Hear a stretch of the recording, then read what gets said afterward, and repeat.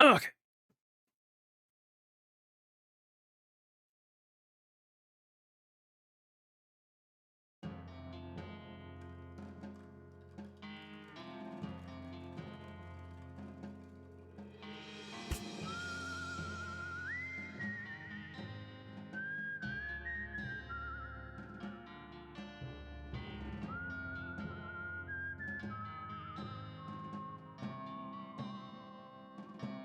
All right.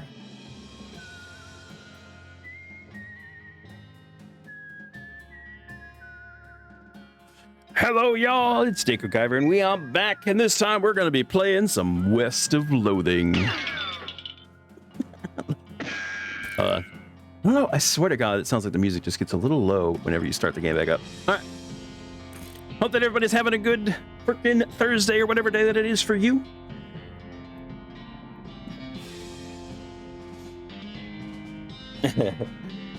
Woo.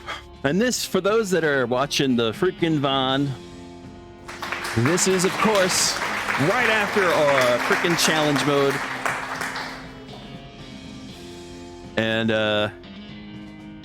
I'm trying to calm down now, because, damn, who knew that challenging, that a challenge mode would really get the heart racing when you're trying to win. All right. Let's get this thing freaking started.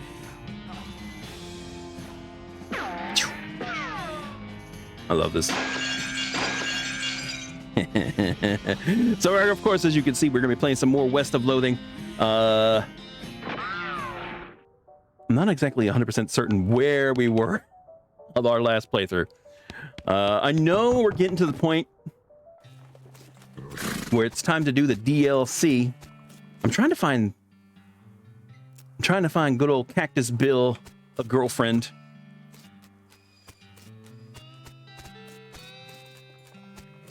Let's see.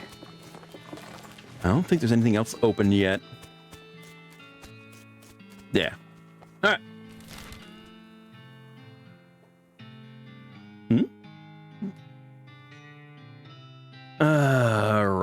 right. All right. There's a few things I need to do. We need to actually farm in the lost Dutch oven mine. Because I need to get some more parts. I need to get some more cards.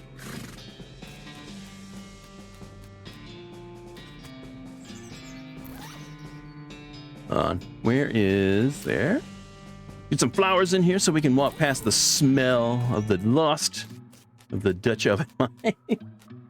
I love the in-jokes in this game so much.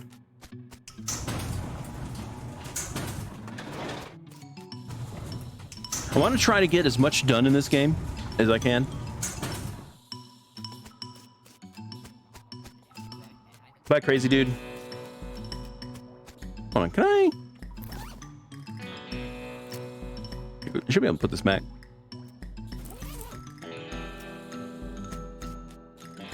Yeah. All right, so we're going to be grinding here for just a little bit. I need to get some more cards. If I can... Wait.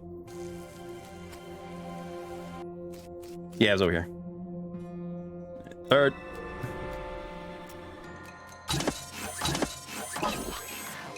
All right. Wow, I'm actually surprised. I didn't think we'd get done with the challenge this fast. I just had to survive, damn it. Uh-oh. I think, which one was it that caused me the biggest issue? I think it was you.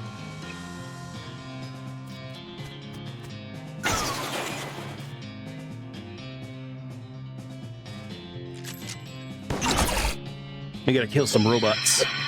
Yeah, that doesn't do anything. Stage 2 is really tough. Stage 2 is tough.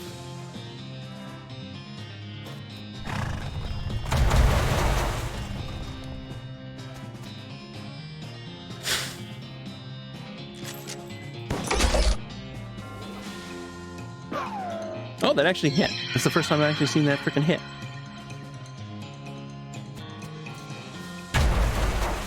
Maybe I should I'll do the gore on these two and then do...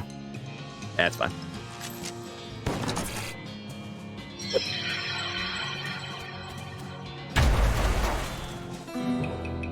I will do a couple more. I need to get these. I need to get these bad.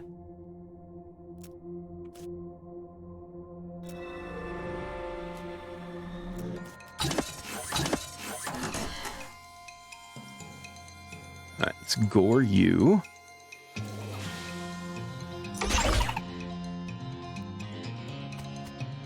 Really?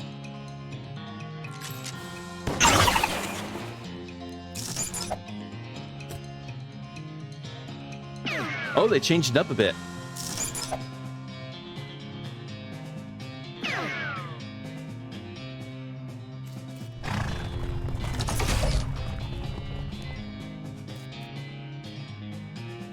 All right, now let's get rid of these two.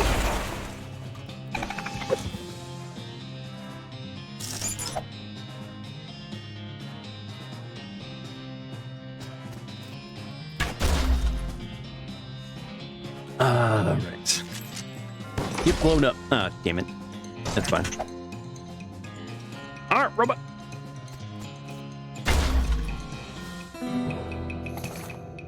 Better. All right. No, leave it be. Let's go to the frickin' professor. Where is he? There he is. We go to the professor, then we gotta go over to the abandoned well. Let's see. Investigating the smoke of a nearby campfire, you find a bandit snoozing cozily beneath a large and colorful quilt, which seems like a strange choice for camping gear, right? And then he wakes up and jumps to his feet, revealing that the large and colorful quilt is actually a large and colorful quilted pair of pants. In stark contrast with his whimsical pants, he is undeniably hostile. Yeah, I see it. Make fun of his pants. Ha! Where'd you get those ridiculous pants? Did your granny make those for you? As a matter of fact, she did. And they're warm and cozy. And they remind me of how much my granny loves me. Just like I love her. So what's it to you? Okay, you got me. They're really nice, and I'm sorry I made fun of them. Apology accepted. Bandit pours you a cup of coffee. The two of you have a chat for a while before you take your... Okay. All right. Oh my god. Oh, hold on. Damn it, I did. I was going to see how many I had before I made that. All right, let's make another key. All right, here we go. Got a keystone. Show him the wine. Okay. The professor is examining something with intense concentration. Show him the whining object. Found an annoying whining dome. Wow, that is annoying, isn't it? I hope that goes away when I fix it. What is it? Ah, well, unless I miss my guess, you'll find this very handy. What's that? Well, I believe it's a malfunction, I believe it's for manufacturing a variety of fighting tools. And presumably, they're helpful ones. Otherwise, why bother, right? Neat. Oh. This machine turns L vibrato scrap into single-use... Single-use? Oh, that sucks. Single-use combat items. Oh, wait. So they're just... Okay. Okay, never mind. So they're just items. Okay. Not actual like weapons. When he said weapons, I thought he meant like a new sword or a gun or something. That's the single-use combat items. That's what the professor said, and I'm confirming it for you. There's a little note on the side where he describes the different things you can make with it. It can make a grenade, which you presumably throw at things. It can make something called a maintenance teleporter, which the professor says will banish any hostile vibrato construct. It can make an autonomous construct that will help you win fights by hurting your enemies, or one that can help you win fights by healing you and your allies. Sounds great.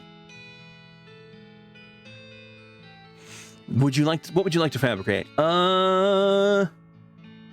You know what? I'm gonna make the drone. I have the dock. I don't really need. The grenade might not be bad, so I might get some grenades, but I would like to get a couple of drones.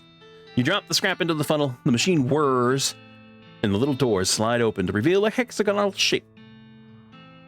You get an item, Eldorado Assault Drone, and with that, you no longer have enough Eldorado scrap to make anything with the machine. Dang it.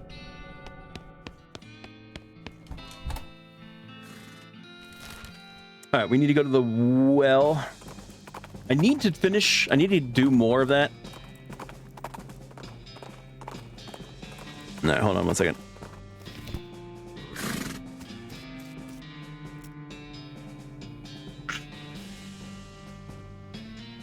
All right.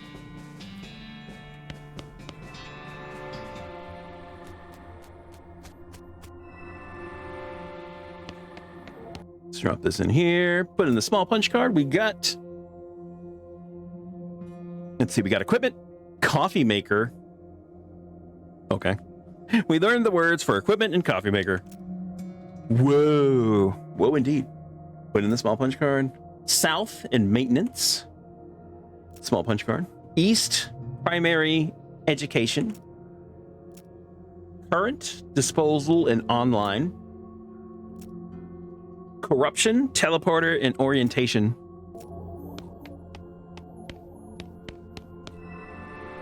I'm trying to learn all these words because we have all these things here. Current teleporter destination, education facility. Ah. Select destination.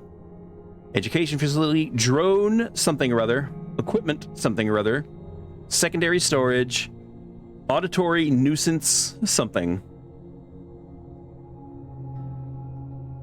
Yeah, we so we'll do more of that. I need to grind off stream to learn some of these things.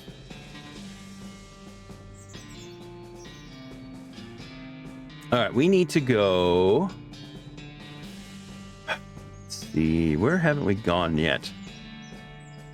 Oh, speaking. Hold on. How much meat do I have right now? 3,000. Damn it. Still need 2,000 more meat. Yeah. Did I sleep? Did I sleep? No, I didn't sleep. I didn't sleep, so I still have all my buffs.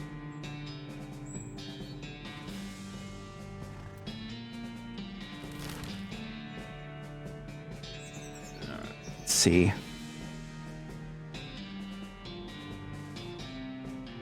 Oh, didn't he have something? Hold on, she should tell me.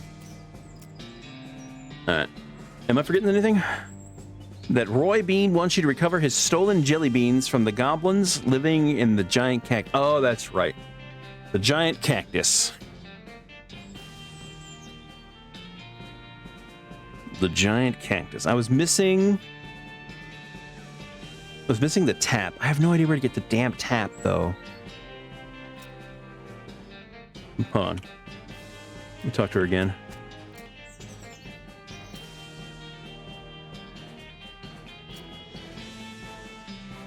Oh, that's it. That's all I have. Damn it. I don't know where to get the tap.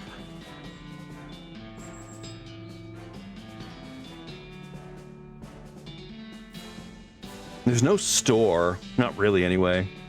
We could check back in Breadwood. Breadwood does have a sort of store.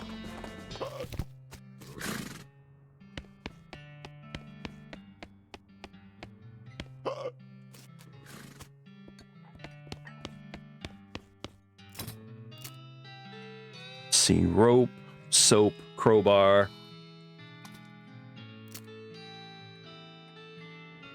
Is there anything I could sell? No, I need to keep that. I could sell the love poem, maybe?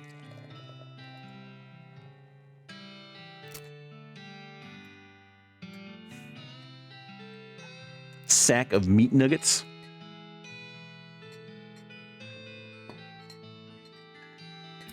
Wait, can I open that? Can I open that and get more meat nuggets?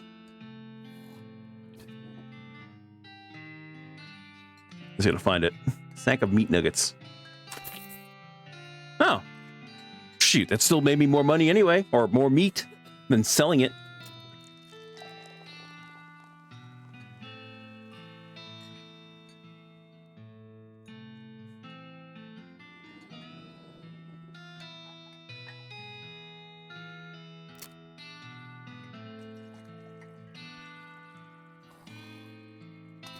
All right, I got 4 keystones, 2 batteries, 4 scrap.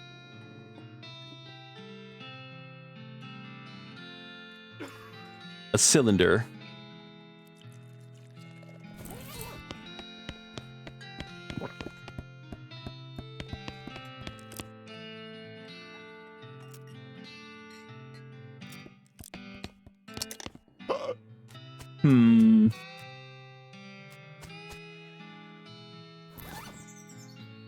Hold on, hold on, wasn't there a book I got?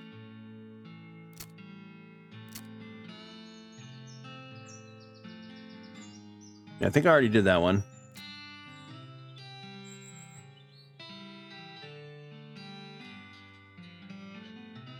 Yeah.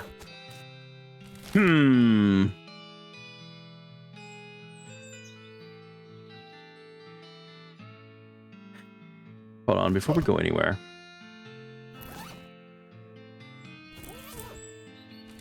I guess we could do the train. We got our wood. But I don't know if this, I don't think this ends.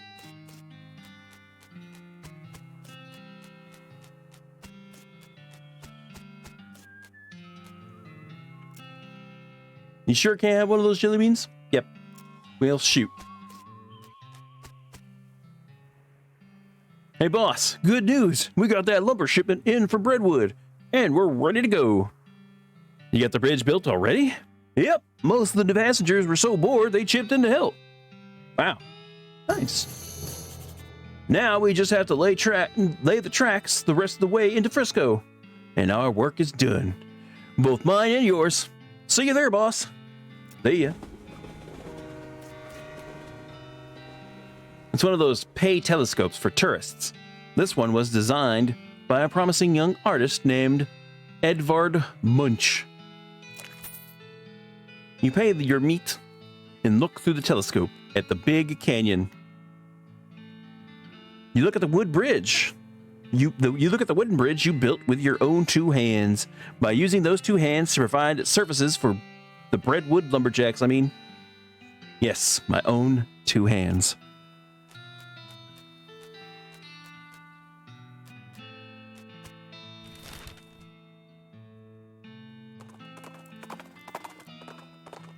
I love the fact that even though we're the boss, they still won't let us ride the train because we don't have a ticket. What's going on, Smee? This fancy pants calls himself the Emperor, and he won't let us build our tracks up to the station. Can you see if you could talk some sense in him? I'm on it.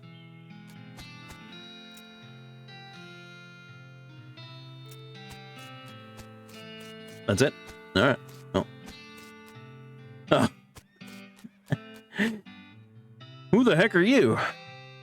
I'm Emperor Norton. I'm in charge of this city, and you can't build any train tracks here without my permission. An emperor? Where's your crown then? As it happens, I lost my dang crown. Whole thing didn't fit right anyway. But without it, I can't issue any official permits. And that means no rails for you. Unless, of course, you were to give me a new crown. A properly fitting crown. I don't have any crowns, sorry. Well, I guess that just tears it, don't it? So not only do you not get that permit, but also, he reaches into his pocket and grabs a handful of powder, which he throws in your face. Your eyes burn. Ha Have a taste of my famous anti-virus, sucker.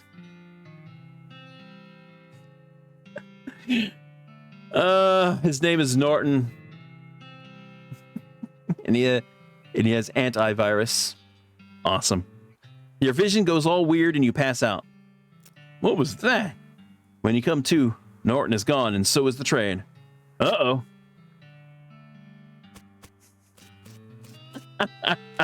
What the hell, dude?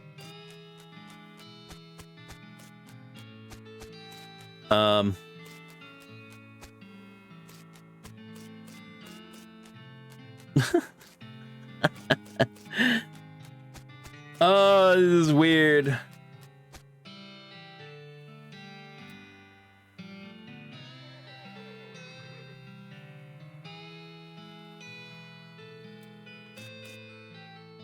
Where'd the train go? That lunatic stole it. He drove it off somewhere into the desert. Norton's gone off the rails. He points to a set of deep ruts off the... Of course. He literally means he's gone off the rail. Okay. He points to a set of deep ruts off the side of the railroad tracks. You walk over to investigate, but you can't see it because of this weird hexagon thing on your eye. This weird hexagon thing your eyes are doing. You should probably get that checked out, boss. That Norton fella said something about an antivirus. Maybe someone around here knows something about it. Yeah, probably.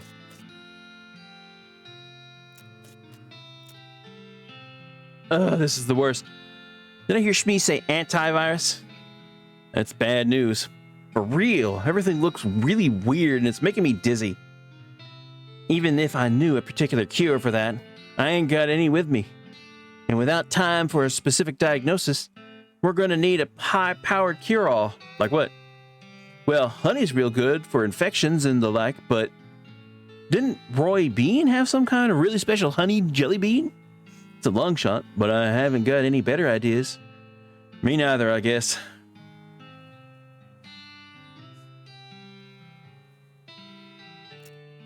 Crud. You can't focus on the track. All right, so I'm stuck until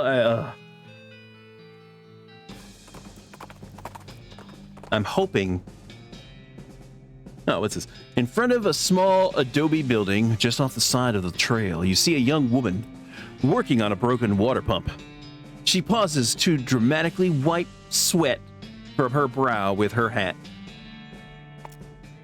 You offer to help, but she just jerks her thumb towards a sign on the front of the building reading, Cullingan and Daughters Pump Repair. All pumps repaired effortlessly and expertly, and continues working on it. You learn a lot by watching her. Okay.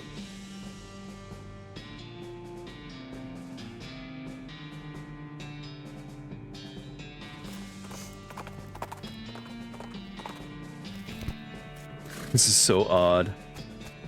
Alright, I'm gonna have to beat up the goblin. I have no idea where to get a water pump. Tell me where, damn it. Or not a water pump. And there's a gash in the wall of the cactus here, revealing a vein of sticky purple goo. Oh! Ah, damn it. Okay, so that's what I need to do. What is... My mysticality is almost... Wait. Ah, damn it, it has to be 40.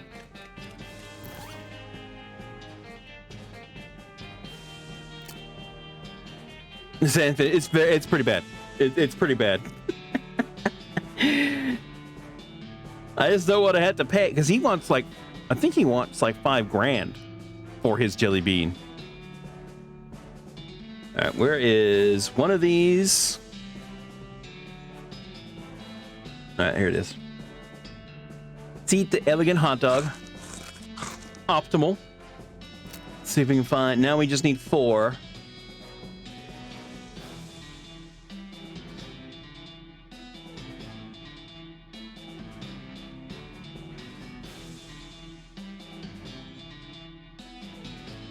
No. It's HP, HP, Moxie, and Muscle. Damn it. I was kind of hoping to keep that.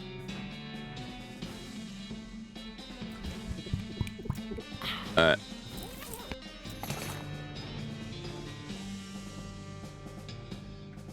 If you were a tap, where would you be in this pile of junk? You bolt a flange onto a pipe, then add a couple of rusty widgets. It's not pretty, but it's a tap. You also find an empty jar in the pile, which will be handy. You plug and tap into the syrup vein and fill the jar with purple cactus syrup.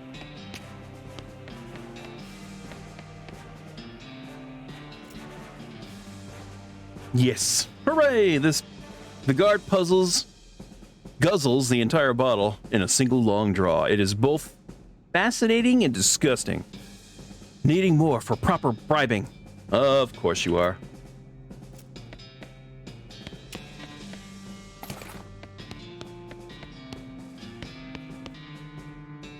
Hello, having syrup?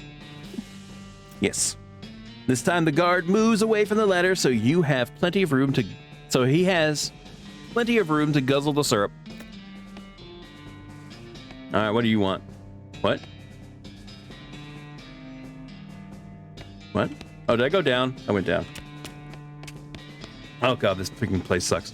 Hello, hi. Hi, can I? Nope. Okay, can I? Yep. Bringing me goblin elixir. What's that? A potion of extra delicious being. So good. Okay, I'll go get it then.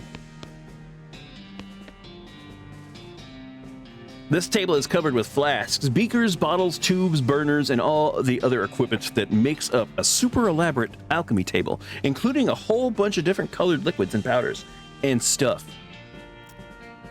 Well, that was easy for you.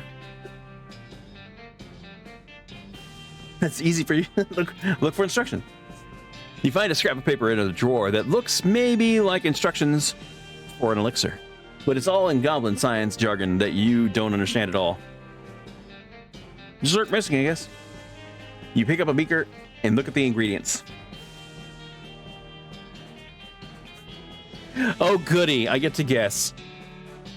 Start with some brown, then add some green, then add some freaking, I don't know, whatever. Stir it up. Mixture turns red and starts to smoke a little crazy. You manage to pitch the concoction out the window and duck the table and duck under the table just in time. It explodes with a tooth-rattling bang. Jesus, alchemy stuff is it's tricky.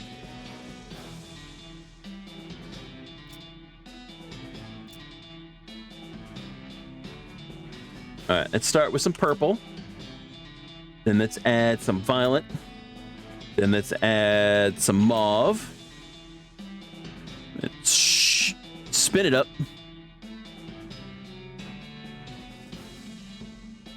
Mixture. Okay, you work up a good mouthful of saliva and spit into the beaker. The mixture turns pink and starts to bubble like crazy. After a second thought, it settles down. Whatever it is, it doesn't seem immediately life-threatening. Smells terrible, though.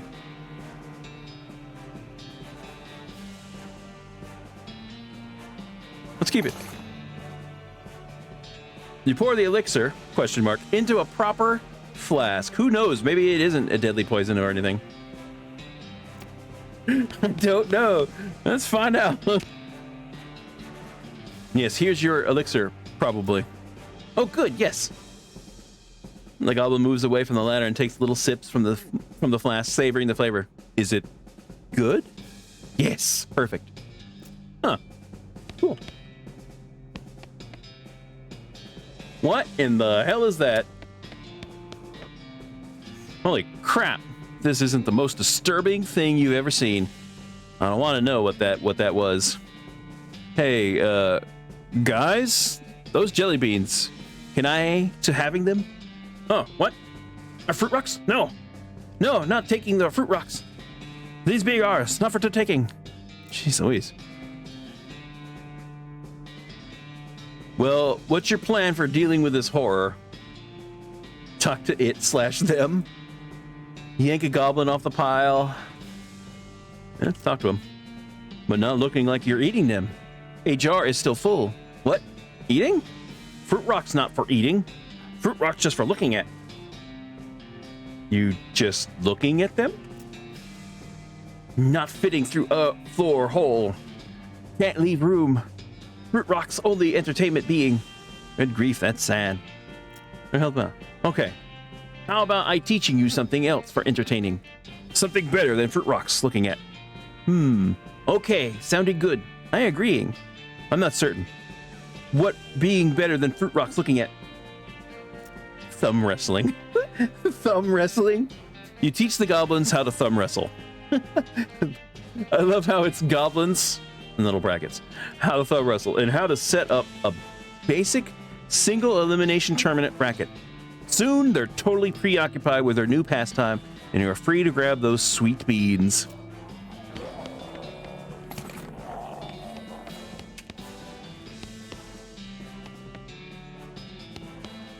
Man, I could have made that thing this entire blast of time from that scrap pile.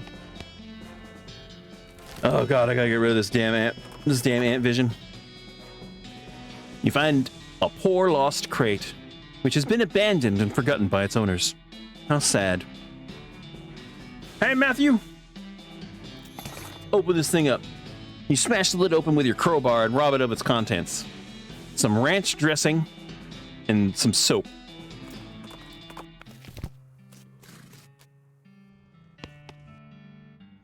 How you doing on them jelly beans, kid? Got them. Wonderful. Good job, kid. Looks like they're all here, too.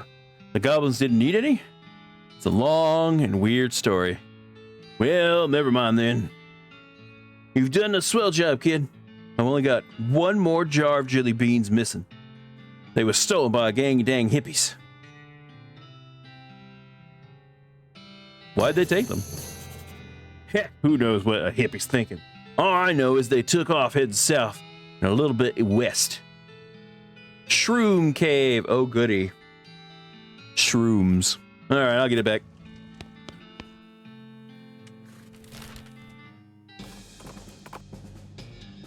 Come across a deserted campsite. There are signs of a struggle, but the only intact object is a crate with military stencil on it. These dang dirty hippies. You think they're military, at least. Hard to tell with all the mushrooms. Oh yeah, the crate is also, like, covered with mushrooms. I kind of buried the lead there. It looks pretty flimsy, but they're not 100% sure. But you're not 100% sure you want to touch it. Oh, we got a crowbar for that. You pry the lid off the crate, being careful to avoid the mushrooms just in case, and grab the supplies inside. Oh, okay. Wow, there's a lot of stuff in here.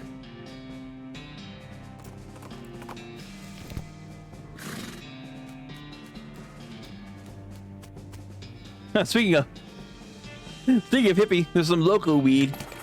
Get some loco weed extract out of that. Holy crap, that's a lot of mushrooms.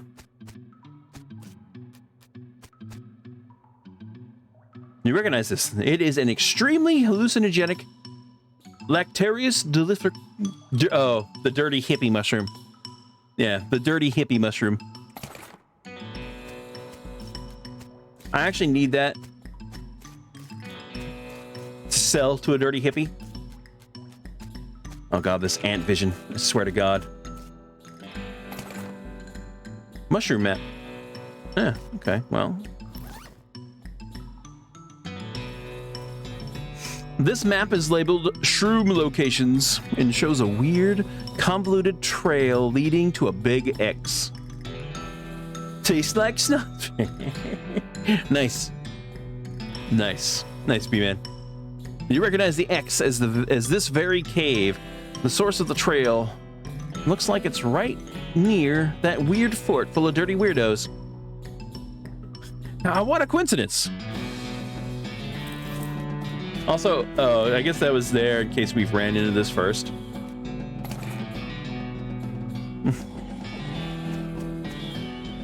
This cultist is totally zonked. This cultist is muttering and twitching in his sleep. Mushroom crumbs litter the floor around him. Loot his belongings. You grab everything that isn't nailed to him. The skeleton bone and some human ashes. That's it? Where's the jelly beans? Am I just missing it?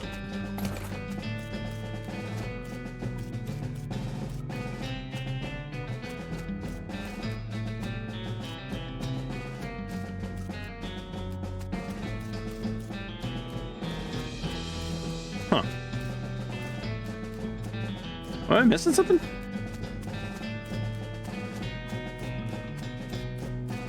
Or maybe I just need to go to that fort full of dirty hippies. Yeah, I think that's what I need to do. The Fort of Darkness. Your transponder starts making that bleeping noise that means either treasure or a monster, and who can resist that gamble? Not you. At least not in this encounter. Anyway, your involuntary risk-taking is rewarded when you find a high-tech crate. Sadly, it is locked. You cross your fingers as you feed the crate one of your valuable keystones. It opens to reveal some scraps and a complicated punch card. We need more punch cards. All right. Let's see.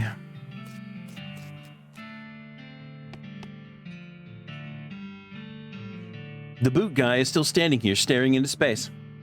You see any jelly beans? Jelly beans? Weird. No, I haven't seen anything like that. That's the elves, maybe. I'll give that a shot. You should open up a boot store, huh? A store to sell your boots. They're not mine, though. They're... Right. They're elves. But the elves can't be making them just for fun. Right? I think they're making them so you can sell them. Oh, that makes sense. There's a town called Dirtwater. You could open a really nice shop there. That's a pretty long trip. But like, it's dangerous.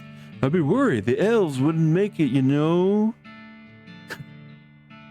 That's what the tiny guns are for. I've got just the thing. Wow, what? Look at all those tiny little guns. See? With these, the elves will be able to defend themselves on the road to Dirtwater. Oh man, that's so weird. Okay, yeah, cool. He packs his boots and tools. And there's an Eleanor. Hello, Eleanor.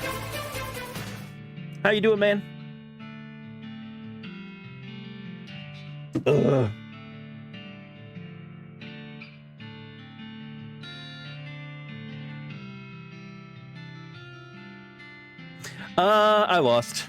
I lost. It came down to who died first on the we did a best of 3. We did a best of 3. He won the first one, I won the second one, and the third one I died before he did. Yeah, it was close. All I really had to do, if I could have just survived for like another minute or two, if I could have survived for like 2 more minutes, I would have won. But it was so damn difficult. I was trying to level up. I was trying to kill stuff. It was just, whew. But it is what it is. I still had fun. And it seemed like he had some fun, so it's all good. Yeah, stage 2, the office stage.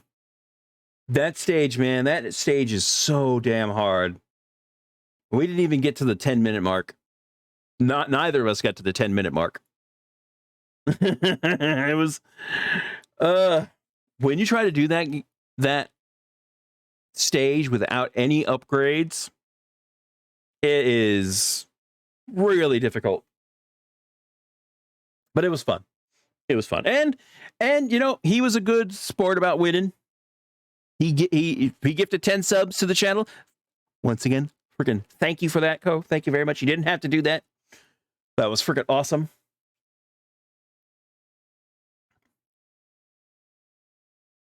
Should have practiced on that stage some more. Well, at the time, I didn't think we'd be doing that. I didn't think we'd be doing that stage, but someone suggested it, and I was like, you know what? If we get to if we get to a third round, that would be the equalizer. Because I was figuring that, because you know, each round is about 20 minutes, give or take. A few minutes here and there, it can equal about 20 to 25 minutes. So I was figuring if by that time neither of us had beaten if neither of us had won 2 wins by then the third one on stage 2 would decide. Because at that point, it's definitely down to luck. It's definitely down to some luck and, you know, proper planning. But whatever. It was good. I am gonna upload it. I am gonna upload it. It has its own separate video. I don't know. We'll see. Anyway, but that's how it went. It was still fun. I will say, dude, when you try to play that game as competitive, that is. I was getting a little stressed, a little antsy there. I didn't think I would be getting like that. I was trying to win. I was seriously trying to freaking win, but yeah, it's what it is. All right. How you doing, man? You having a good Thursday so far, though? Let's see. Okay, so he heads out of the tent. It'll be kind of amazing if he actually makes it to Dirtwater. But stranger things have happened. All right, so we got a bootmaker now. Hello again. Would you like to buy a mushroom? This batch is extra groovy. You seen any jelly beans? Yeah, I had some jelly beans recently. I don't quite remember. Oh, they were in my lounge. Where's your lounge? I don't quite remember. It's only there part of the time anyway. What? I don't know. Would you like to buy some mushrooms? This batch is extra groovy. No thanks. A lounge. Doing good? Got a haircut? Tights in the middle? Yeah, I heard. I was in Zach's channel for that. I heard.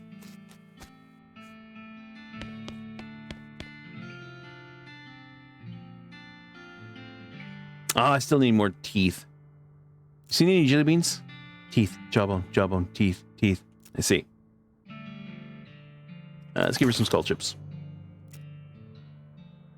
Let's leave her to her hallucinations.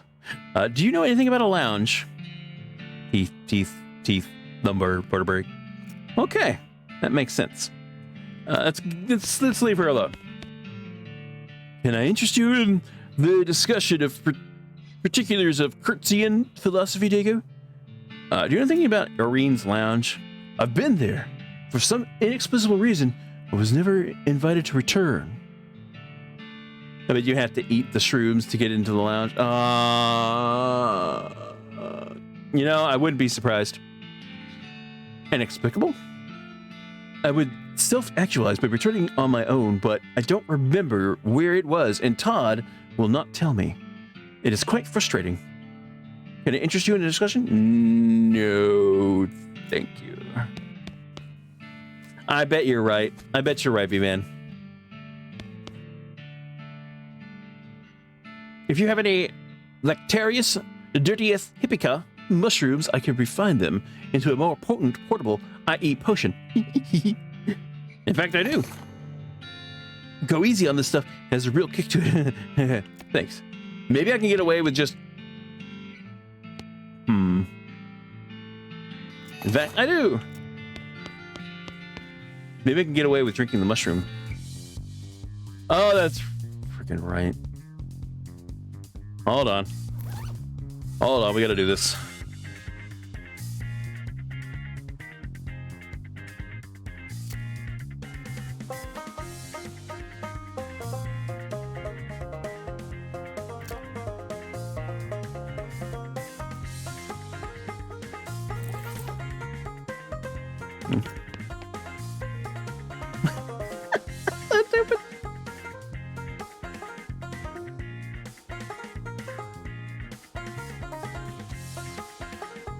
Nice.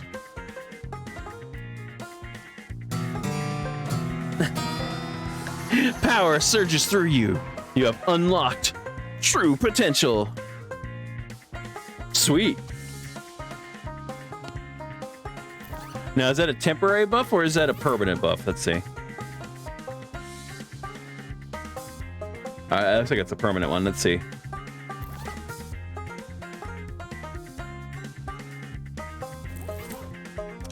Which one was it? No. Tab? No. See? There it is. Plus, dude, plus 10 muscle just straight up.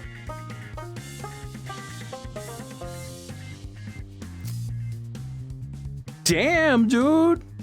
Also, yeah. Nice. Damn, man, that's freaking crazy. All right, there was something I wanted to, safe cracking. I wanted to get my safe cracking up, max that sucker up. Dirty poker. You will almost certainly get caught. You'll probably get caught. All right.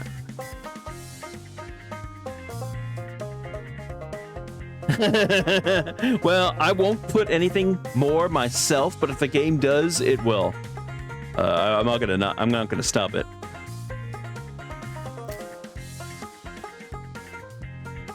All right, intimidate. What?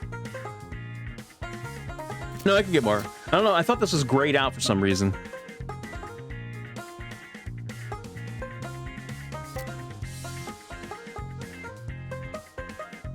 I don't know why, but I thought that was grayed out. I should.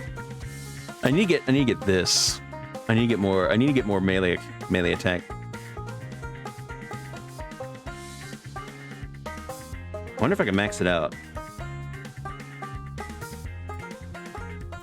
There we go. All right, tough customers maxed out. I can't get anything else right now. Oh, I'm so close though. I want to get my intimidating up. What is thick skin? Armor? Just straight armor? Okay. Oh, hold on. I gotta get rid of this. I gotta get rid of this stupid stuff.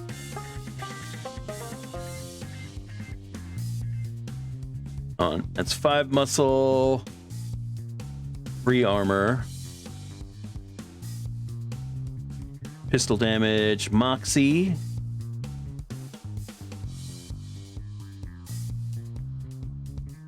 Oh, damn. I could have. Never mind. It's fine.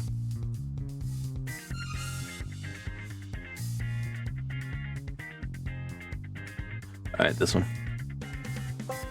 Let's change pants. 5 muscle, 3 armor. Oh, well, this changed my... Sorry. It changed it. I have to get... I'm sorry. I'm sorry. It changed it.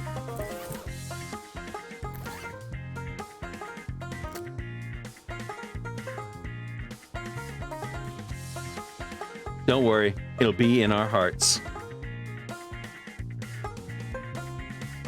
Actually, these pants are freaking pretty strong.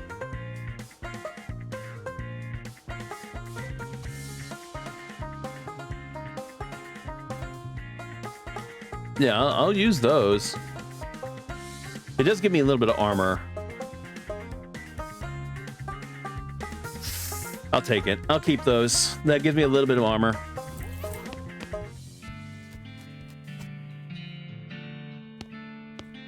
I think I've already grabbed everything that was in here.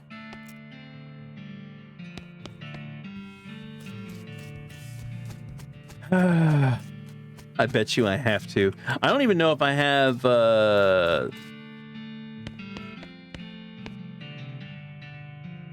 Where'd you say your lounge was? I don't quite remember. It's only there part of the time anyway. Oh! Okay, if I can get it... Okay, if I can get one more level, I can get it for free. I can get it for free. Let's go fight something. I don't care. Anything. Anything.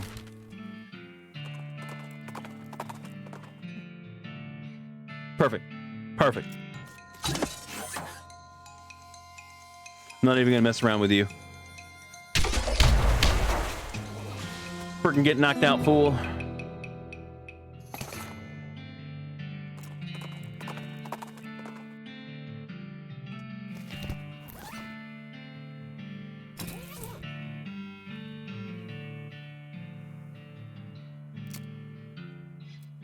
Alright. That'll give it to me for free, and then I can eat it. How about a free mushroom? Well, I guess. I suppose they're ultimately free after all. Sure, one won't hurt. Plus, what do you even need meat for? Exactly. Curtsy and charm. Plus 10 freaking moxie. Lord, dude.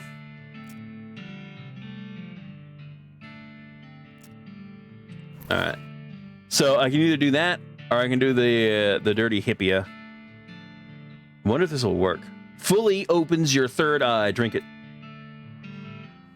You swallow the extract. The world turns inside out as your mind replaces it. Like, wow.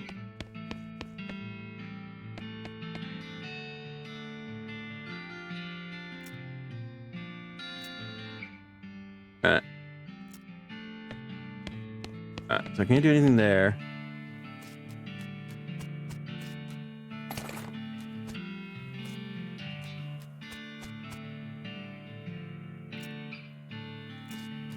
Am I missing something?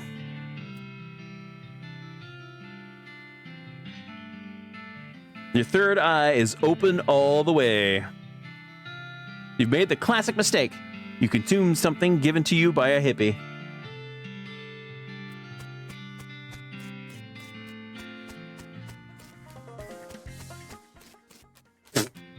I love the fact you can hear the music. Damn it.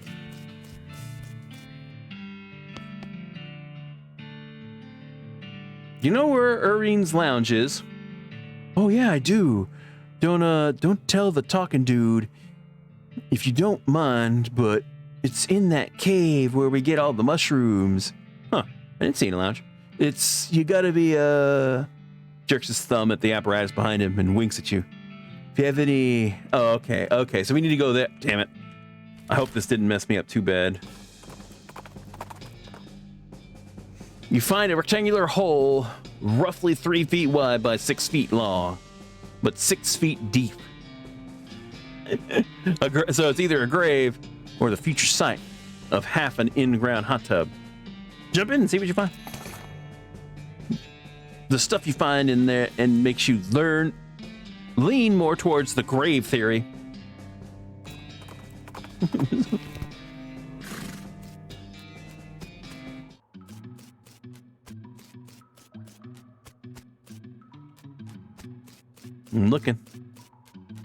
I'm looking. There it is.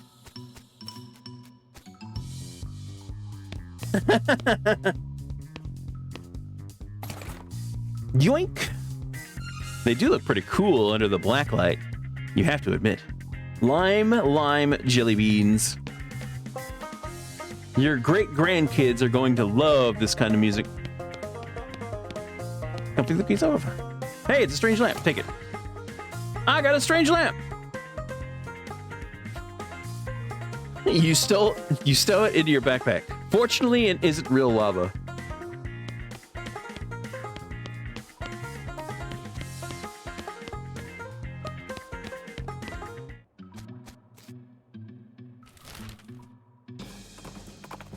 No. Oh, damn it.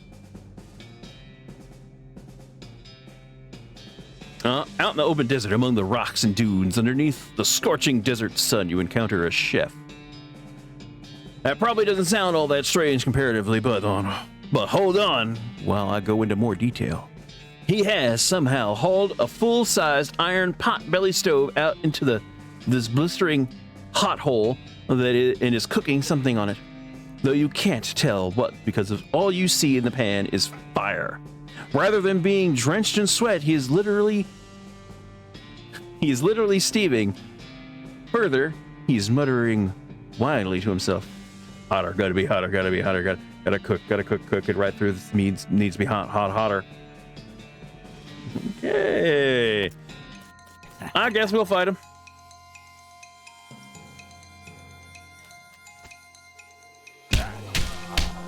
Bye. Stove door? Huh. Instant 45 meat. I didn't need to go here. I needed to go here. Wait, hold on before I do that. Said it was offhand. Also, why am I using that?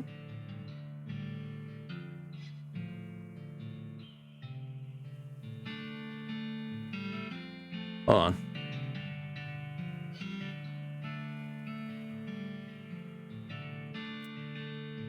Wait, I thought that... Why was I using that? Melee... Oh, it's melee attack damage. Oh, okay, okay, okay. The chain link... What's...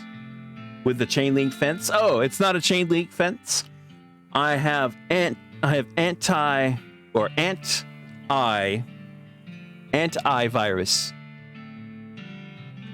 My eye... So stupid. Yeah, there you go. Anti-virus. So dumb. But this game. And I'm trying to cure it. Your transponder starts making that bleeping noise that means either treasure or a monster, and who can resist that gamble? Not you, at least not in this encounter. All right, let's do it. Nice. So many freaking, yeah, dang, goddamn Norton. Emperor Norton. You want to know what's kind of funny? For those that don't know, the creator of McAfee went rather crazy. He went rather crazy, and yeah, he tried to take over a Central American town. I think he technically did. So I think this is what they're mocking right here, because the creator of McAfee went a little insane. I think he died. I don't remember. Either that or he got in prison. Yeah, so they're making fun of that.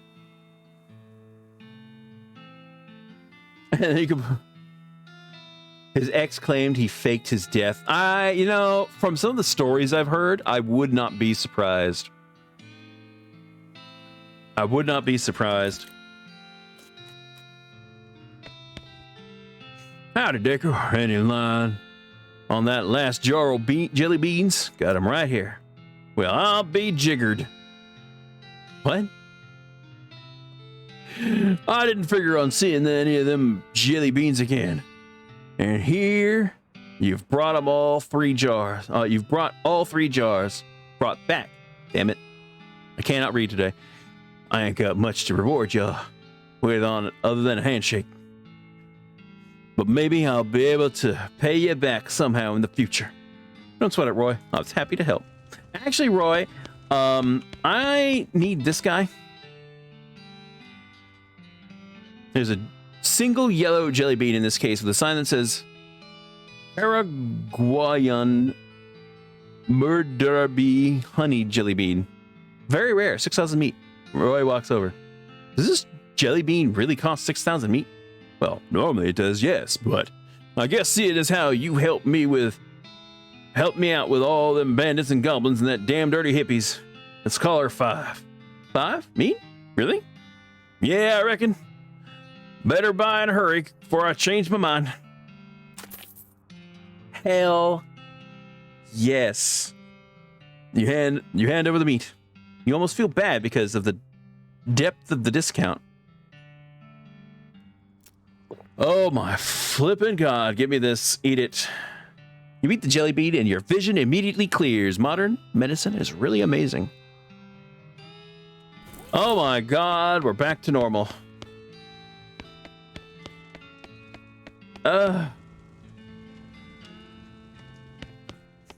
So freaking nice. Modern jelly bean medicine, yes. All right, well. Where are we?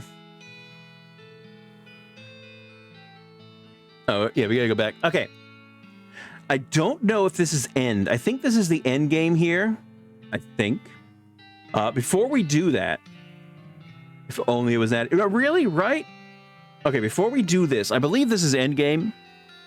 I'm gonna head over back to Dirtwater. I want to do some of the DLC. I want to try the DLC. Hey, let's get some coffee. Smells great.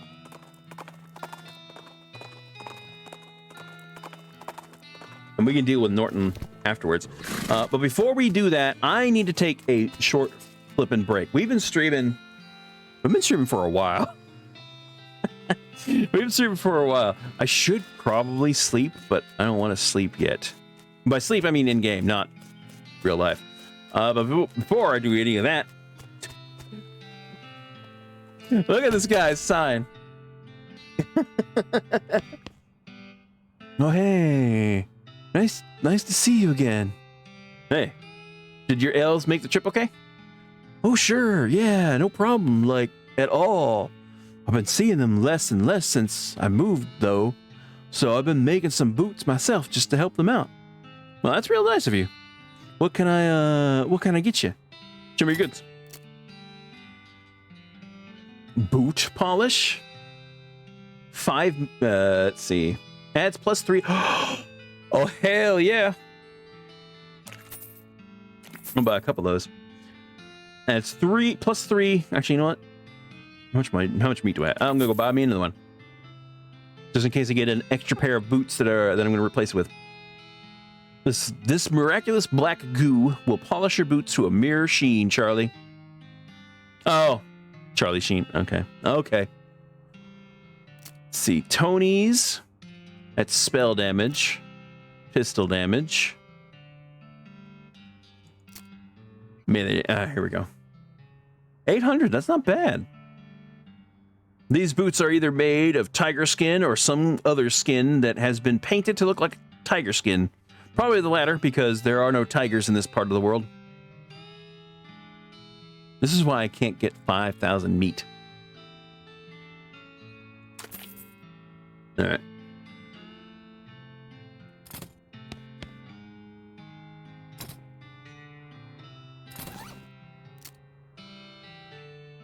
Yeah, see, these are really good boots, too. Armor and maximum HP, but freaking this, and then we can do... I guess we just equip it, and then... Let's go to items. Boot polish. You thoroughly polish your boots until you can see your reflection in them. Only your reflection is moving slightly more quickly than you are. Uh-huh. There we go. +3 speed, baby. Now, if I go back to the excellency, that's 1 AP, 4 armor, 20 maximum HP.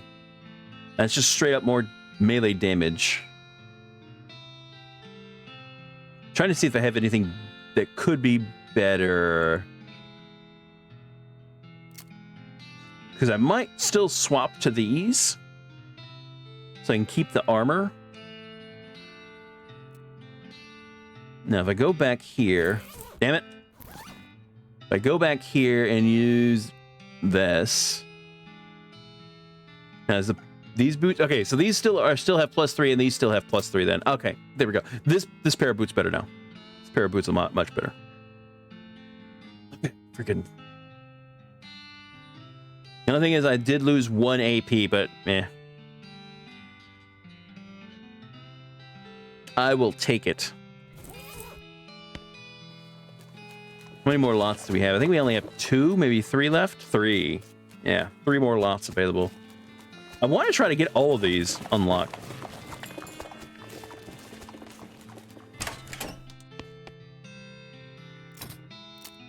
Alright, I need to get another mystical dog.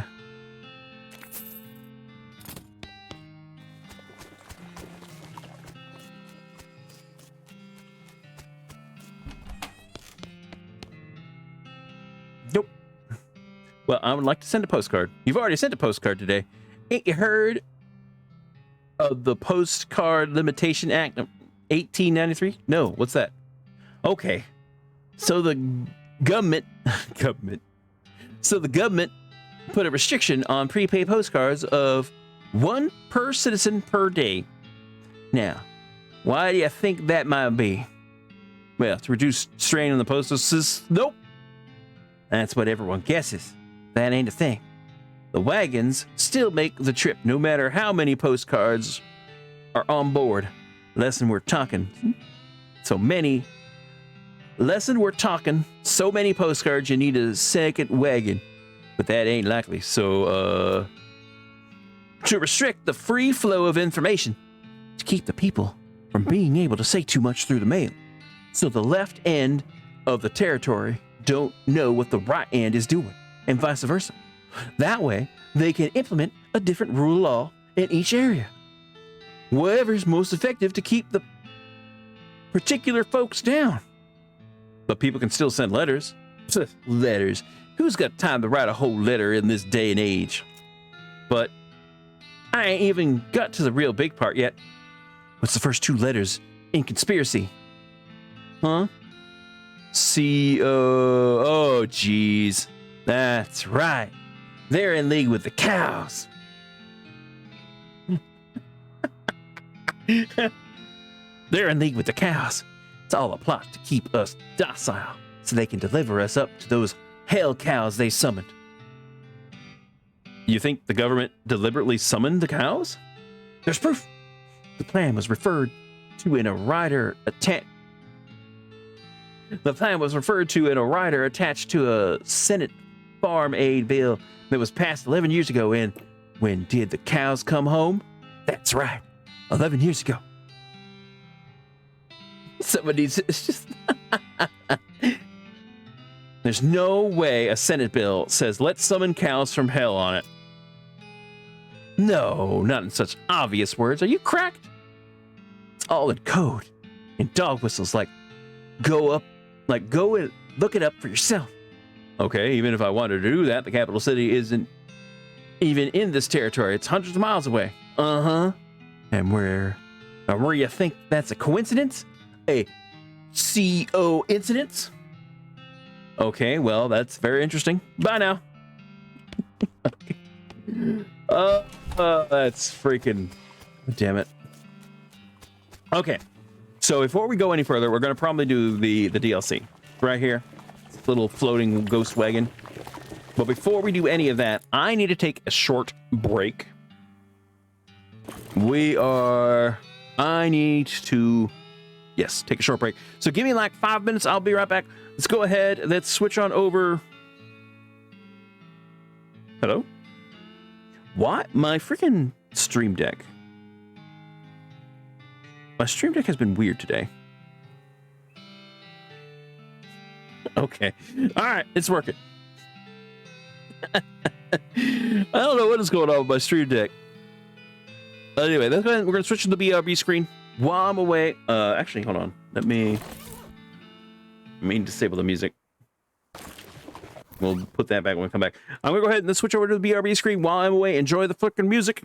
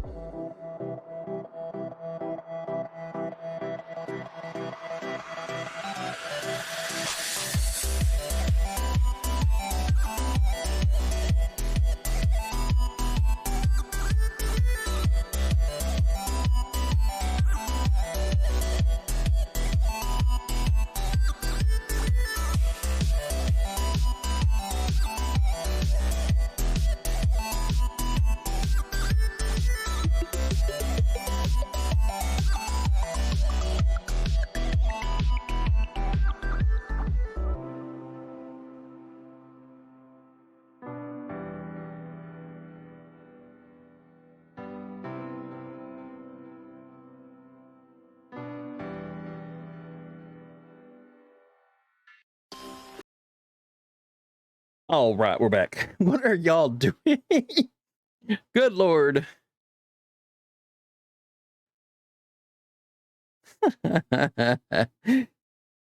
Y'all are going crazy. What the hell?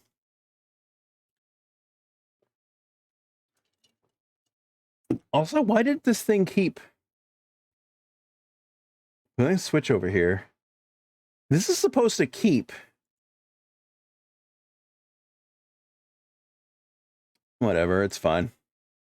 See, I have this as a smaller window because when the game is maxed out, it shrinks, kind of like it was doing with HoloCure. Whenever you clicked off the screen, when it's a full screen mode, it shrinks.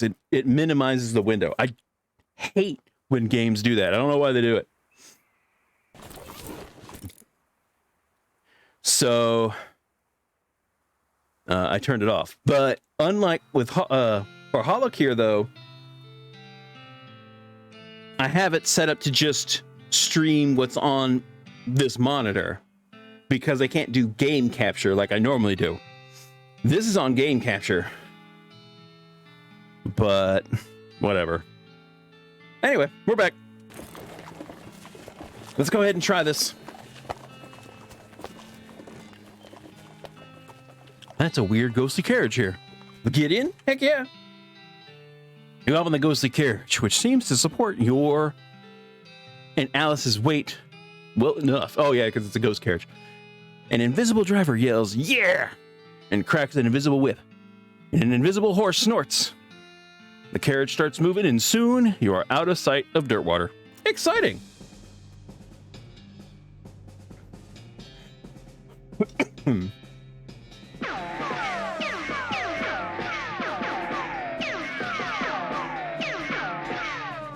Reckoning at Gun Manor. Now, we'll do as much of this as we can.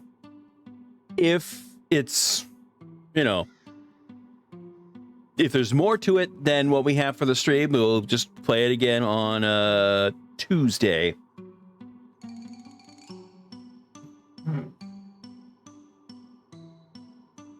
A thick gray fog envelops the carriage, and you lose all sense of time and space. Sounds like a very fun place, yeah. I'm assuming it's a knockoff on the Winchester Manor. Eventually, the fog clears and the carriage parks near a very large and ornate mansion. A disembodied voice calls, "All out for Gun Manor, last stop." Disembark. Wow, have you ever seen a house this big? No. I've heard Gun Manor was a real sight to behold, though. Sure is. Must have cost a fortune. I reckon Mrs. Gunn has a fortune or two to spare. What would you do with that kind of money? Well, I'd never go thirsty, that's for certain. Huh. Yeah, so this has to be a knockoff on the Winchester Manor. There's a lady carrying some weird equipment. Excuse me, do you work here? Who, me? No. Nuts. Can't find any employees in the gift shop either. I haven't even started this job yet, and it's already a pain in my neck. What's wrong? I can't get inside Mrs. Gunn. I can't get inside. Mrs. Gunn hired me to come out here and deal with a bunch of spooks that are haunting up the place. I can't do that if I can't even get in the front door, though. Who's Mrs. Gunn? Never heard of Terry Gunn? Should I have? Well, I would think so. She's a pretty famous inventor. You've got her best-known invention hanging right there on your belt.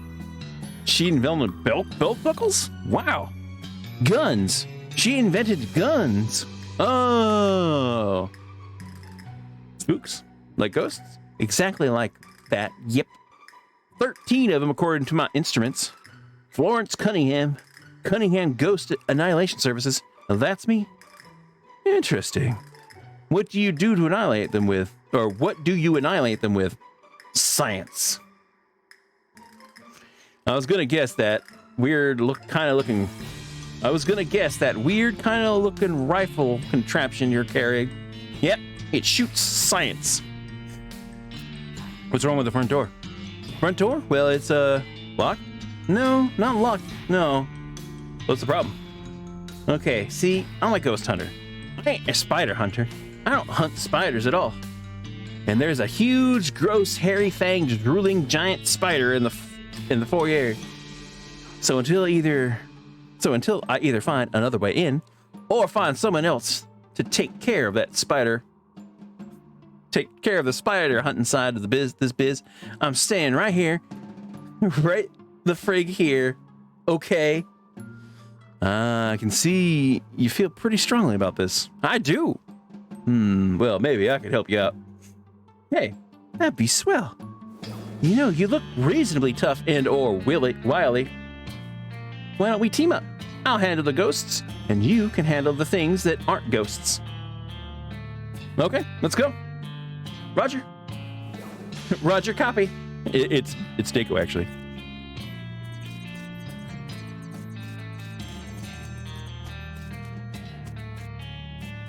Hold on, I gotta look. It's an informative plaque about the hedge maze. This bronze plaque reads, "The Gun Manor Hedge Maze was erected in 1888 for the entertainment of guests and the family's then 2 daughters. You are welcome to meander its paths, though we recommend caution during the winter. Below that is posted a handwritten note. Actually, we recommend staying out altogether because some crazy wizard moved in and has been animating shrubs. Danger."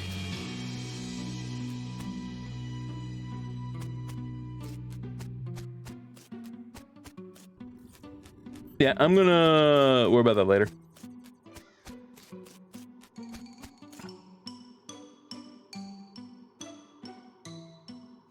You try the handle of the front door. It doesn't seem locked. Some kind of force is holding it shut. Yeah, some ghost is playing tricks on you because they don't know you ain't packing science. Stand back, I got this. Florence unlimbers her weird rifle and fires a short burst of swirling light into the doorknob. You hear eek! You hear an eek sound from the inside, and the door swings open. Huh, works every time. Science!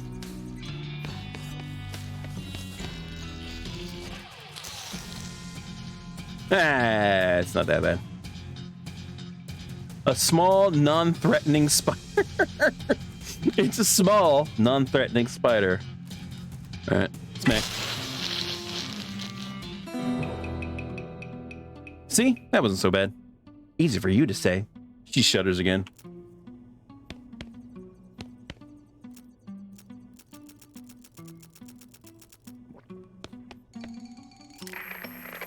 The intercom is making an annoying humming and crackling noise.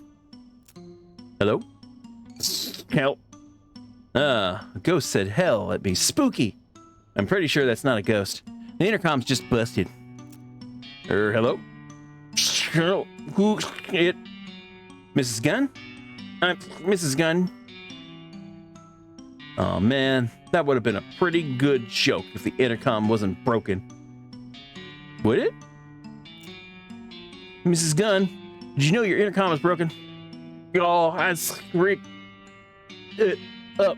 My intercom broken. Are we just gonna do these old vaudeville gags all day? What do you mean old? It's 1895. Vaudeville is at its peak. Try again. Mrs. Gunn, we're here about the ghost extermination you requested. Well, one of us is, and the other is just generally adventuresome. Can we have a word? I can't out what you're saying. Can you come up? Free 3rd floor. All right, the street floor it is then. What?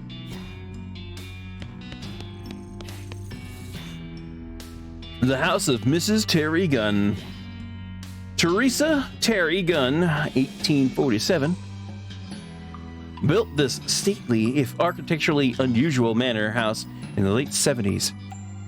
Completed in 1877, using the proceeds from her famous invention, the gun. After her retirement in 1891, she graciously opened many of the roofs to the public as a museum and historical center.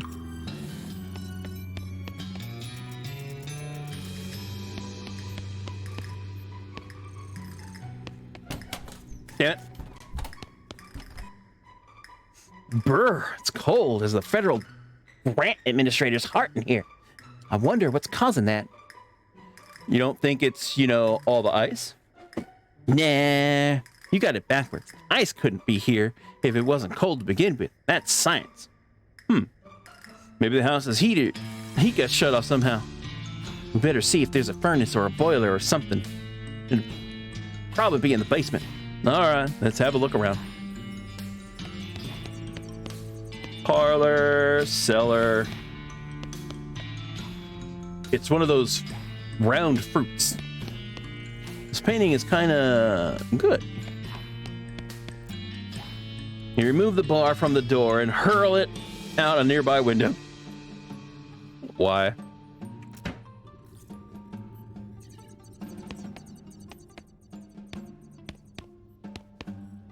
There's an old box of photos. They're all photos of boring-looking people you don't recognize. It's a big pile. It's a big can of paint with a brush shitting on it. Paint something on the wall. Boo! Did I get scared by my own freaking... Okay. Ugh. What horrors look inside this thing? Tear it open and find out. It's bones. Well, bones and pants. Bones and pants and bones and pants and bones and pants. You got a double silk pantaloons.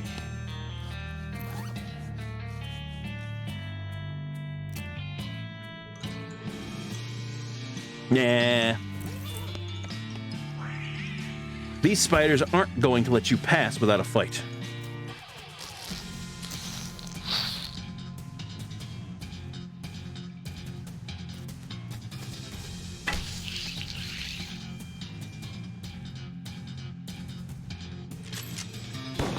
But damn.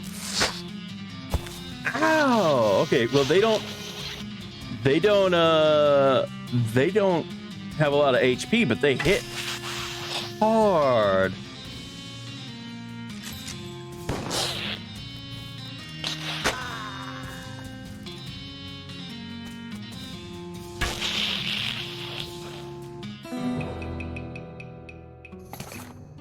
Now, in spite of how many eyes they have, those spiders never saw you coming. Miscellaneous spider parts. That sounds lovely. Increases maximum HP by 20 and spooky resistance by 28% the rest of the day. Good work, team. Oh, there's a big boy right there. The good news is that there's only one spider. The bad news is that is a huge spider. And its hide despite its size.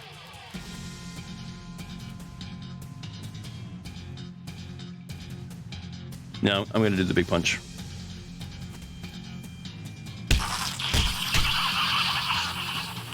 Bye-bye, spider. You turned that giant spider into a giant mess. Now it's time to collect the useful parts of this mess. Ew, spider pie. What? Hold on, before we go any further, there was a door over here. A Plotco lock, eh? Lucky for us, I have a key for every model they make. Florence fumbles a giant key ring out of her pocket and finds the one that unlocks the door for you. Oh, hey, a lab. Check it out. Florence starts excitingly poking around the workbenches and shelves. They must have been doing some really good science down here. I don't even recognize half this stuff. Okay, well, don't accidentally blow us up or anything. Shit, relax. I have an advanced degree in tinkering and fiddling. Uh-huh. An advanced degree in tinkering and fiddling. I probably could get one of those. You assume that these 3 boxes all contain the same thing, but you don't know exactly what it is. This workbench is littered with scrap metal and little canisters labeled bismuth do not eat. It's a chart with all 76 elements on it, including potassium, cobalt, and uranium. They even left room for the ones that haven't been discovered yet, like Veron, Cleidium, in Arbrilium. It's a workbench with a device on it. His device clearly has a purpose, but you can't fathom what it is. Maybe that blueprint on the wall could help. Some kind of complicated blueprint. Trying to figure it out. Ah! It's a device for reducing the loudness of gunfire. Silenter, if you will. It's a bench covered with gunsmithing tools and supplies. The worst gun. You don't really know much about gunsmithing, so you just kind of randomly cram pieces together until you have something gun-shaped. The worst gun. Cabinet full of first aid supplies. Aid yourself. Patent and emetic. Expensive medicine. 50% of your HP. Damn. Cures poison? Oh, okay. Probably knew that. You look over the tools on the bench. You could definitely make a silenter here. The first thing you'll need is a 1.233. You know, probably have to write this down. Bet you anything I'm gonna have to write this freaking down. Because that's what it's the kind of game this is.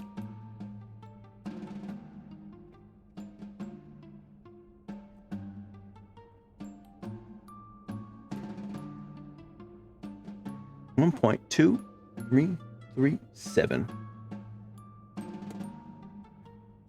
Diameter cylinder. Maybe a tin can would work?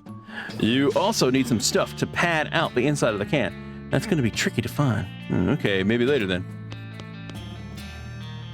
You've done enough damage. You've got an item. Box of science and doohickeys.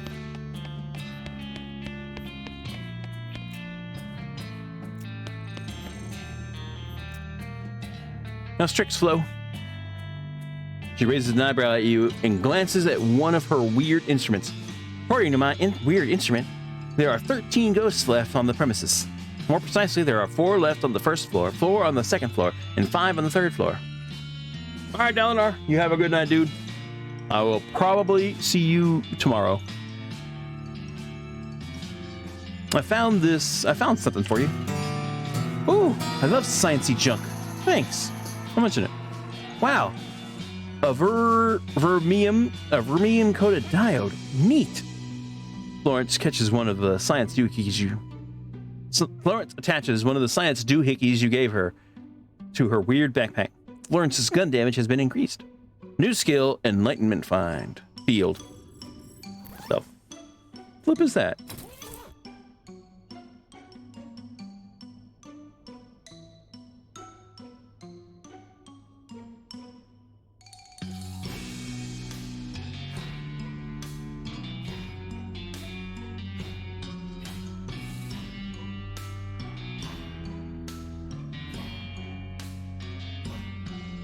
Maybe it's for her?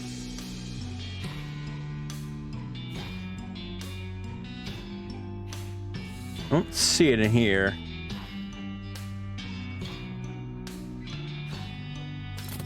Yeah, well. Alright, well, let's keep... Wait, what's that? Oh, wait, no, those are the photos, right?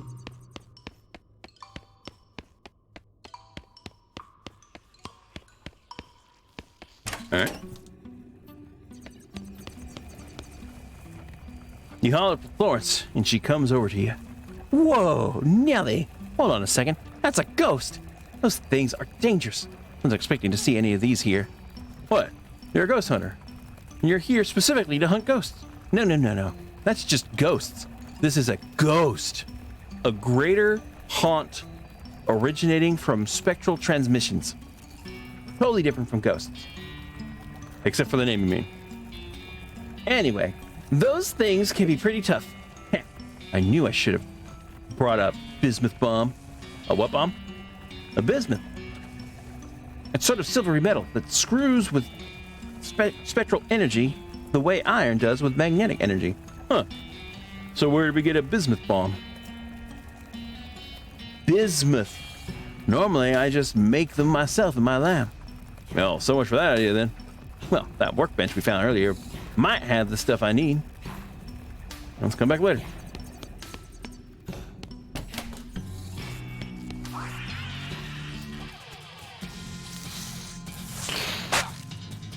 Oh, this might be bad.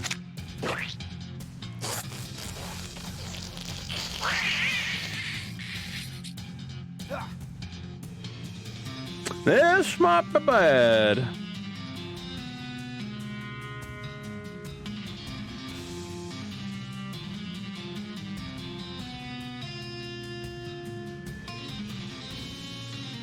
Hold on, I'm gonna get rid of 2 of these guys. If I can. There we go.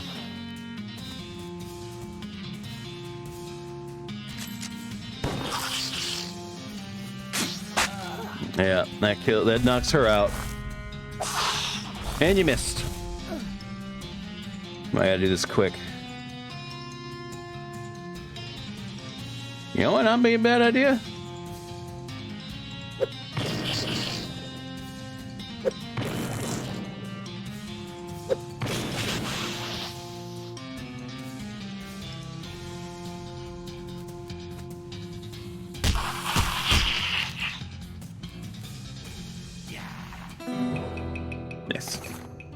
Made short work of those long-legged nasties. Get an item. Glob of spider web. Another item. Fermented spider blood and miscellaneous spider parts. You know, it might not be a horrible idea to maybe get some spooky damage resistance.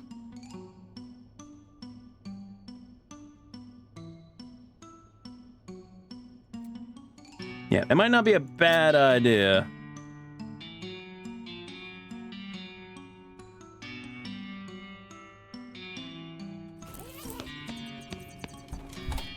Right, yeah, that was that. It's over here. It's a mannequin. Boy, the spiders must have been super disappointed. Why was it moving?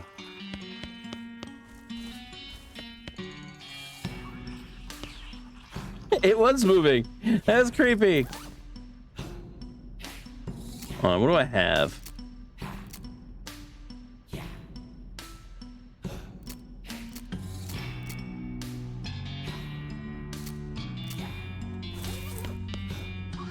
No! Yes! Got the jump on him.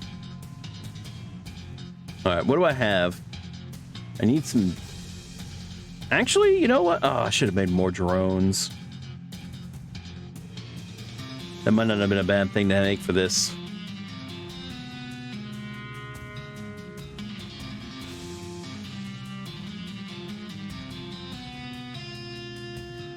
What do I have a butt ton of?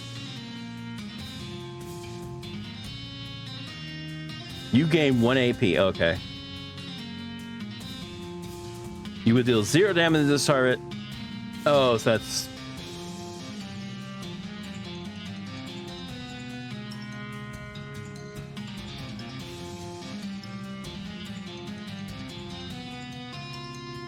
Making it flammable? Nice. I only have 3 of those, though. I don't want to do too many of those. Local weed extract. We'll gain 2 AP.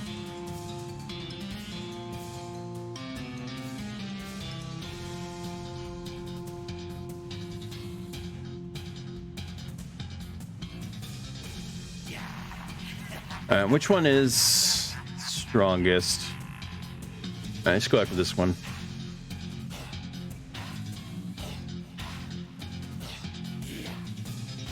Damn it, I'm kind of wet.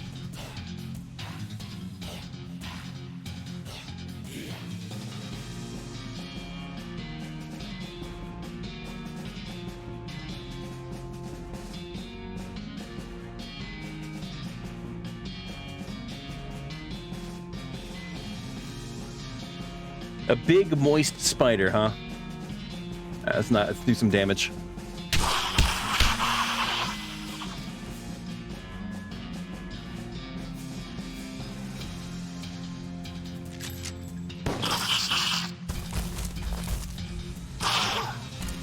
Of course it does.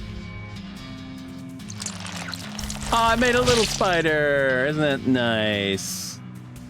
Isn't that nice? Crud. I was hoping it would do more damage than that. Wait, it missed, so why am I poisoned still? Whatever. Okay, game.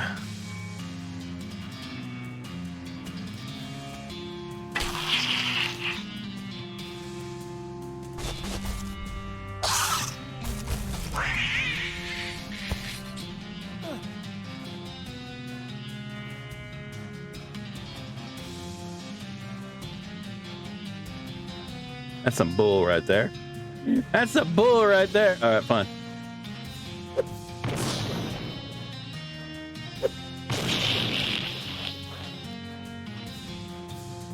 I may need to come back here a little later.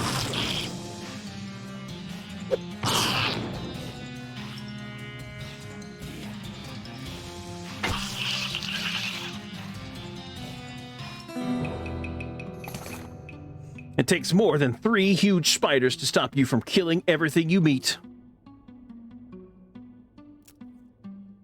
Also, actually, while I'm thinking about it,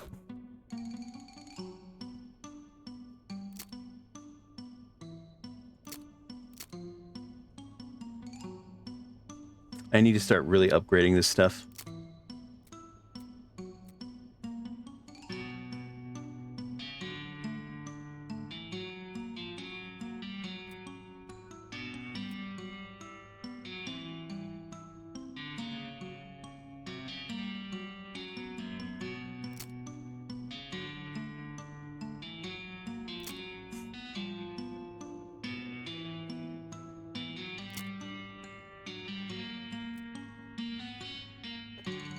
All right.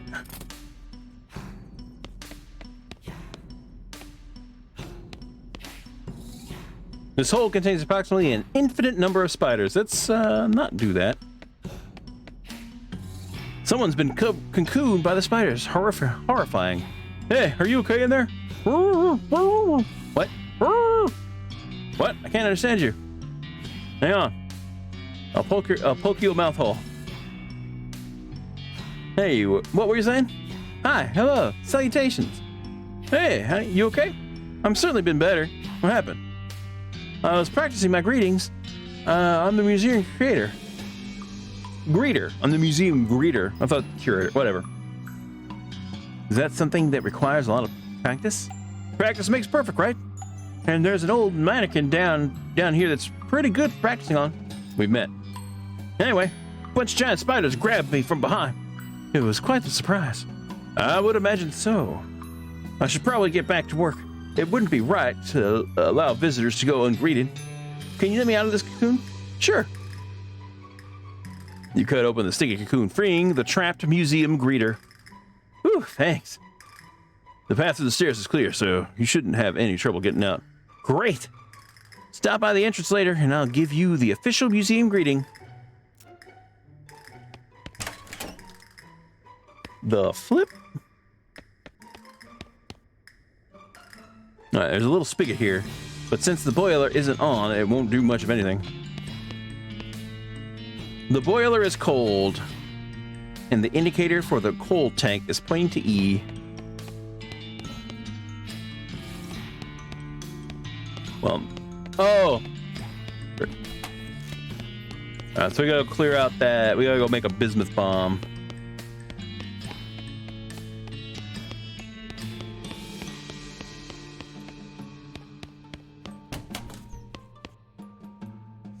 This workbench is littered with scrap metal and little canisters labeled bismuth do not eat. Hey, Florence, can you make a bisquick bomb out of this stuff? Bismuth. Come on, man. It says it's right on the canisters.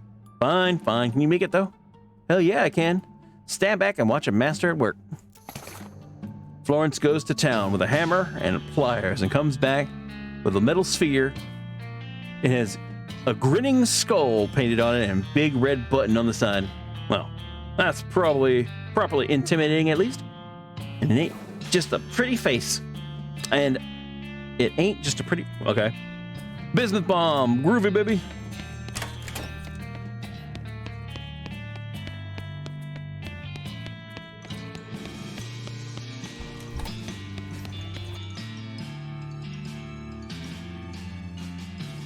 Florence holds up the bismuth bomb and gives you an excited look. Go for it. Great. Better cover your ears and eyes. And, well, just cover your entire head.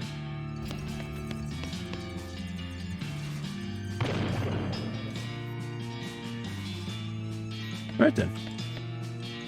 It's a coal chute. The hell? The remains of a coal delivery man. His bones are charred as though they were burned in some kind of coal man stove. Gun Manor carriage house key.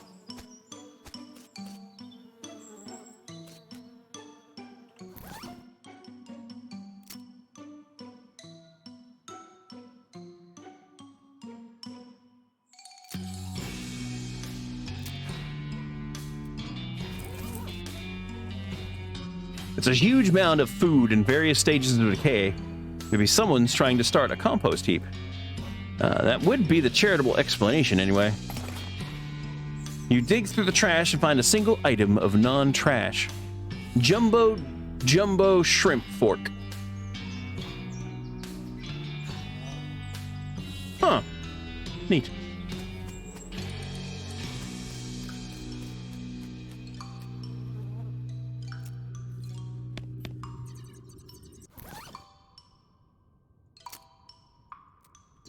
Nice.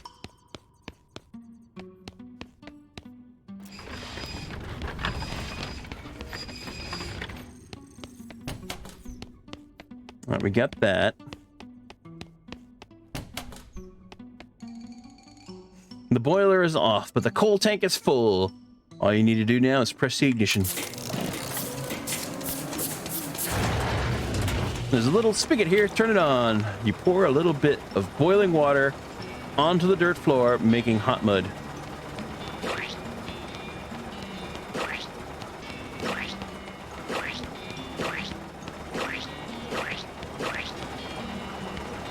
Okay.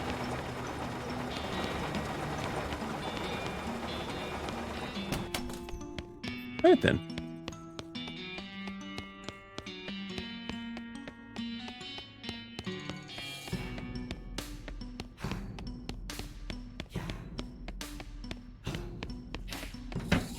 We're probably going to be coming back there. Ah, turning on the boiler solved our ice problem. My scientific hypothesis has been proven correct. But we don't have any direct evidence connecting the ice to the... Don't you try to pull a post hoc ergo propter hoc on me. I'll shoot you with my science rifle. In that case, I totally agree with you. Let's hunt some ghosts. Heck yeah.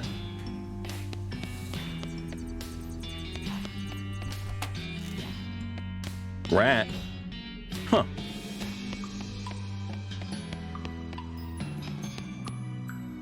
It's a tea cart laden with tea things. You liberate the tea service from its cart. You got a tea service it. Yeah. There's a sofa with a nice throw pillows on it.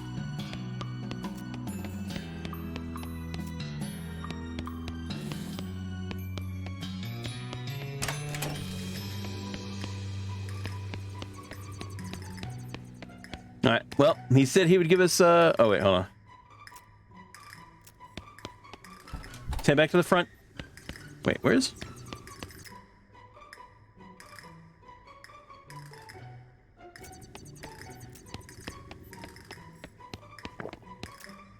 I don't know why, but I feel like turning off the lights. Also, where's our greeter?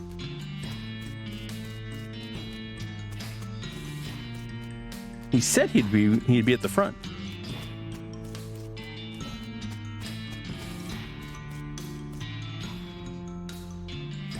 The carriage house door is locked, but you've got the key.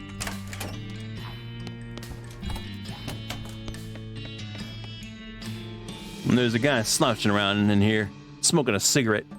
Hey, so, do you work here? Are you a parking attendant or something? Yeah, I guess. I validate people's parking and that. Can you? I'm on break. Oh. Well, really everyone's on break, kinda. What do you mean? Whole bunch of ghosts showed up in the ghost carriage all of a sudden. Everyone's either hiding or kidnapped. I got here in a ghost carriage.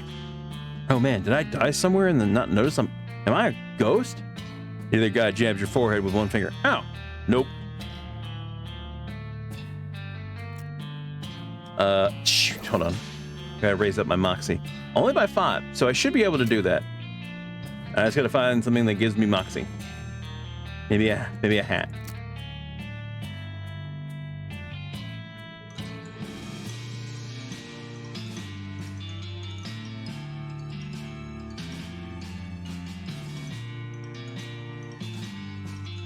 Oh, come on. One of these has got to give me moxie. I mean, they give me moxie, but I need more than what they give.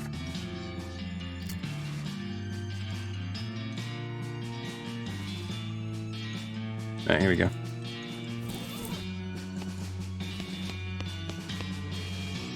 Convinced him to go back to work. Okay, well, you should probably go back to work now. Yeah, why's that? Because I'm going to rescue all the other employees, and if they come back and catch you slacking off, they'll be ticked. Aw, jeez. Okay. Fine. Just let me finish this smoke before you gotta go getting all heroic. Alright.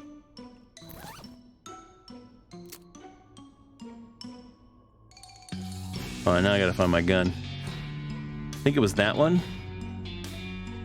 No, I think that one gave... Yeah, it was the one that gave me speed.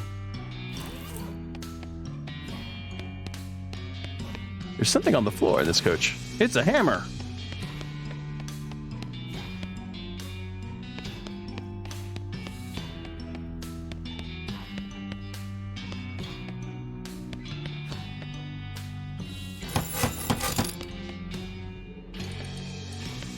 Oh, it's gonna spell out boo, isn't it? I don't have any more nails.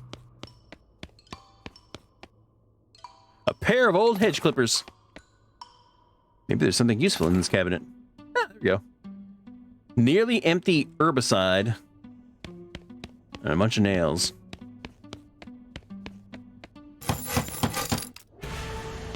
Ah! Seriously? Advanced cow punching. Hey, I'll take that. I don't need it anymore, but I'll take it because that'll give me experience.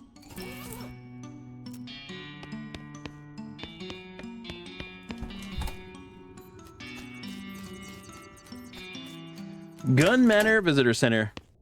Welcome to Gun Manor. You don't know what this machine does, but you do know you don't know how to operate it. Hello again. Oh, it's you. Hey. They let you smoke in here? Let's just say they haven't successfully stopped me. Why sneak off to the carriage house to smoke if you can do it here while you're working? Well, I'll give you a hint. I don't like working. Can you validate my parking? Didn't you say you got here at a ghost carriage? That's right. Those don't actually take up space. That doesn't count as parked. Oh. Never mind then.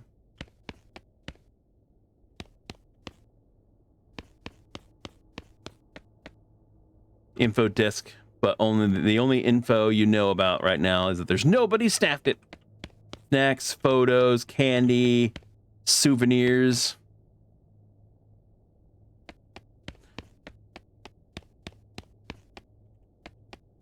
Okay.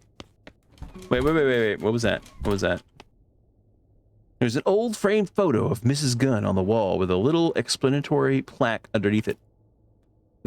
The photograph is of a young Mrs. Gunn smiling as she accepts a fancy trophy from a man in a suit.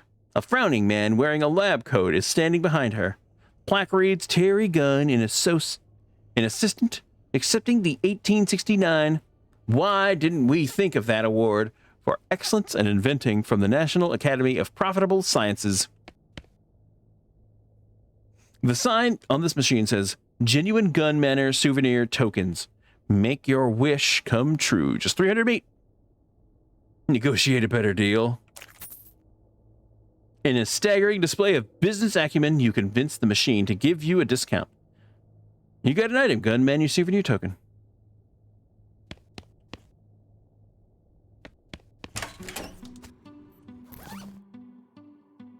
Okay.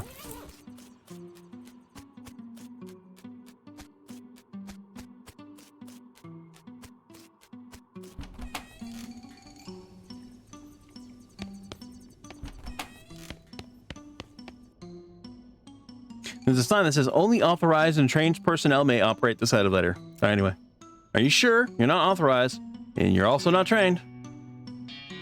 Not risk it. This is crazy. It's not like a mine elevator, which is a simple and safe. This is a fancy elevator. You have no idea what you're doing. Can't stop me. Okay, it's your funeral, I guess. With an elevator-shaped coffin, probably. You mess with the lever and the buttons for a while, but you can't get the elevator to do anything. See? I told you this wouldn't work. Fine. It's a peanut. There's a ghost in here. There's a ghost here, mumbling and muttering and yammering something about eggs. Interpret his disjointed ravings. Hang on a second. You tried to poach an egg by shooting it? Gum, yes. That's what I did, and heck, of course I did. That's how you poach an egg. Pappy didn't raise no fool. But dadgum, pressing the tree, the egg rolled out of here away a bullet, ricocheted off the bottom of the crock pot and got me right between them there peepers. For dadgum. That's not how you poach an egg. What are you talking about, huh? What are you talking about? Your head like that. Of course it is. No, it isn't. Dadgummit, boy. Me and my pappy and his pappy been poachers all our lives. And I know more about poaching than you ever will. Okay, but that's not the same kind of poaching. What's all this dang sass mush talking, boy? Poaching's poaching. Am I gonna prove you so wrong as soon as I figure out how? Wait, is he not gonna let me pass? No, let me pass. It's a well-stocked spice rack, but all of the spices are really boring. Ah, somebody left the ice cream room door open. That explains the ice.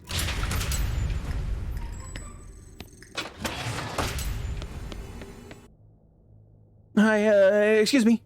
You seem to be trapped in a block of ice. That was just what I wanted to talk to you about, actually. Can you get me out of this here somehow? Besides the whole frostbite thing, I'm supposed to be running the elevator, and there ain't any proper stairs in this crazy place. So that's the kind of important. Let me think. I can't think of anything. Well, no hurry or anything. I think I could still feel a couple of my toes. And I don't actually need those to work the elevator, I guess. So you don't... Take your time.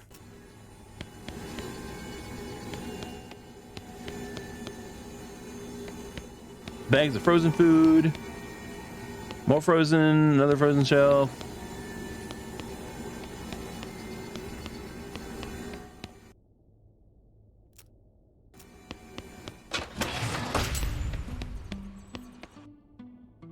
You again? Think you teach me, Granny, to poach eggs? My dadgum? Well, I can't get through there.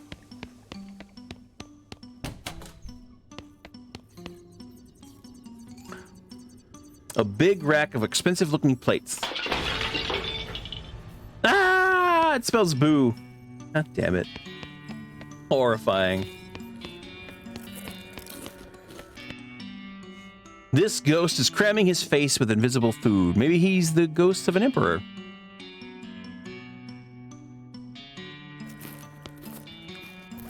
Want more moxie, huh? Well, we can fix that right now.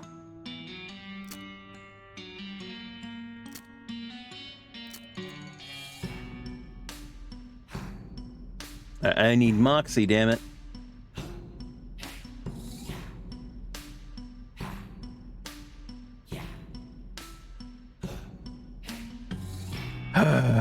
Nothing in here.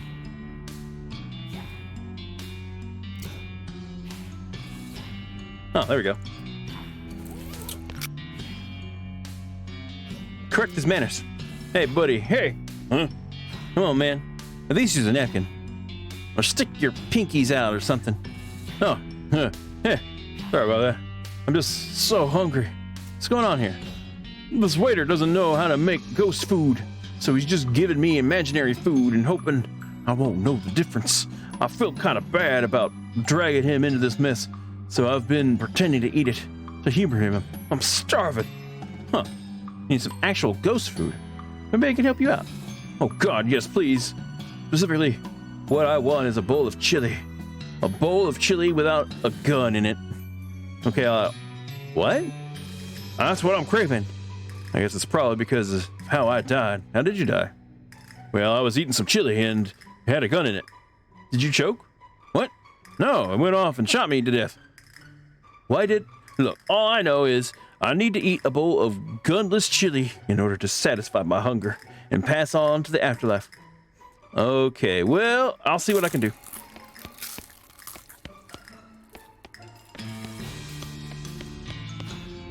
It's a deserted desert cart. A small blowtorch. Ah, that's helpful. I know exactly where to use that.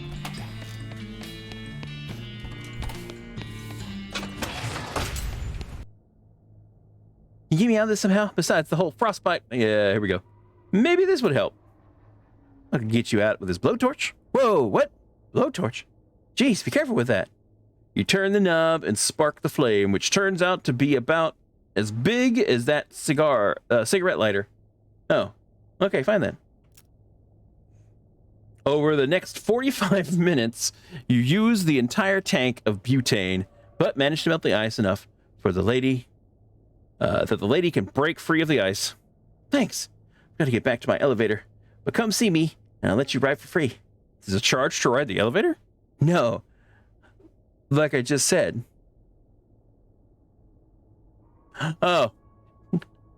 There is a charge to ride the elevator, but she's not going to charge. Okay.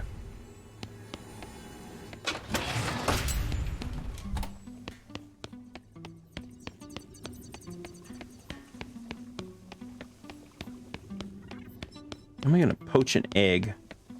I can't get past him.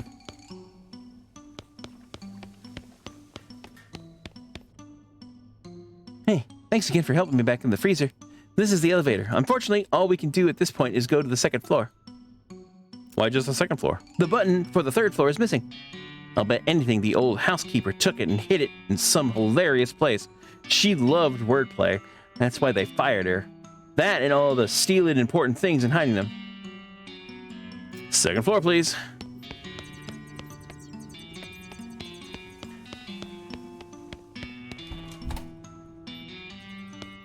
Room 1, unbar it. The ghostly clerk runs or hovers quickly over to you. No, dear. I'm sorry, but I can't let you do that. Why not? What's in there? A customer. He hasn't paid his bill, so I was forced to lock him in there until he does. I know that seems mean, but one has to take a firm hand with these things. How much does he owe you? 800 meat. How is he supposed to get the meat to pay you if you won't let him out? That's a fair question, dear, but that's not on him, I'm afraid. Would you take 400 meat? Well, I suppose it's better than nothing. I've gotten out of him, and he seems perfectly content to just stay locked in there. It's all right.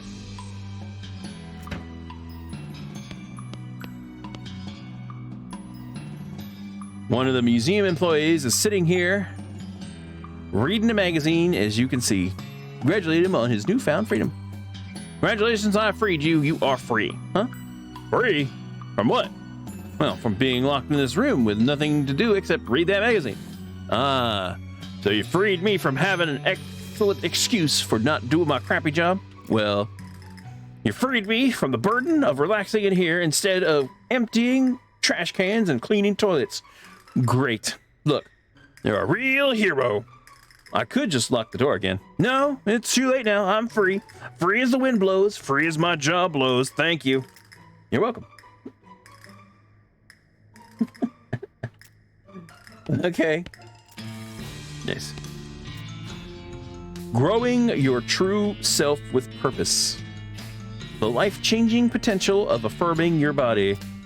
Considering yourself in 15 minutes a week. Fixing your children in 10 minutes a day. Hey, there's actually a useful hidden book among this crap. Advanced cow punching.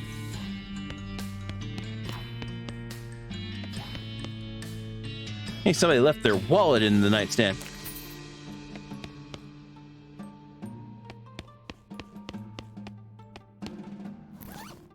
Let's take this. Nice.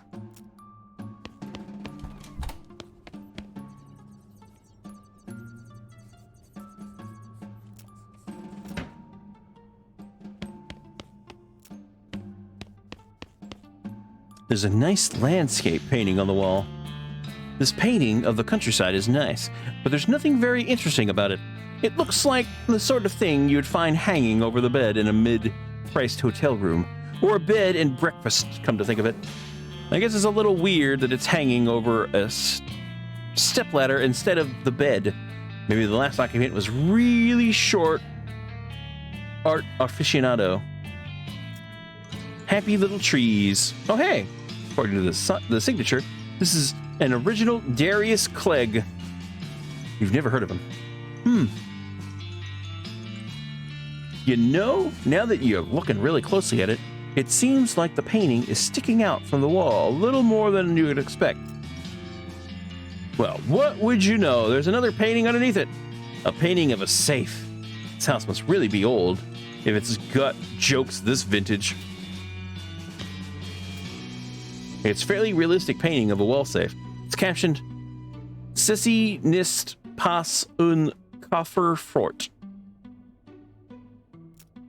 When you take the wall safe painting off the wall, behind it is, of course, a wall safe. Okay. We inspect the large wall safe, which is securely locked. The safe swings open. It's empty apart from a rolled-up poster of Rita Hayworth.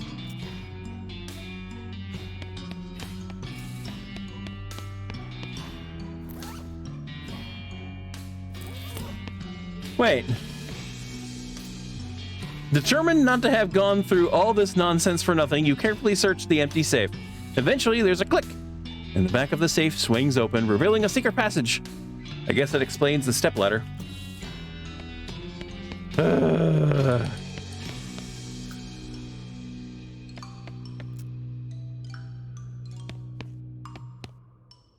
This armoire is bigger on the inside than it is on the outside.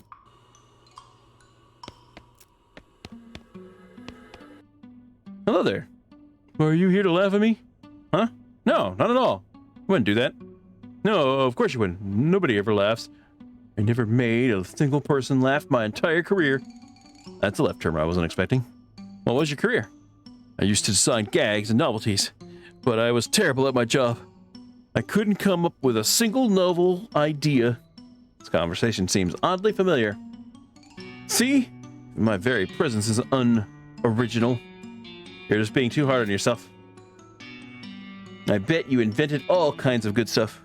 My best invention was fake vomit.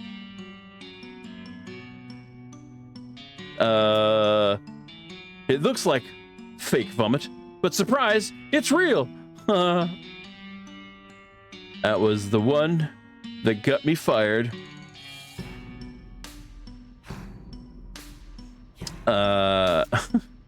How did you die, if you don't mind me asking?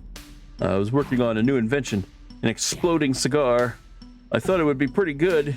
You light a cigar, and it's fine for a second, then suddenly goes off with a big bang. And you jump in surprise, and everyone laughs because you nearly had a heart attack. Funny, right? Sure. I hit a snag in development, though. What happened? Well, I figured I'd use gunpowder for the explosive. And you can buy it already packed into these little brass cartridges, so that seemed convenient. Do you mean bullets? My first test one was a real mess. I can tell you that. I can imagine. So anyhow, now I'm a failure and I'm dead. Maybe I can help you out. What do you mean? Well, your initial idea was pretty funny, I guess. It's just your execution was the problem. My execution was the problem. Hey, you're a laugh riot. Maybe you can help me out after all. I'll see if I can figure something out for you. The box of science stuff. Box of science doohickeys.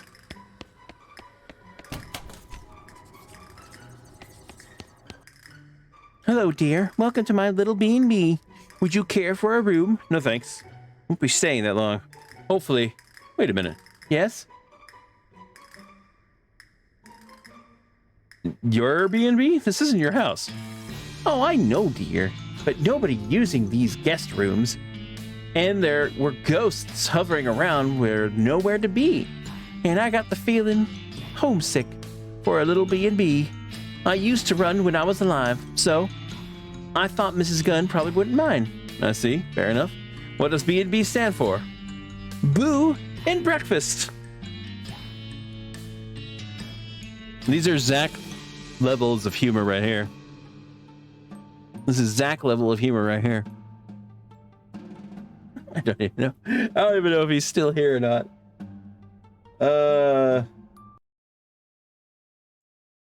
That was pretty funny though. I'll admit it. I chuckled. Boo and breakfast. Okay, yeah, that's what I was expecting. What happened to your eye? Oh, it was such a foolish accident. I had a guest I was suspicious of. A nervous, twitchy little man. I thought he might be mixed up in something bad. And one evening I was passing by his room. I gave in to temptation and peeped in on him through the keyhole. Did you see anything? Well, only for a moment. He was cleaning a small pistol, and I suppose I must have made a noise, because he suddenly jumped and the gun went off. And it hit you?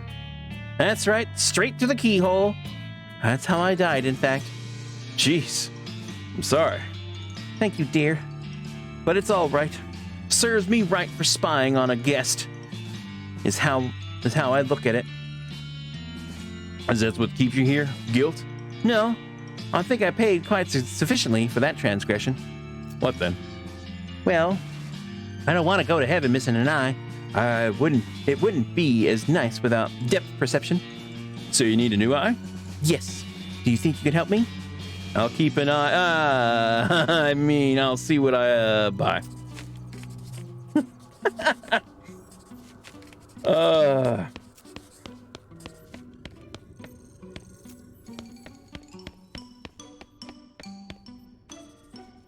Huh.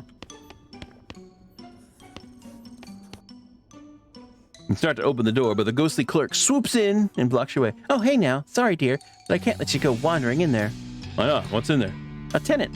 They've paid for the room, and they seemed rather quiet. Private sort. So I won't have you disturbing them. Ah, fine.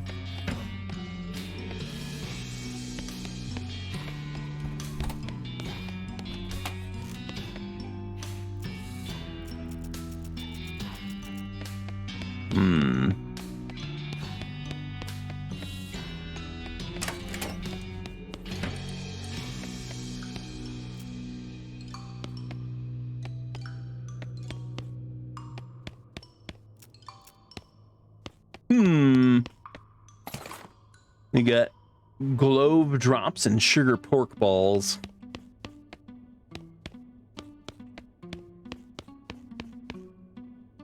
It's a sewing kit.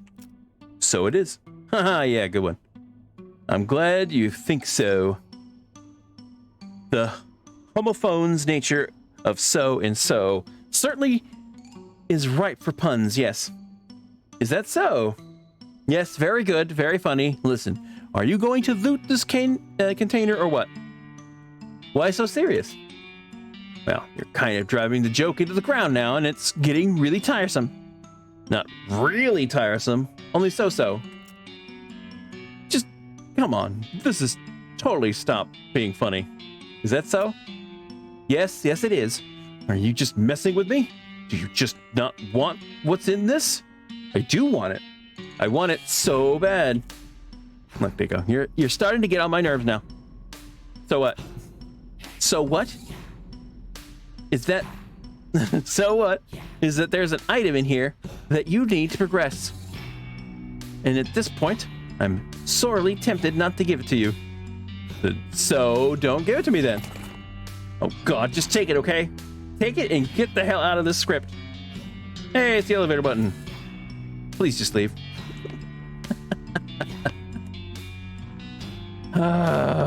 Yes.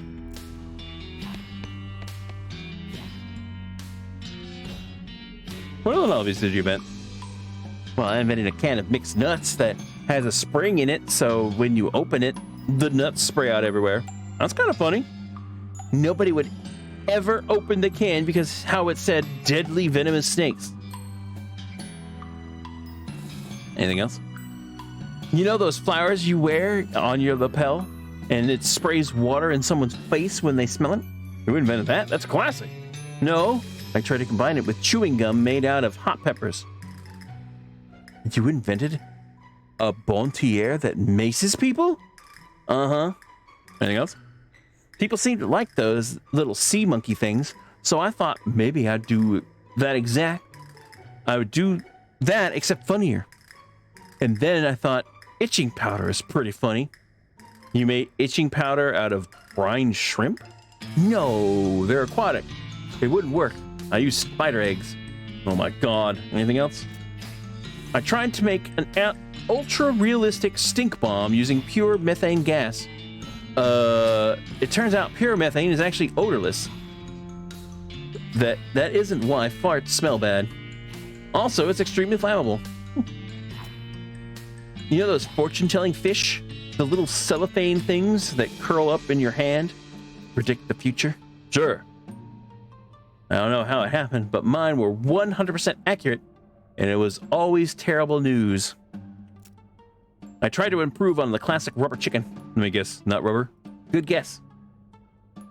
It was a real chicken. I once made some glasses that you see through people's clothes. Wow! Right down to their skeletons. Huh. Okay, well that's still pretty cool. Except at the part where they get cancer, yeah. Wow. Damn, dude! I mean, damn. Told you all the ones I can remember. I can tell them to you again if you want. Yeah, it's okay.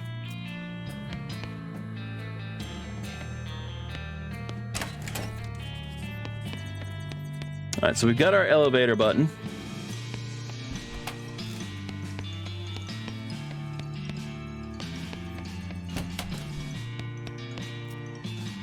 You pry the biggest and most visible chunks of wax out of your ears. Ah. Let me guess, there's gonna be a boo over here. What is this? It's like a normal bathtub, but the faucet is up really high, and there's a curtain around it. Oh, I got a shower curtain. Medicine cabinet, which is a cabinet for storing medicine. Old-timey ointment.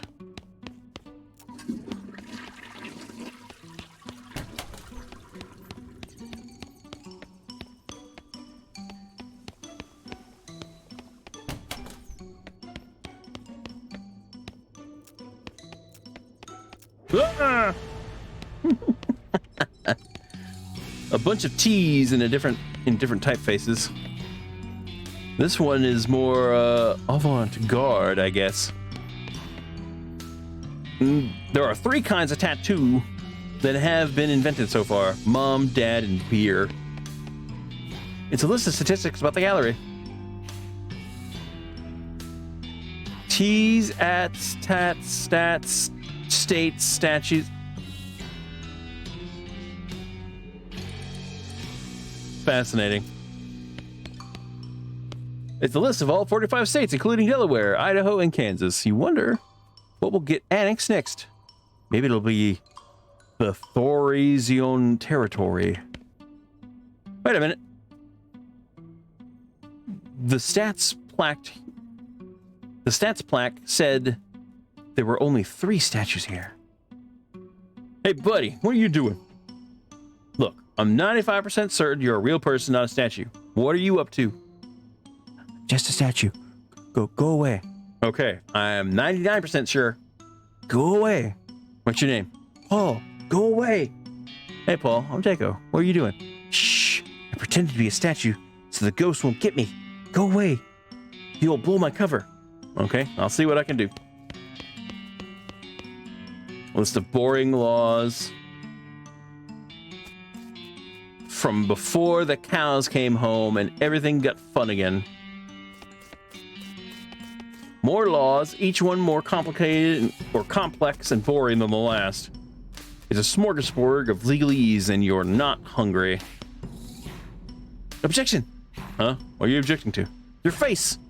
Overruled. What's your problem anyway? Ah, it's legal stuff you never understand. Requires gun law. Well, yeah, try me. Fine. What's the maximum legal caliber for a civilian handgun? 8. 100. 800. Try again when you actually know anything about gun law or anything. nuts.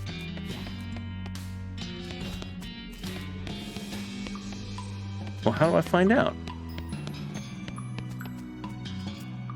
Hey, Paul, how's it going? Shh, girl's still here. Yeah, she's still there. I'll let you know.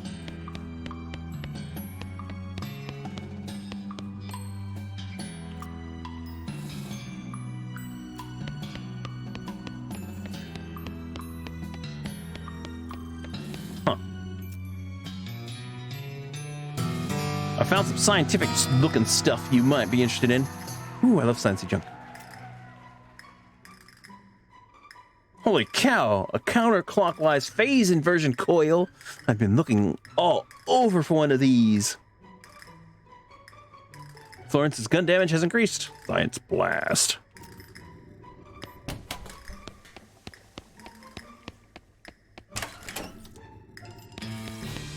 A book is a terrible thing not to read. Huh, what's this? Woo! Ah! It's a big dictionary on a pedestal. Could come in handy if someone tells you to look something up and you're funk and wognals. Gun law?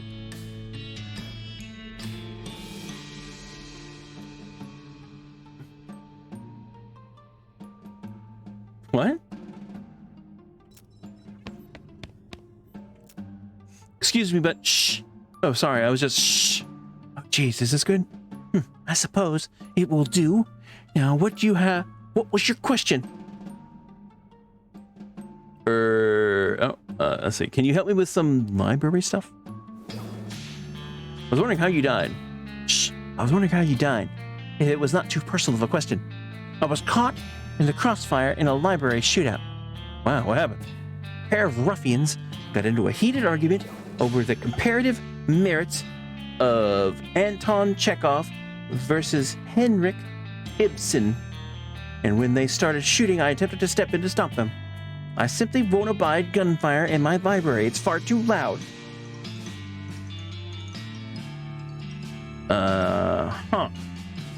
What was their point of contention? You don't recall the particulars. I just remember the Chekhov fan chanting, "Remember that gun I showed you in the Act 1?" before opening fire. The noise was dreadful. That's your only problem, the noise? It's quite sufficient. Won't tolerate noise of any stripe, and certainly not gunfire. I'll see what I can do.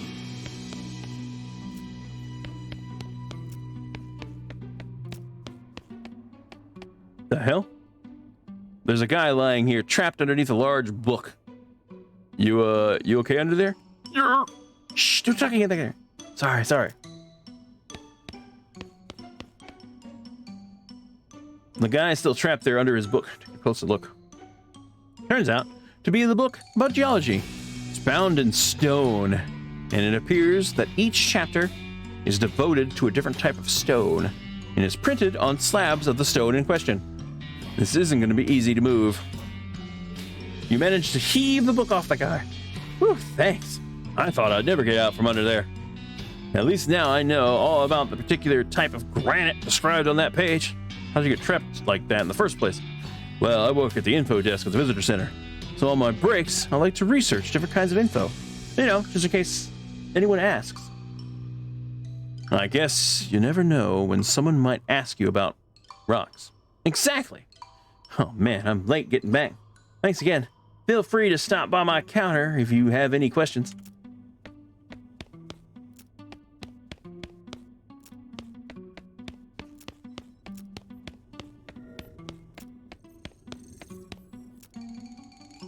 Can you help me with some library stuff?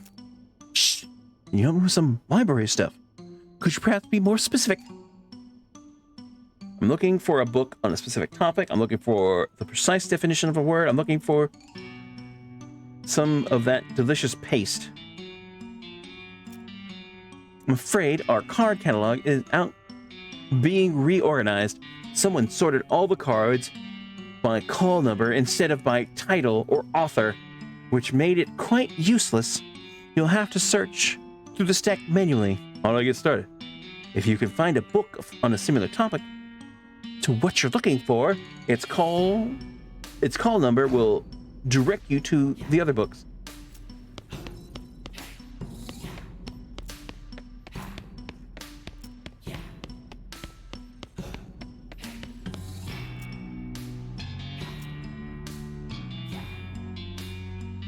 A hose without a ceramic policeman?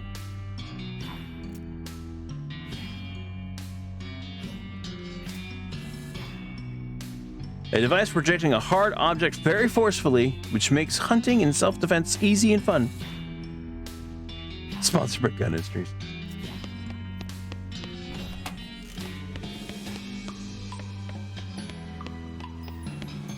What?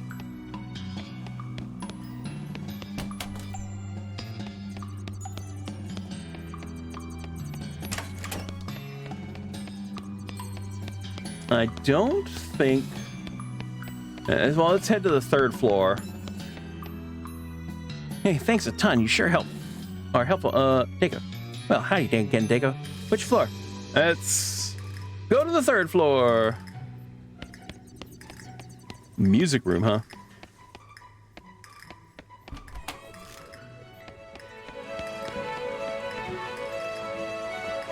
This one doesn't seem to be interested in anything other than cranking that hurdy-gurdy. You definitely disconnect the crank from the hurdy-gurdy without alerting the woman's attention. But it turns out you needn't have bothered. She continues to turn the crank blank-eyed, even with nothing attached. You grab the end of the crank and pull her very slowly to the gift shop, where you find a Victrola to plug her into. Oh.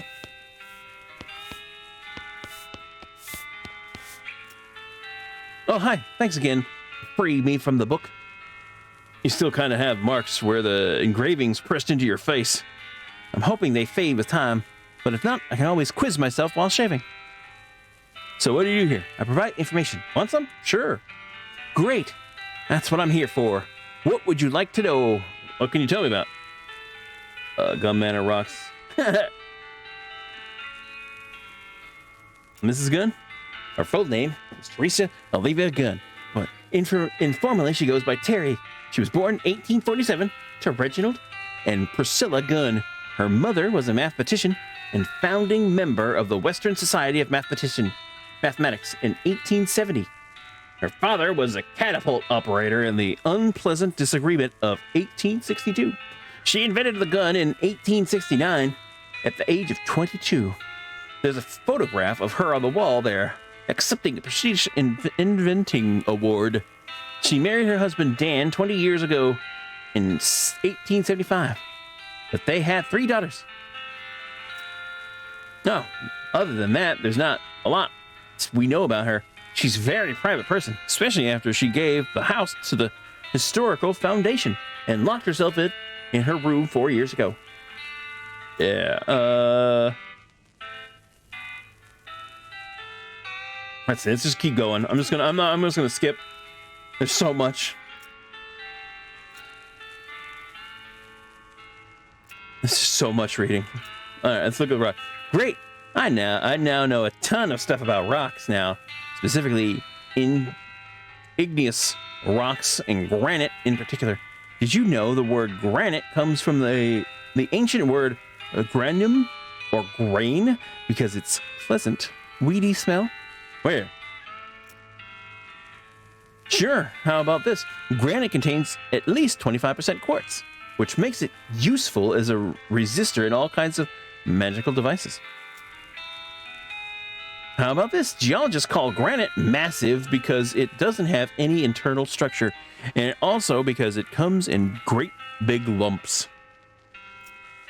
Sure, how about this? Igneous rocks are formed when magma cools and solidifies, which can happen either above or below the Earth's surface, or even in your own home.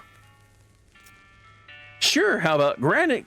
How about this? Granite gravestones and memorials are considered a status symbol because the tools to carve and engrave such hard stone with speed and precision have only recently been invented. In fact, until about 15 years ago, there was only one workshop in the world that produced them, run by the inventor Alexander McDonald, who also invented the Harzburger Although that proves less popular because Harzburgite is not one of the edible kinds of igneous rocks. Oh, what do you know? Tell me another one. Sure, how about this? Hitting someone with a rock was the very first human invention. And the second was swearing.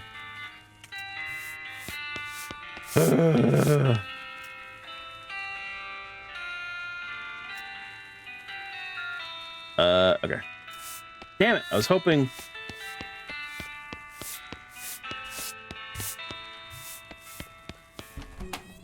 Damn it, I was hoping that he would tell us about gun laws.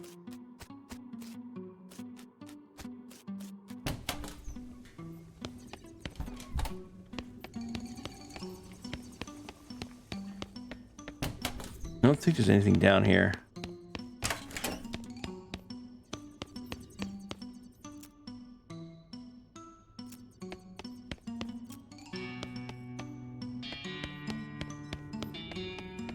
This is just a big freaking puzzle. I don't think there's anything else around there. The last one was the last one was, of course, the boiler and then the coal chute.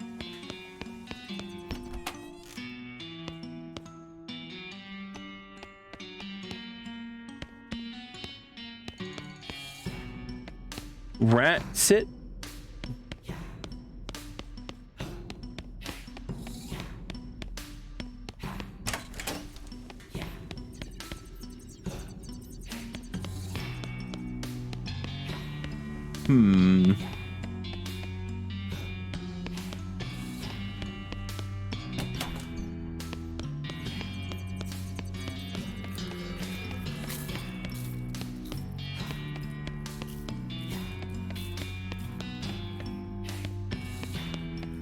I can't talk to this guy. There we go.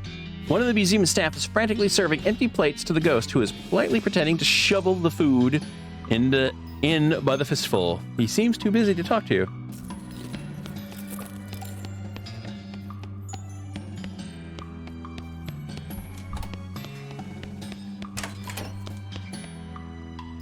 Gun, you're a think pretty granny had a poached eggs, god dang it.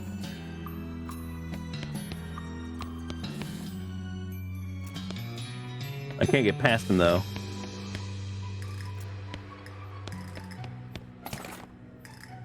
Oh, chili spices.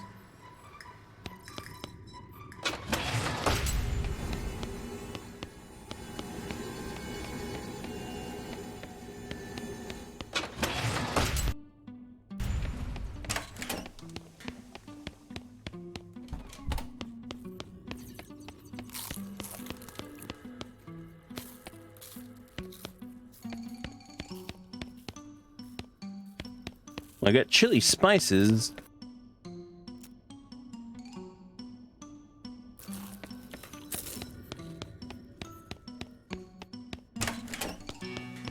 How am I gonna... There's nothing in the parlor, nothing in the cellar. Let's go to the second floor.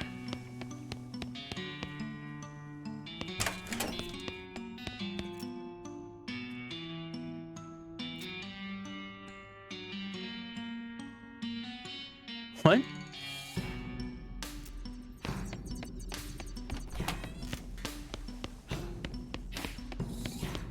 Alright, what do I need? Maybe if I get the exact wording.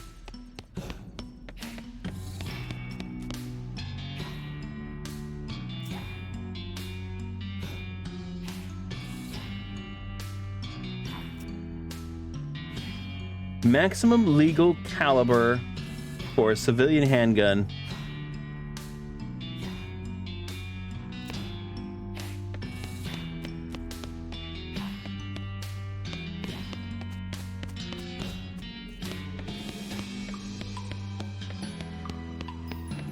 Damn it.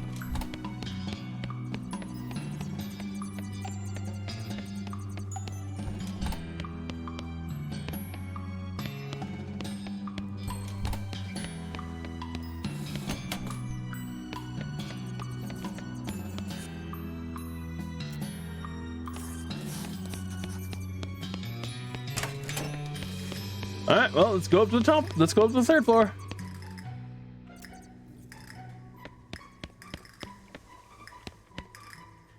The door is locked, and no earthly force can open it. Well, maybe a whole team of horses, but good luck getting them in the elevator. Yes? Who is it? Mrs. Gunn, I'm Dick McIver. Are you with the ghost exterminating people? Yes, ma'am. Florence Cunningham Ghost Annihilation Services. Diego is my assistant. I mean, what? Who's the county last ghost hunter here? Me or you? Okay, fine. I guess. Have you been able to exterminate all the ghosts? I still feel haunted. 13 of them are left, according to the scanner. We're still working on it, ma'am. Don't worry, you can count on us. All right. Please let me know when you're finished.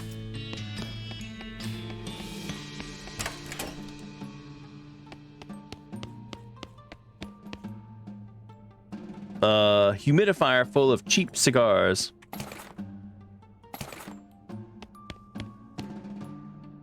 The guy doesn't notice you approach until you're right next to him. He yelps in surprise and drops his glass on the floor, then squints unsteadily at you. Then he takes a maraschino cherry from a bowl on the bar and throws it at your head. Hey, stop that. Sorry, just making sure you're not one of them ghosts. He drops in the cherry into a fresh glass and pours a lot of whiskey in it. Are you one of the museum employees? Mm-hmm. Yeah, that's me. What are you doing here? Hun! Buddy, I don't know if maybe you didn't notice, but this house has ghosts in it. You don't say. Whole bunch of them. All over. So I don't know about you, but I'm staying right here where it's nice and drunk. I mean safe. Wouldn't you rather get out of here? Yeah, all the booze. That is booze. I'm really scared of with the ghosts go boo. You know, they'll get me if I leave this room. There aren't any ghosts between this room and the exit. So you said, that's what you said, but they're ghosts. They could be anywhere. Except in here. Except in here? Exactly. Even without a guarantee, those ghosts won't grab me on the way out. We could disguise you. Here, look. We'll use this white shower curtain to disguise you as a ghost. Then they won't bother you on the way out. It's a mighty fine idea, but he tosses back his drink and pours another. Whoa, eye holes. That curtain got no eye holes for me. My eyes, I won't be able to see. I'm starting to think you don't actually want to leave. No, I'd give you that idea. It's terrible in here. Shoot some holes into the curtain. You narrow your eyes at him and blast some holes into the curtain with your pistol. Okay, jeez, I get the picture. He grabs an armload of bottles from the cart, pulls the shower curtain over his head, staggers out the door. The museum employee has drunk a lot off this cart, but there's a few bottles left. Manly's finest cotton candy snouts.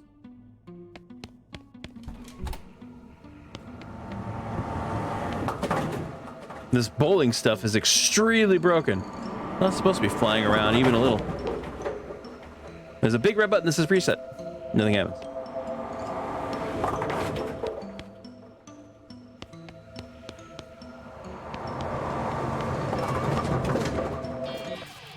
Alright, I guess we gotta fix it. Blast! She whiffed. God damn it. Well, it doesn't matter because I'm gonna whack it. I'm gonna punch it in the freaking bowling ball face. You got an item. Bowling pin. Hooray. Oh, good. The XR85 was complete trash.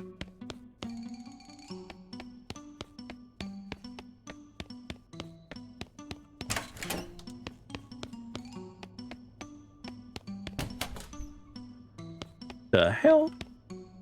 Wow. You hope you never meet a live duck this big.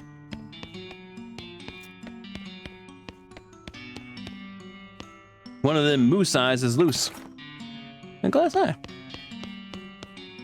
This is just the head of a teddy bear. They didn't even remove the tag.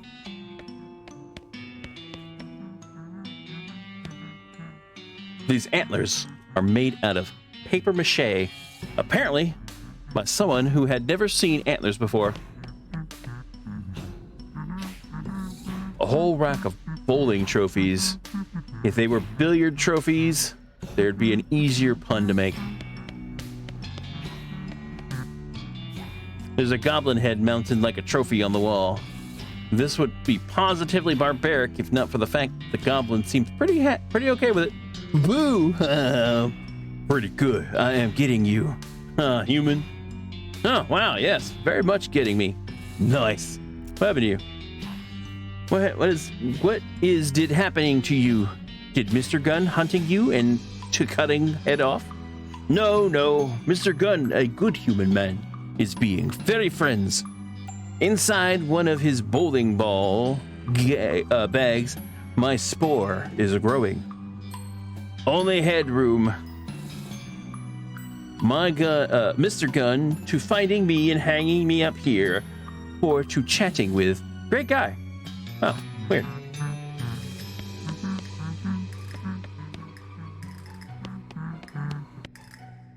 This ghost is dressed up as a traditional safari hunter with the pith helmet and big white mustache and those weird khaki trousers that make it look like your butt has wings. He's inspecting Mr. Gunn's trophy collection, but doesn't seem particularly impressed. Hi, I'm Danko Kyber. Oh,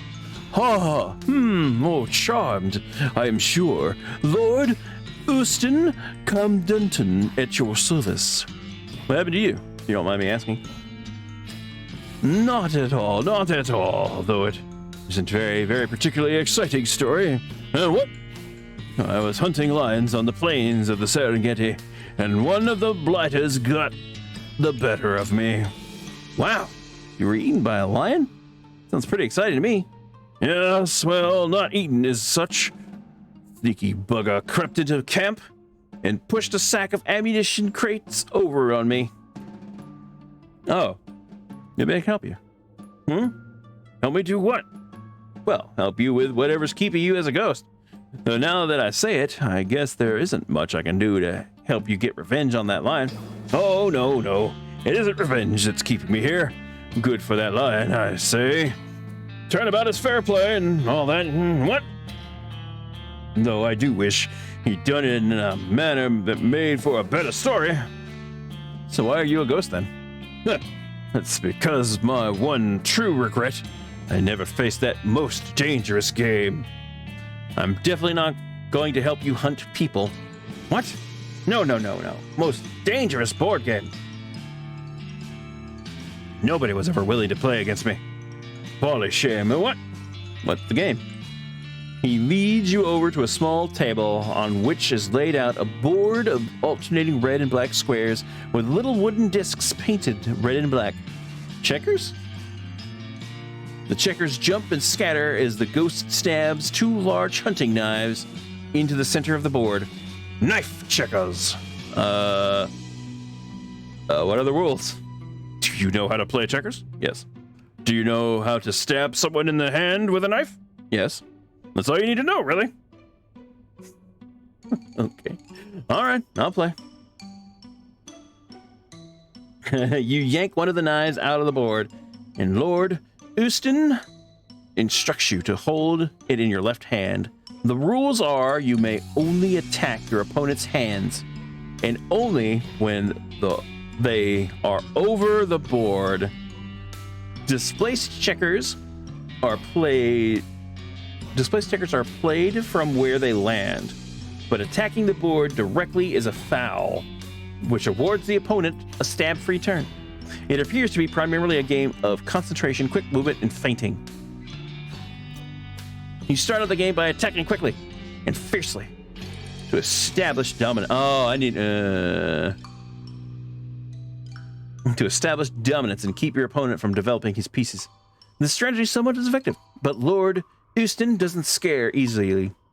He manages to feint a few pieces past your guard. You enter the mid game more or less evenly matched.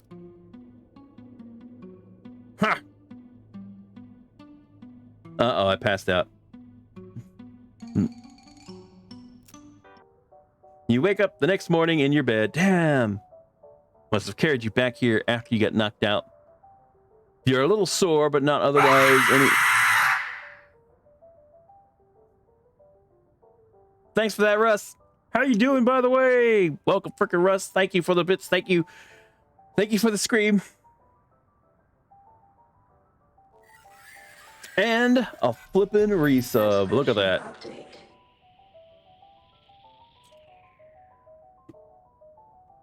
27 months here.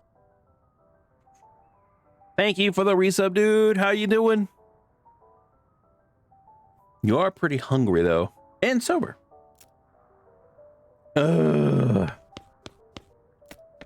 Damn it.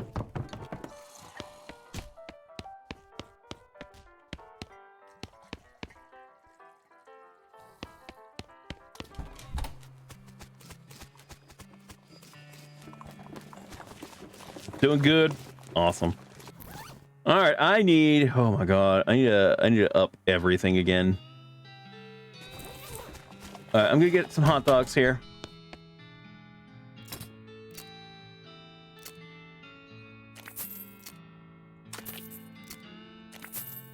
All right.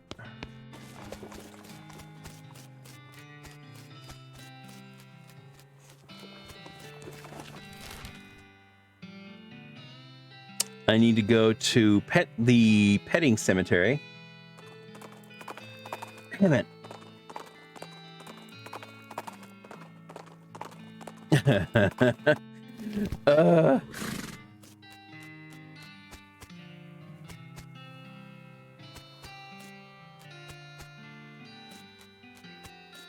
Increases speed, spell damage, maximum AP, maximum damage, damage. All right, let's go with armor.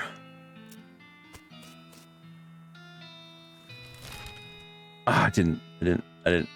Freaking damn it. But could have said that a little more enthusiasm. No. I don't even know if you could make the bot like get enthusiastic.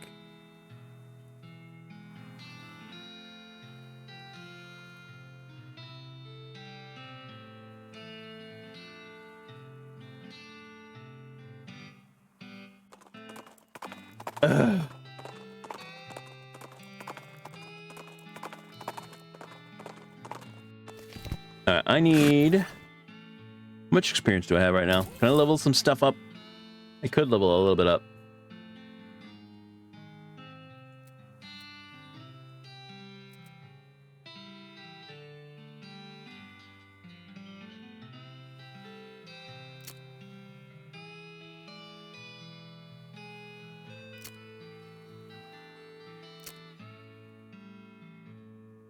Losing fights makes you angry, and your pain tolerance determines how angry you can get before you pass out. Expensive.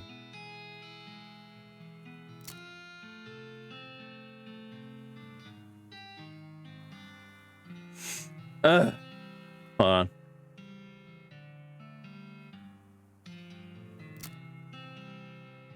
It's gonna be 640. I won't have enough. I could at least get... I don't think anything I have...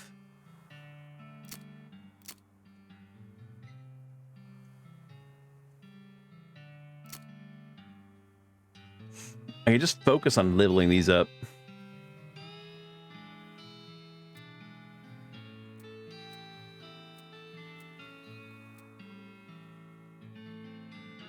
All right.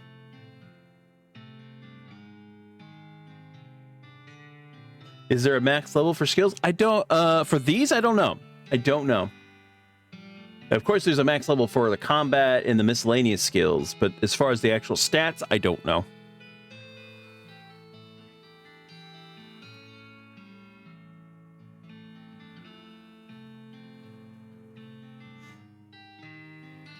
All right.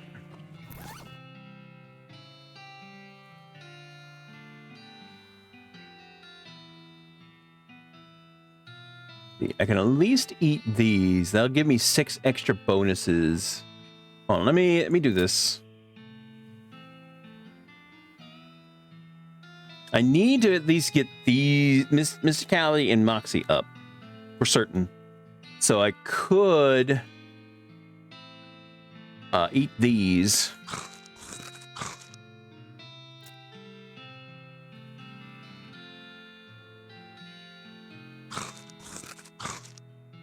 Optimal. All right. And speed.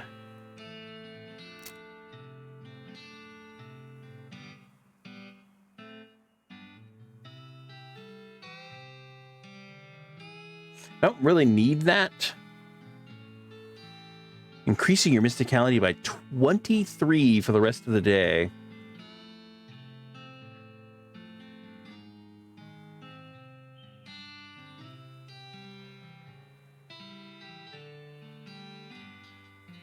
But why didn't the potion do that? I can go back and get the potion. Melee damage.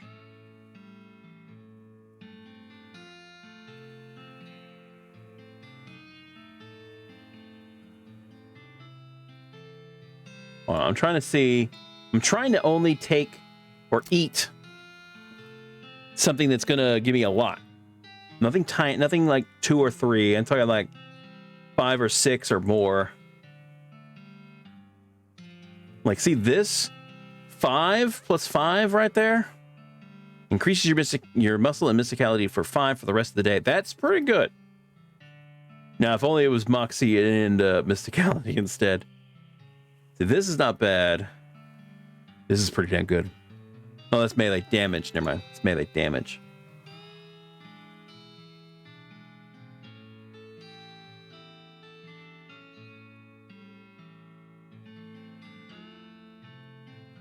Yeah, I'm looking for muscle, not melee damage. And it only does 1. HP, Moxie only 3, muscle only 3.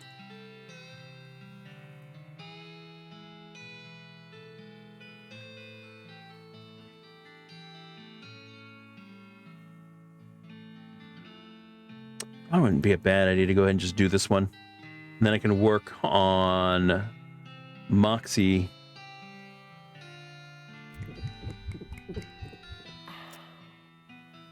Dead drunk.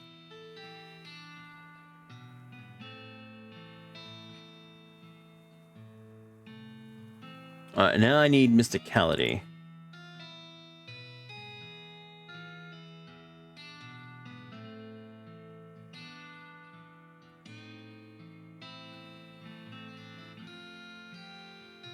Damn.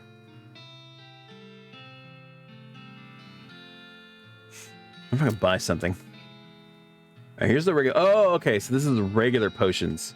Yeah, here's the extract. That just opens up the third eye fully. But that doesn't give me...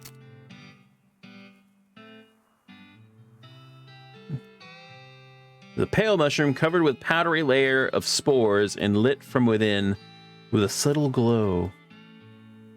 Opens your third eye halfway, increasing your mysticality by 23 for the rest of the day.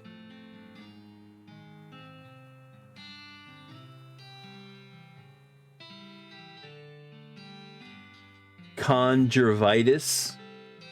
Now that's a site for conjunctivitis. Wow. Oh God. Okay, I get it. That's a site for sore eyes. Okay. Nice.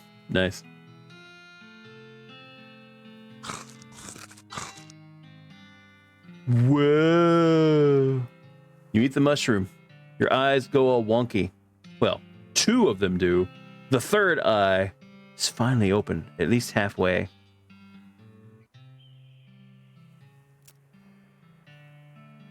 There, my mysticality is freaking high. Now I need Moxie. A lot of Moxie. I can't eat anything else.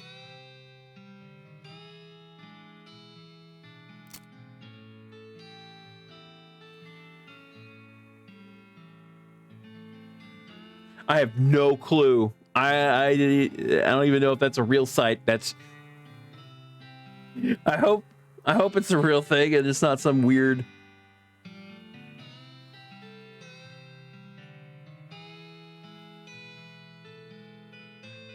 And it's hot coffee.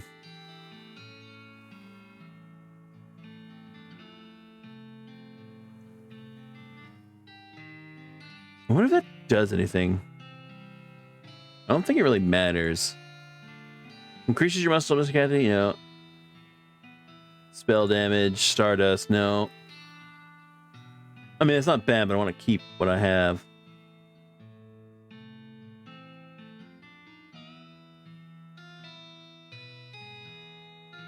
Range damage. Spell damage. Come on. Beaker of Lemonade. No, I'm keeping that for the final battle. I'm keeping that for the final battle.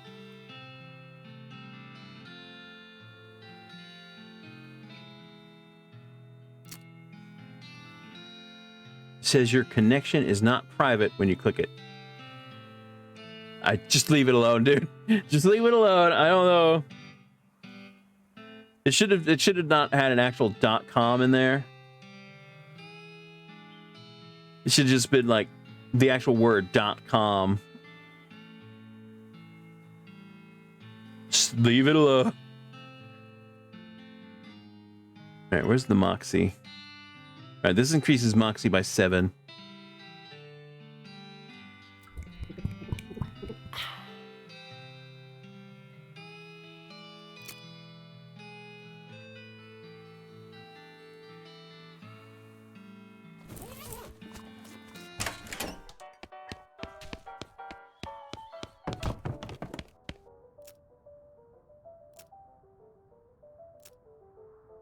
There you go.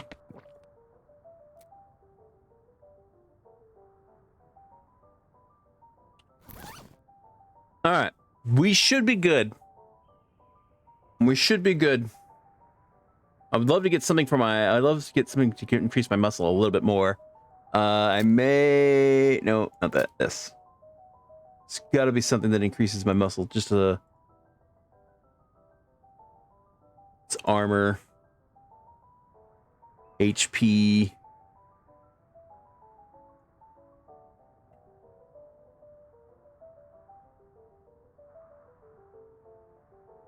Huh.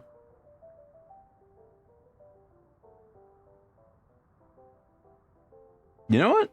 Do it. Sparkling. Mmm.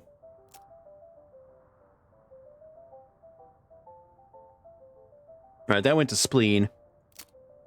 So at least I did something for my spleen.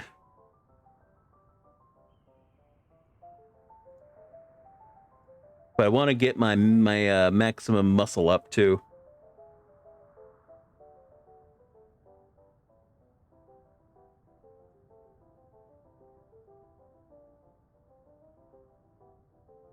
That's just one.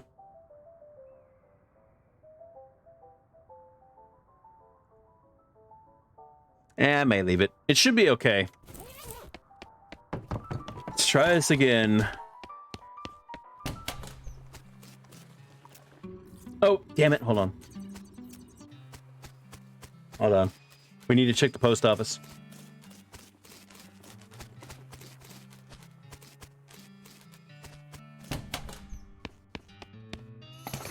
Yes, actually, a package came in for you. Thanks. A portable leather workbench. Oh, great kid.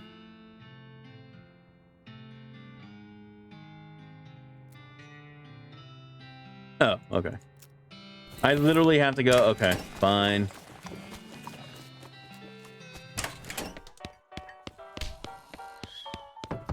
All right, Russ, thanks for coming out. Thanks for coming and hanging out a little bit, man. You have a good night, and hopefully we'll see you again. Soon-ish. Soon. Install the portable leather workbench next to your window.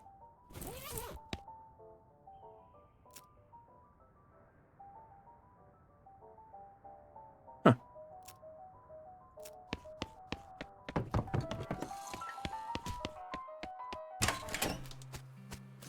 All right.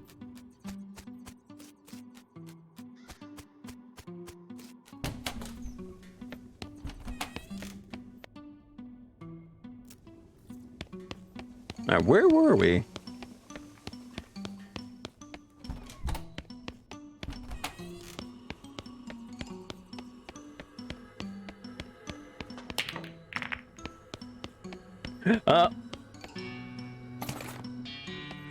We got ourselves a spittoon.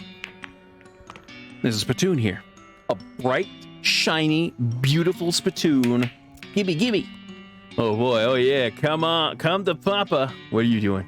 Huh? Nothing. What are you doing? Looking at someone who's kneeling next to a spittoon with apparent intent of sticking his whole entire face inside. You jam your hand into the spittoon, up to the shoulder, and find nothing. The brass bucket is shiny and clean on the outside, and in, clean as the day it was poured. The museum staff must have washed it. It looks brand new. Are you crying? No, I'm fine. You're crying. Okay, well, I'll just be over here whenever you're done lying on the ground in a fetal position hugging a spittoon. Fine. Oh, man.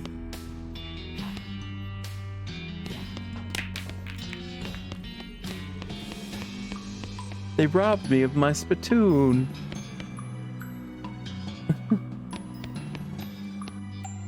Hey there, how's it going?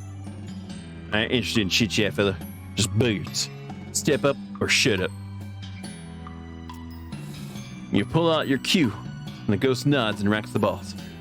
He utterly trounces you. You just can't seem to make the balls go where you intended. That was a sad showing as I've ever seen. Let me see that cue. Yeah, it's your problem. This thing's about as straight as a banker's handshake. But you're gonna need to lay this back true if you want a chance against me. Loathing.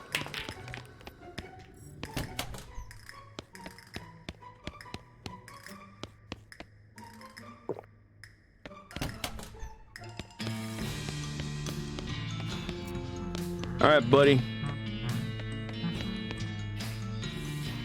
All right. Against my better judgment, I'll play knife checkers with you. Play aggressively, play intelligently. All right, you start out the game by attacking with in the mid-game, you focus more on the checkers than on your knife work, maneuvering into position for some big gains in the long term. You suffer a few minor nicks and cuts, but are well positioned for the end game. Play craftily.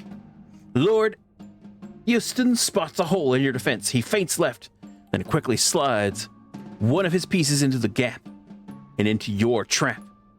This move has his hand into just the position you need to attack it with the hard downward stab. He easily yanks his hand out of the way, and your knife hits one of the pieces on its edge, flipping it across the board to land neatly in his back rank.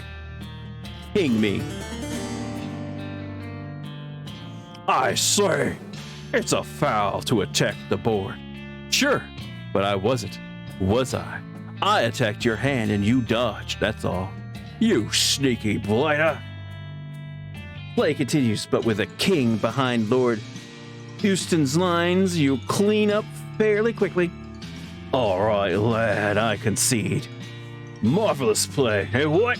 Well done. He gives you a smart salute and fades away into nothingness. Woo!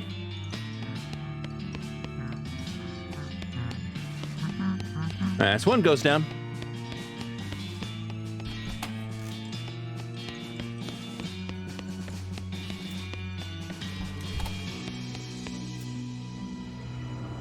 Oh, does it? Do I just end up fighting these things over and over again? Never mind. All right, that's fine.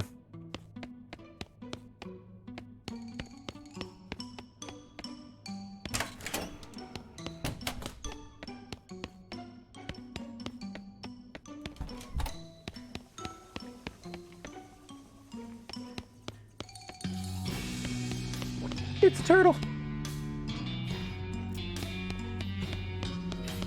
All right, music room.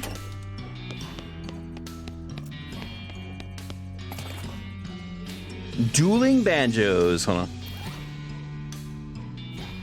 Oh.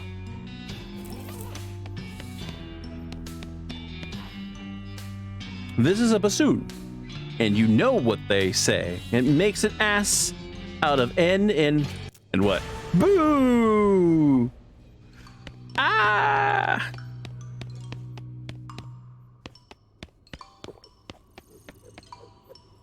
There's some sheet music on this piano. Grab it. Play dueling banjos. I can't play dueling banjos by myself. I don't have enough arms. Lawrence? Sorry, I only play bagpipe. And not very well. The bagpipe?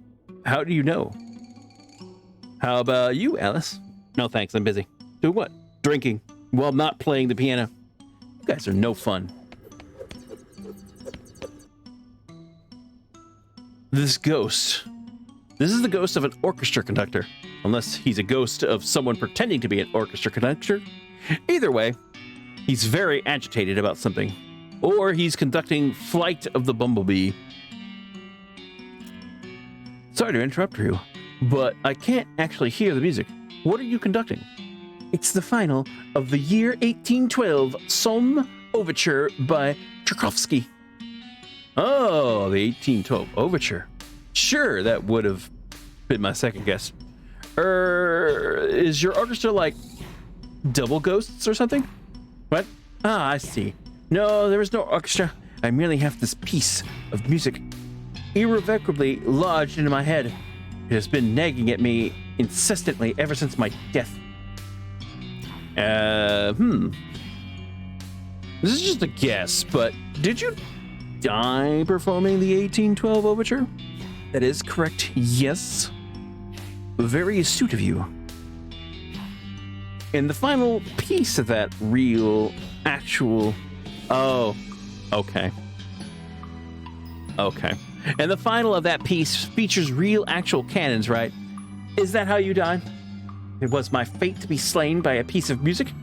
Cannons would have been far preferable to my utterly farcical demise. What happened? The overture requires several cannons because it is impossible to load a single cannon quickly enough to fire as the score demands. However, the stage we were performing on could not have borne the weight. What did you do? I was not informed of the difficulty until it was far too late to make any changes. It transpired that the stage manager decided it would be sufficient to give a box of bullets to the tuba player. You were shot by a tuba? I was shot, as you say, by a tuba. Wow, well, you ended up as a ghost. Oh, it isn't the ridiculousness of my death that troubles me, really. Accidents happen as with any performing art. A colleague of mine was decapitated by an errant cymbal during a performance of Paganini's Violin Concerto No. 1. Such are the risks we take for our art. Gosh. The problem is the 1812 Overture's final is very dramatic and energetic piece. With this music constantly replaying itself in my head, I have been utterly unable to find any peace. I see. I'll see if I can find a way to help you.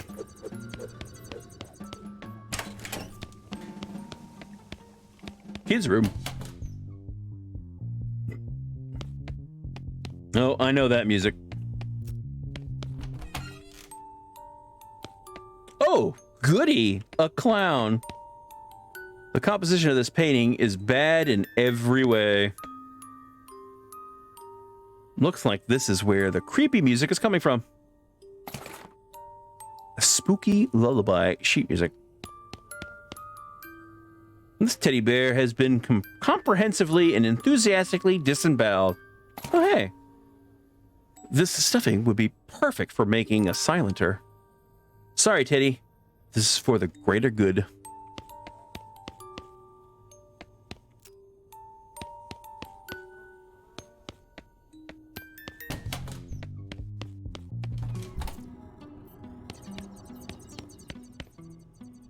It's a toy box. Who knows what horrors contains?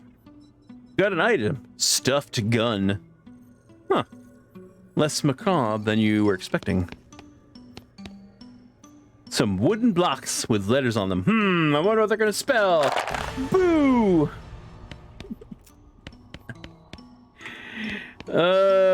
This little girl ghost is serving imaginary tea to her guests. The doll, while terrifying, is largely indifferent. The museum employee, on the other hand, is playing along with a rictus grin on his face. The little girl wears an annoyed and disappointed frown. Hello there, my name is Echo. Can I join your tea party? If you want, I guess, but it's a terrible tea party. Aw, what's wrong? You aren't having fun? All I have is dumb made-up tea. I want proper tea party like Mama took me to. Tell me more about the party. We went to a real tea room. It was so pretty. There were vases with flowers in them, and everyone was all dressed up in suits and pretty dresses. And there were white china teacups for the tea. Real tea, not imaginary. Well, that sounds very nice. It was. It was so nice. And everyone was so polite, charming, and elegant. Well, until the fight started anyway. Uh-oh, there was a fight? Well, two of the gentlemen there got into an argument. I don't know what it was about, but I guess one said something to the other didn't like, and he was so insulted he threw his tea right in the first man's face. And then they took out guns and started shooting at each other right in the tea room. Whoa. They were still really elegant, though. He had little silver and ivory pistols, and they kept their pinkies out the whole time. Anyway, I don't remember the rest very well, except one of them missed, and the other and shot me by mistake. I'm so sorry. Thanks, but it's all right. Heaven's supposed to be really nice, so I guess I don't mind so much. But I didn't get to finish my tea party, so I want to have another one before I go. Except for I don't have any tea. And make-believe tea isn't any fun anymore. Okay, I'll see what I can find some actual tea for you.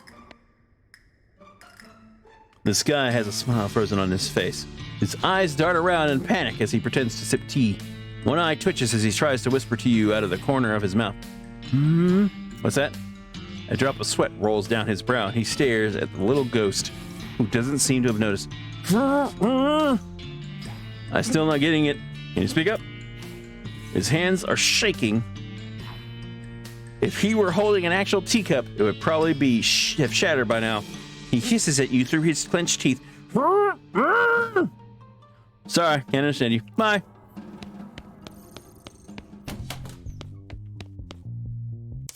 Boo.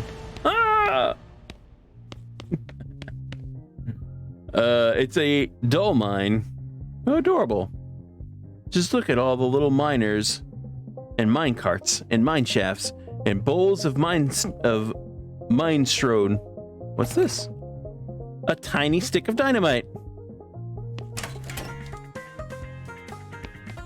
Daniel Boone. Boo. Ah. God damn it. Gussy up. Someone has been slacking on their geometry homework. Tisk tisk. You decided to just take the book with you and do the assignment later. Wait, can I?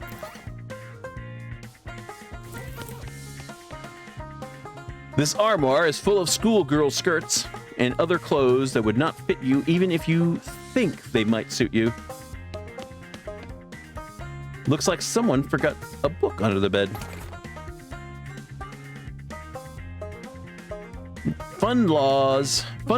Rules of 71 parlor games and associated amusements for children.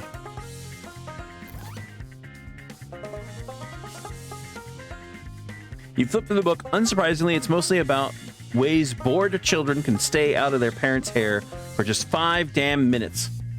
I think Zach needs this book. It also has a little tag on the spine indicating it came from the mansion's library.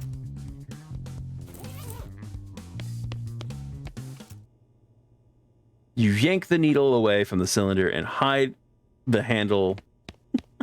Okay. Box of science stuff.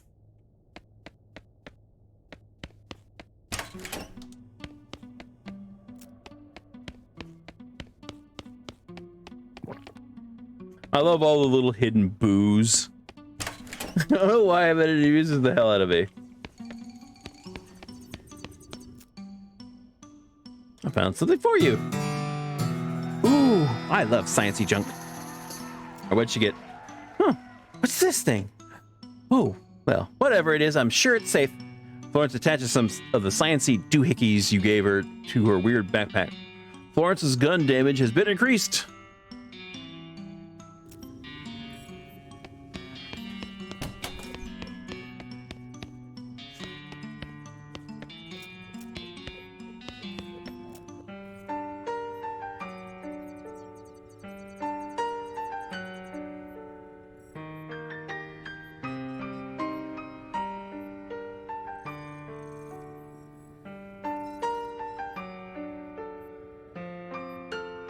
Is he slowing down? I think he's slowing down.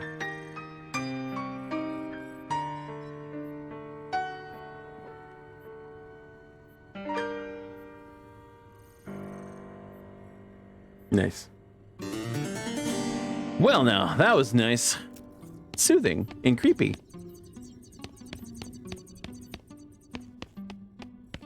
All right, we're getting some of these ghosts.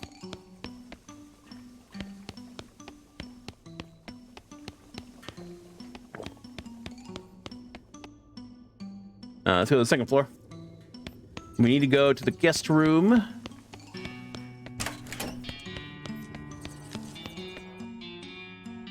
Yes, kind of. Glass eye.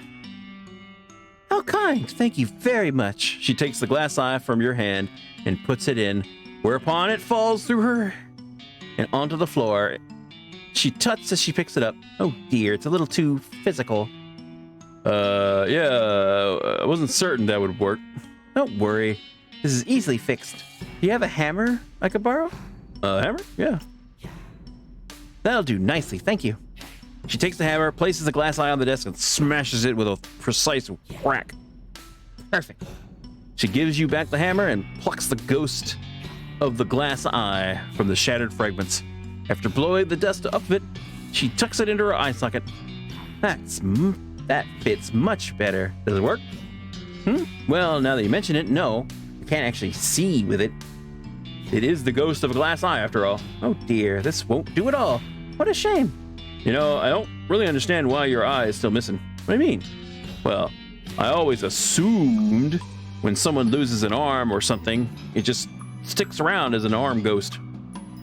That's why people say they can feel it itching sometimes. Because you've still got an arm there, but it's a ghost. It's even called phantom limb syndrome. So logically, the rest of you becomes a ghost after that. It would hook right back up. But then, where did my eye go? Maybe it got pushed back inside your head. The ghost thinks about this for a second. Then she shakes her head. No, this seems... Wait, what? I do think I felt something just then. Shakes her head again. My goodness gracious. Keep going. Keep going. Like one of those puzzles where you try to get the marble in the hole. She bends her head forward and continues to shake it. You can almost hear a faint rattle sound, and then plop. She straightens back up, blinking with two eyes. You did it. Well, I'll be. Thank you so much, dear. I never would have thought of that. No problem. Have a nice time in heaven or whatever. The ghost gives you a friendly wave and fades out. Nice. Did you figure out how to make a good exploding cigar? One that doesn't turn fun into funeral? Can't make basic wordplay funny. Well, it was kind of clever, but...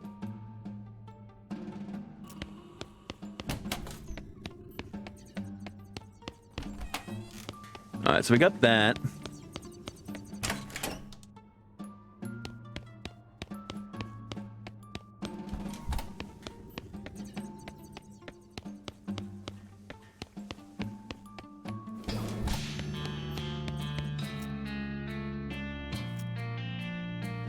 I found a book. Okay. Found a book, and I thought you might want it back. Oh, thank you. Put it back on the shelf if you would. The number on the spine will lead you to its proper location. Okay.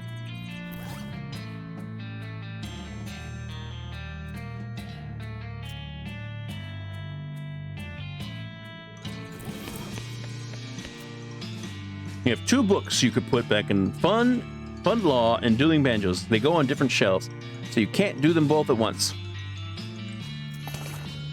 You find the shelf where Fun Law belongs and put it back. The next is the Gun Law, which might be even more entertaining. I'll definitely give it a shot. You learn basically everything there is to know about gun law. Now you can be the prosecuting attorney and defense counsel in addition to judge and jury and executioner. You got the gun law perk. 5 pistol attack damage after you put the book back onto the shelf.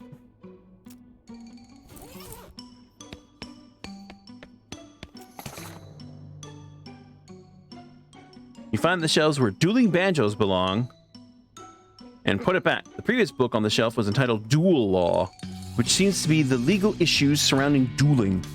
Never know when that might come in handy. Duly noted. You learn about all the laws pertaining to dueling. It turns out when 2 guns want to murder each other in a fair and reasonable manner, things get legally tricky.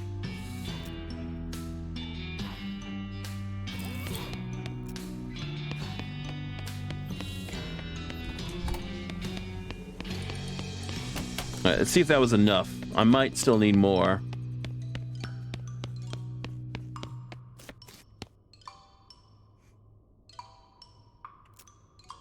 Bah! Which you're probably with bats, legal stuff you never understand. Well, in fact, I think you'll find I'm quite conversant in the finer point of our justice system, particularly in its as it pertains to guns and gun-related activity. Horseradish. You are all trousers and no briefs. Oh yeah? Well, just try me, smart lady. Sure, fine. Obviously, you aren't going to leave me alone, so just ask your questions. I am Daco Guyver, speaking for the record. State your name, occupation, and cause of death. Felicity Wainwright, defense attorney. Lost a court-approved trial by combat. Trial by... Nice. What? Trial by combat has been outlawed for 15 years. Do you understand that ghosts don't visually age as time passes, right? Oh, right. So, your client called for the trial by combat, which meant you and the prosecutor had to face off in a duel. That's correct. So, and you lost? Are you acting dumb to try to throw me off guard? I withdraw the question. Why are you stuck as a ghost? Because although trial by combat was already well out of fashion at the time, it was still a valid legal resource. I should have been prepared for the possibility, but I wasn't. My lack of training resulted in an innocent man being executed for murder. Ugh. How was he executed? Hanging, I assume. Obviously, I wasn't around to see it. So, to release you, I'd need to prove that the loss wasn't your fault. The trial duel was completely fair and above board. There was no chance of there having been foul play on the prosecutor's part. My loss was my own. Then I'd have to prove your client was actually guilty, and therefore your feelings of responsibility are misplaced. The look she gives you is hard and cold. Look, you think you know a thing or two about the law? How about you tell me the first rule of being a defense attorney? Don't actually call him mom. Don't refer to his gavel as a weird little hammer. Don't make fun of the judge's beard. If it said don't make fun of the judge's hair. You have to trust and believe in your client. You don't believe in your client is innocent, you'll never convince anyone else he is either. So if I want to convince you he was guilty, you'll have an uphill fight, fella. You are essentially playing prosecutor here. All right, tell me about the case. My defendant was Matthew, guilty. Matthew Guilty McCready, accused of the murder of Victor Vic Timsbury at noon on June 18, 1878 in Reno. I have some questions. Go ahead. Your client was actually named Guilty? Come on. Names don't mean anything. I once had a client named Ike. I killed a guy. Oh, god damn this frickin' game and its frickin' puns. And he was totally innocent. For someone's actual legal name, sure, but nicknames are usually given with some sort of basis. You've never met a really tall guy named Tiny or a fat gay named Slim. Arguably, the nickname Guilty would reinforce my client's innocence. That's totally absurd, but I'll let it rest for now. Go ahead. What was the cause of death? Timsbury was shot through the heart with a .45 caliber revolver. And did McReady own such a gun? Yes. He was holding it at the time, and subsequent examination showed that it had been recently fired. Are you messing with me? Any further questions? Yes. I do have some more questions. Go ahead. This was at noon precisely? Yes. That was confirmed by witnesses. Also, McReady owned a fancy pocket watch that chimed on the hours. There were witnesses, about half a dozen of them. I'm pretty sure there's something you aren't telling me. I'm not obliged to play my hand face up, Mr. Prosecutor. Okay then. Go ahead, hang on a second. Shot with a pistol in front of witnesses at exactly noon. Was this a duel? So you can add 2 + 2 after all. Well done. Well, as luck would have it, I've just recently read a whole book about duel law. What? Why? No reason. I just happened across it in the library and thought it might be interesting. We got an entire code of law. You found it random just for the heck of it? Yep. Let me just do a quick review. A duel is legal provided it's between exactly 2 people at a specific prearranged time and place using the same or at least essentially similar weapons, and they have to either face each other down in quick draw at the appointed moment or do the 10 paces turn and fire routine. Isn't that right? That's the gist of it, yes? So I guess let's start with you telling me the facts of the case, and I'll interrupt you rudely if I have any questions. All right, but if you push me on trivial nonsense, I'll get mad and you'll have to start over. That seems fair. McReady and Timsbury got into an argument in a saloon on the evening of June 17th. Apparently, Timsbury accused McReady of cheating at poker. Go on. The bartender yelled at them to take it outside, but since it was dark out, they agreed to meet for a duel the next day. And that would be the 18th, you said? Yes, June 18th.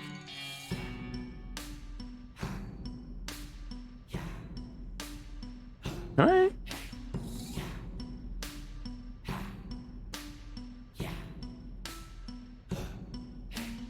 Accused of murdering Victor Tomsbury at noon on June 18th. All right. So far, so good. Go on. Well, the next day, they both showed up shortly before noon and squared off about 30 feet from each other. When noon struck, McCready fired fast enough that Tomsbury didn't get his shot off on account of having his head shot off. It's pretty much the long and short of it.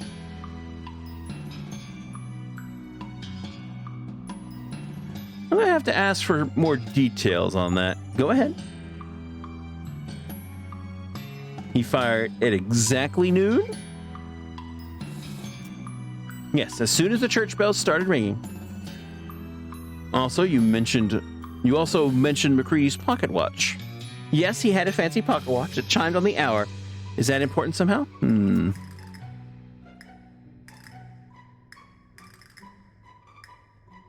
What were the weapons they were using? McCready had a .45 caliber single-action Army revolver. Timsbury had an older Model 36 caliber cap and ball Navy revolver, which he loaded with paper cartridges instead of packing. Those are significantly different weapons. A modern cartridge revolver versus an antique cap and ball loader? Ridiculous.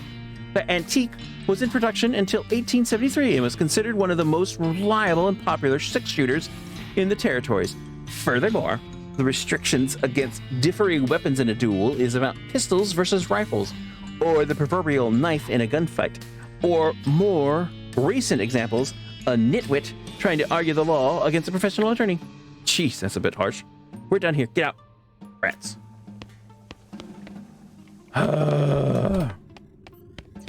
Don't tell me she's gonna make me come back. Like, sleep and come back. I'm gonna be pissed. Let's go. Go on. Go on. Okay. You said there were witnesses. About half a dozen of them watching from across the street or peeking through half-open shutters. Were they interviewed? Yes, and their stories lined up with what I just told you. Were any of them known associates of McCready? I'm not aware of any of them being actual friends with McCready. But he was a local and a lot of people knew him. To give you a suspicious look, wait a minute. Just where are you going with...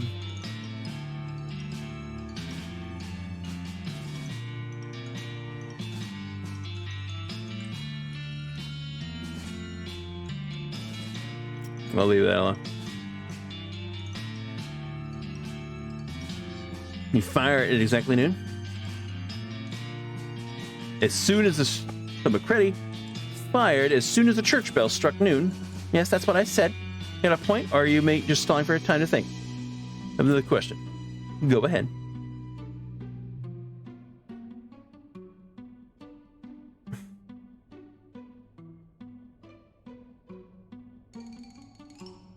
Let's see. Action else. Can we start over? Okay.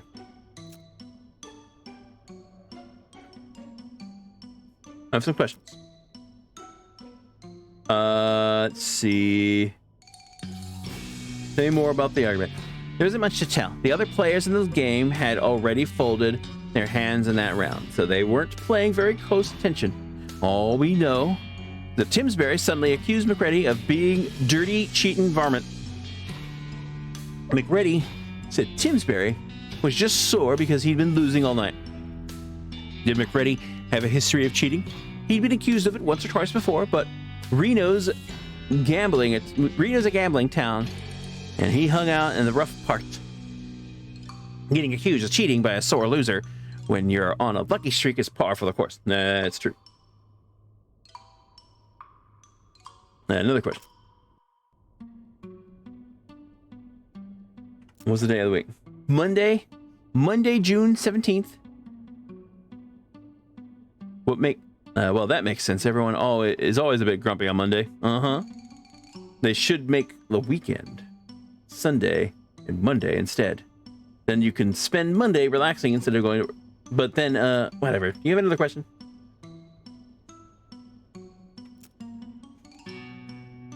Take it outside, but since it was dark, they agreed on the duel. Okay.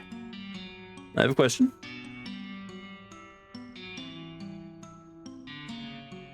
Do they set a specific time for the duel? Yes, high noon. Figures. Why is it always high noon? Tradition, I suppose. And since the sun is at its highest in the sky, everything's brightly lit.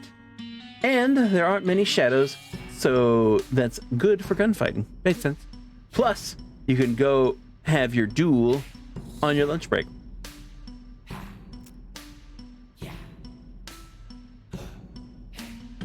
Why didn't they just not fight? Well, a fight breaks out. The heat of the moment, that's one thing. But they cool off enough and schedule a beating for the next day, and it still goes through with it? Card game is a heck of a thing to get killed over. It's an honor thing, I suppose. That and they were each confident that they wouldn't be the one getting killed. Yes, it's dumb, but it's also extremely immaterial. Toxic defamation of masculinity and the general lawlessness of the frontier are not what's on trial here. Fair enough. So what happened next? Well, the next day they both showed up shortly before noon and squared off about 30 feet from each other. When noon struck, McCready fired fast enough to tend to react.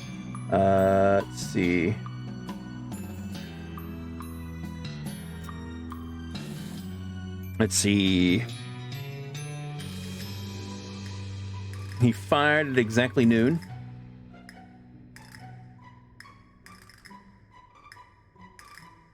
As soon as the church bell struck noon. Yeah, what the heck? McCready fired at the wrong time. What are you talking about? He fired at exactly noon. With the church bells. That's right, he fired at o'clock noon, but the duel was set for high noon. They aren't the same thing. High noon is just when the sun is at its highest point in the sky. Depending on geographical and the time of year, it could be hours different from clock noon. McCready fired early, and that makes the duel illegal. So, what do you say to that, counselor? Felicity gives you a slow smile. Gotta hand it to you, Prosecutor Guyver. You're a lot better at this than I was giving you credit for. That's a good thought you had there. There's just one problem. Oh. I've already thought that. Take that. She hurls a book at you, which you just barely managed to catch. Gah! The heck is this? I did my homework when I was preparing for trial. My legal homework. Since at the time I expected there to be an actual trial, not a gunfight. What you're holding there is a nautical almanac for the year 1878. There are bookmarks if you would like to do the math yourself. But you look up solar noon, aka high noon, for June 18th and make the adjustment for Reno's longitude. What do you think? You've got to be kidding me. That's right, Mr. Prosecutor, 12 o'clock p.m. precisely. No! Well, damn. Nice try, though. I mean that sincerely. That's all my ammo. I can't think of any other way to disprove McCready's innocence. As far as I could see, it was a fair duel. Yes, and that's me with the guilt of an innocent man's death on my hands. An innocent man's death? You sure are good at repeating things people say. What if he didn't die? Say what now? Well, you didn't actually see the execution, right? Yes, well, I was indisposed, you might say, being dead and all. So you don't actually know whether it happened. Oh, come on. Look, I appreciate the effort, but you're barking at the moon. Let me ask you something. Go ahead. What can you tell me about Redding? Was the trial right after the duel?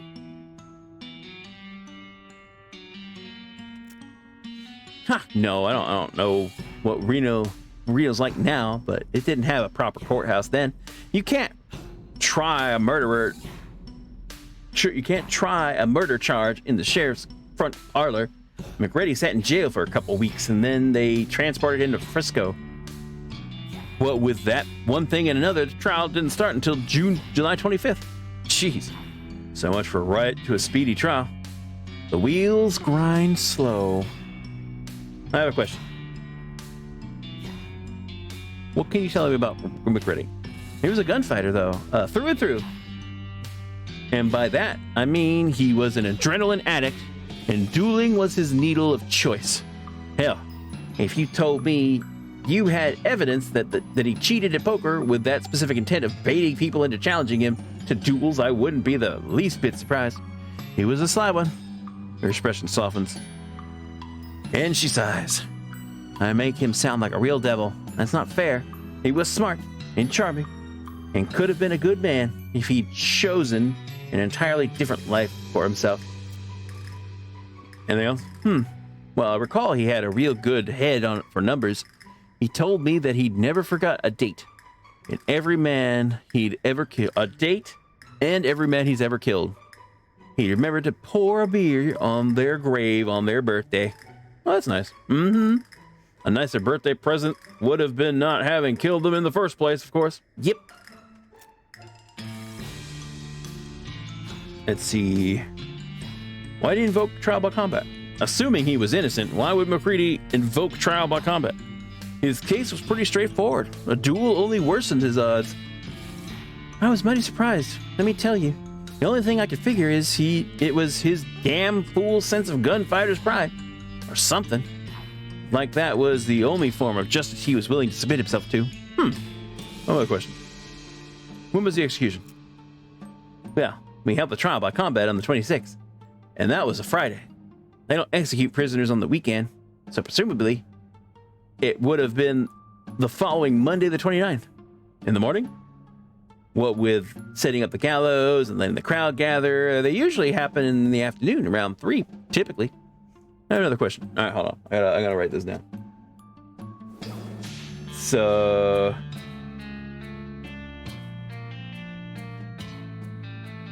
let's see. This should be July, I believe is what she said. But I'm probably gonna have to look this up. July 25th, so this would be July 29th. Excuse me. July 29th. In the morning.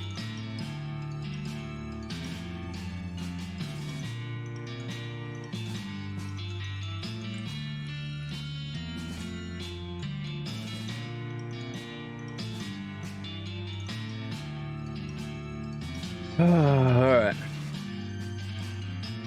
In the morning? Let's see, around 3 p.m.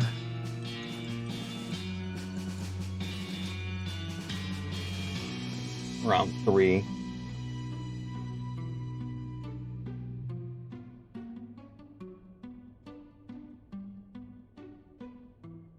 All right. My bad. Need to do some investigating.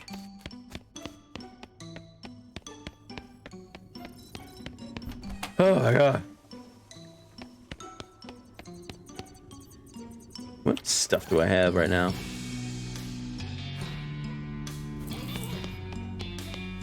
Alright, let's come over here.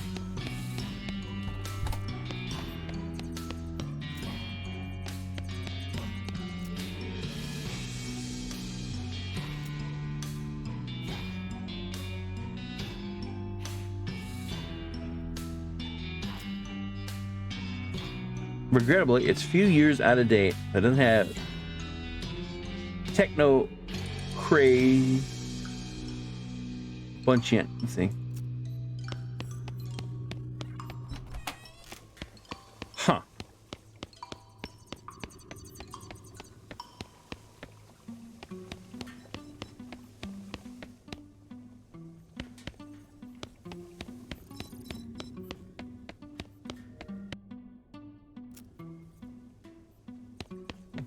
I'm actually enjoying this goofy freaking thing.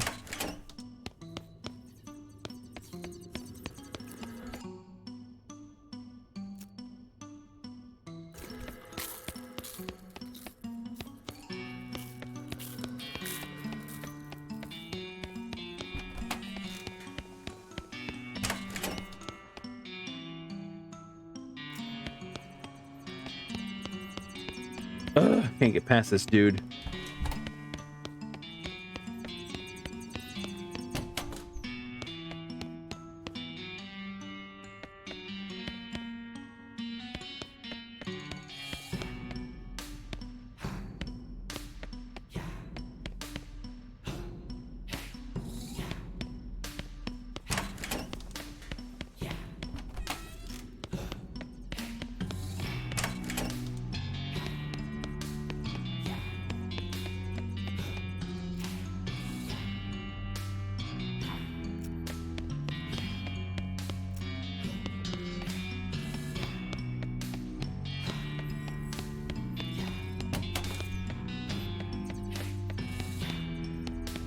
There's nothing here.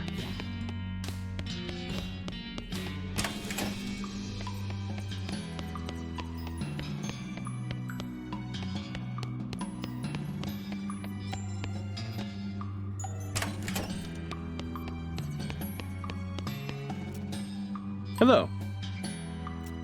What's up? What's up? Go again? Goodbye. Ooh, whoops. Guess that. Howdy. Bring it. I'm gonna keep going. What's cracking?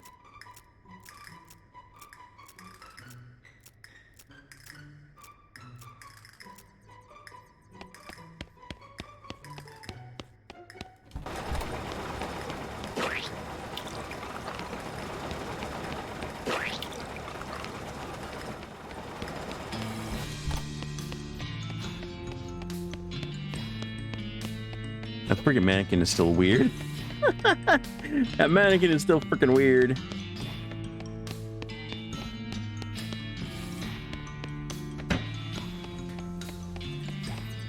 I feel like I'm missing something here.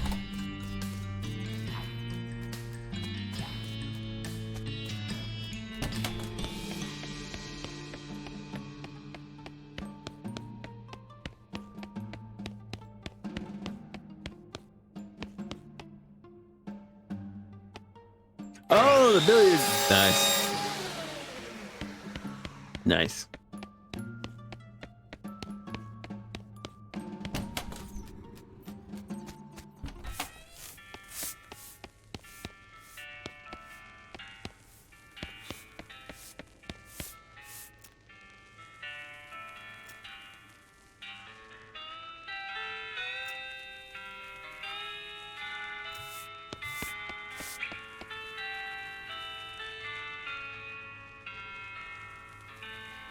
The guy at the bar cart is leaning heavily against the display shot glasses with different names etched onto them.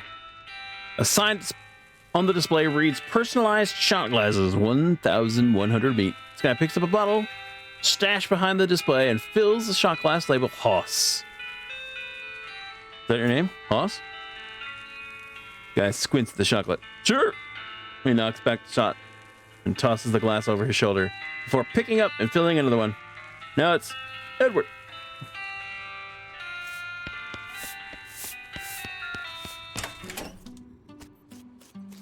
All right. There's one place we haven't tried. I kind of want to try this.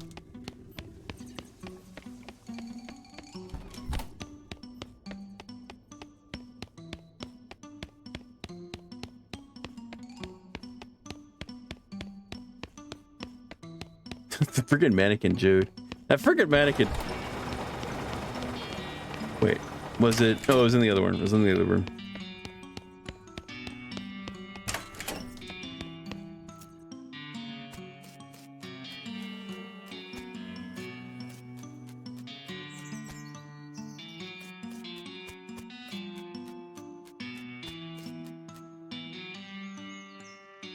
Hey, might make decent chili.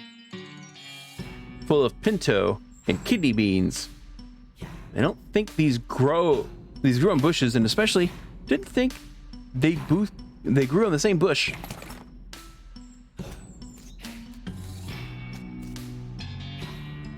Probably use the herbicide on these guys from a distance.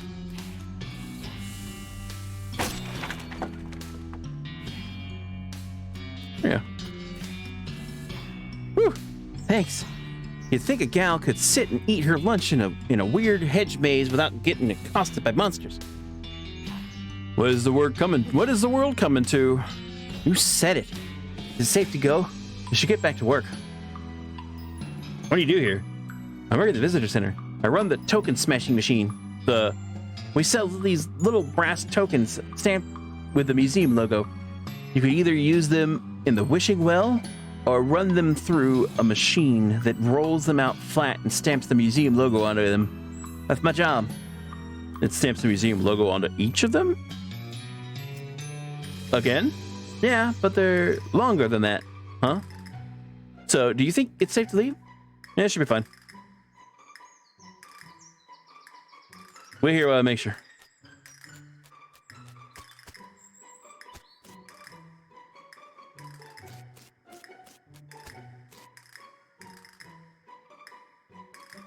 This must be the hedge wizard.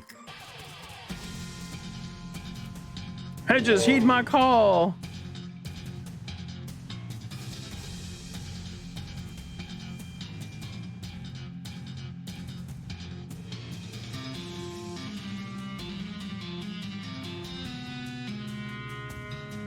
Use your weird magic to decrease your party's mysticality by 13.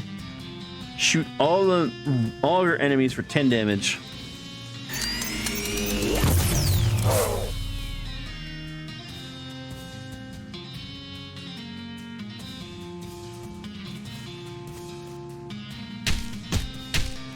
Retreat!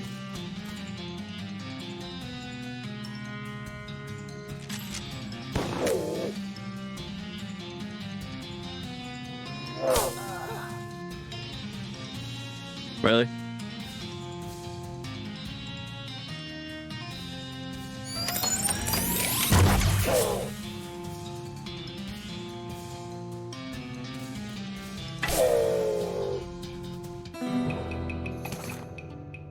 You got an item. Magical infused leaf. Chase that jerk down. Oh, I'm gonna leave him there real quick. I want to check the other side. Oh, never mind. There's nothing there.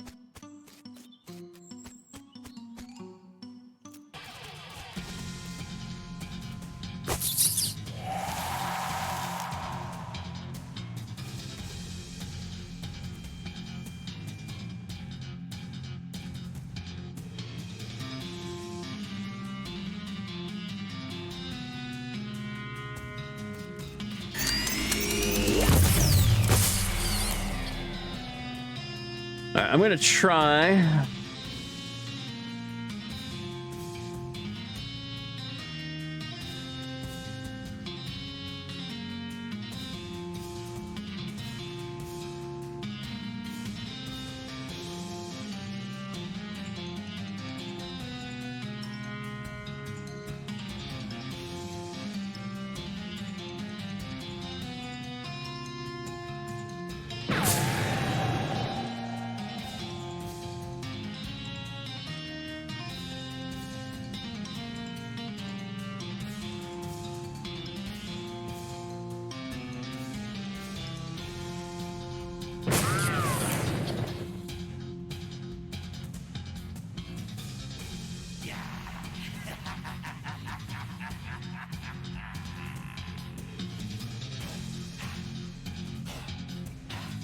All right, let's get some dynamite in here.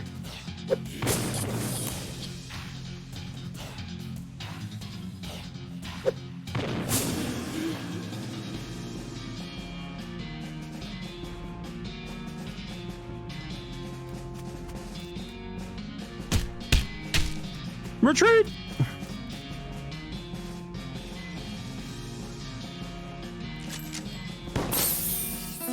Nice. Find him and end it.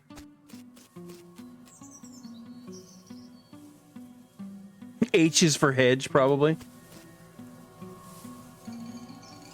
Okay, at this point, he's got nowhere left to run to.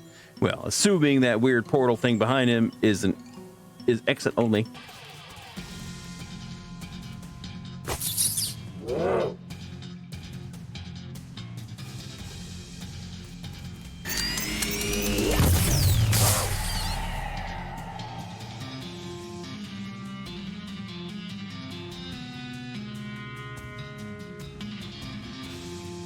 I got more of these.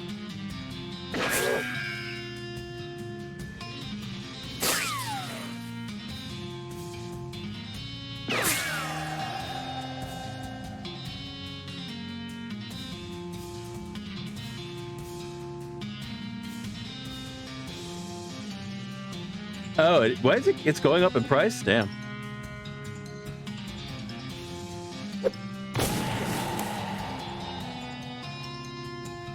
I guess I can't be surprised.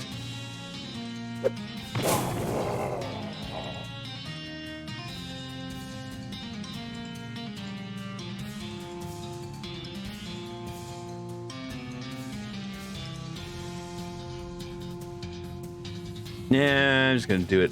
I'm gonna do this.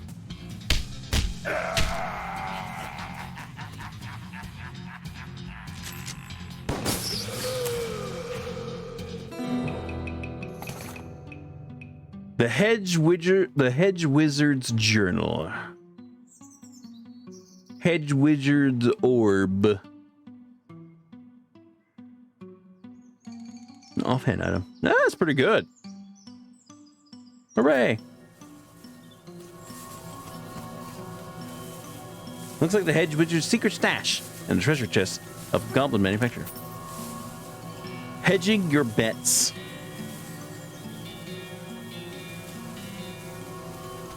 Enchanted Shrubbery. I'm finally getting the 1.0 release, huh? You read the book and learn about all the things that financial responsibility and decorative horticultural have in common. Plus 20% meat gains. Nice. Oh, after reading the book, you resolve to make some budget cuts, but you mistake the book for your budget and cut it into pieces.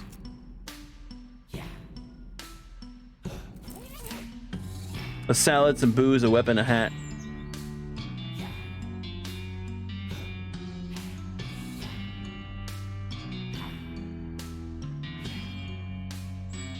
A salad, haha.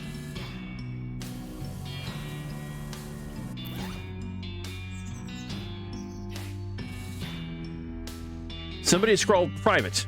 Do not read Hedge Wizard on the spine. It's full of terrible poetry. Here's an example. Everlasting shrubbery, noble leaf crowned. Whence comes all joy? Sweet thy fragrance, wondrous thy strength. Namaste, my lord.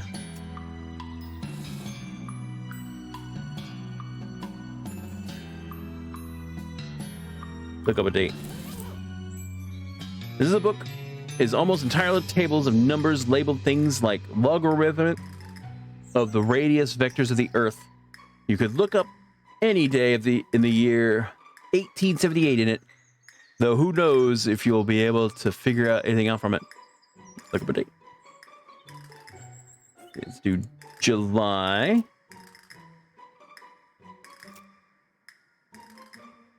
29th. That was when McCready was going to be executed. Let's see. Wow. Wait a minute. According to this, there's a total eclipse of the sun that day, centered right over the Western Territories, and with its totality at 2:47 p.m. That's a hell of a thing.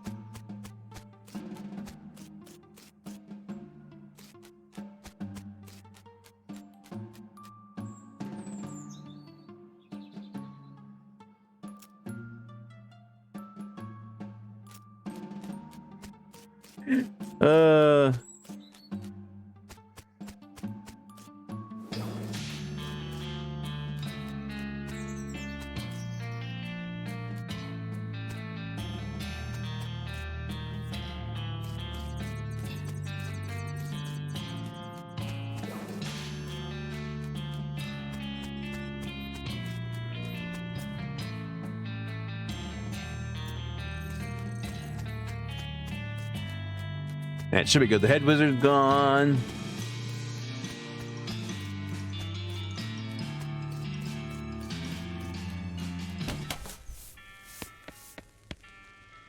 Oh, hey. Thanks again for rescuing me from the head maze. Hello. Either I never ask you what you do here, or I've already forgotten. When it's token smashing machine. If you buy one of the commemorative tokens from that machine over there, I could put it in this machine to roll it out flat. Well, flatter and stamp. Okay, sure. Great. I love running this thing. It's so satisfying. What picture do you want on it?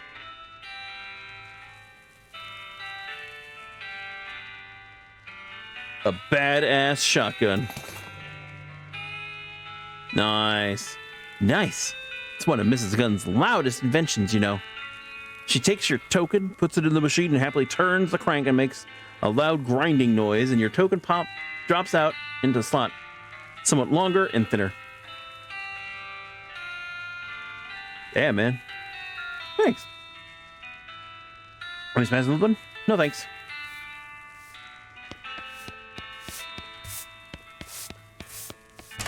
All right.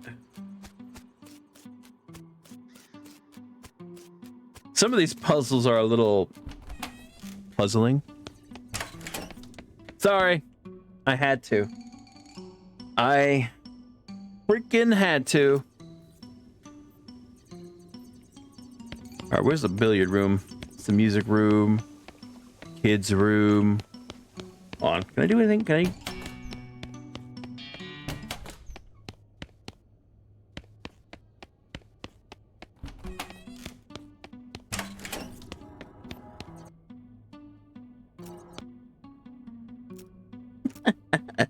Sorry, I can't hear you. Bye.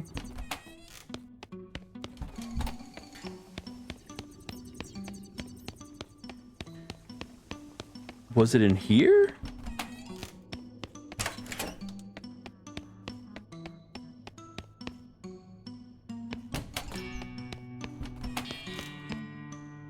Hey there, how's it going? My interested. Alright, this challenge to a new game. You pull out your cue and the ghost nods. You're totally new to this, ain't you? You gotta chuck your cue. Chalk? Can I borrow yours? Mine's ghost chalk. You wouldn't work. Dang it. Where the flip do I get ghost? Or regular freaking... Alright.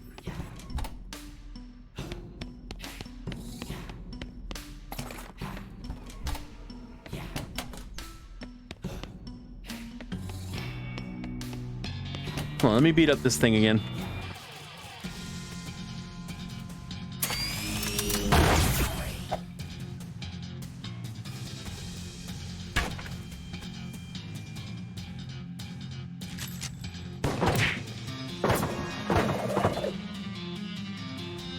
Ow!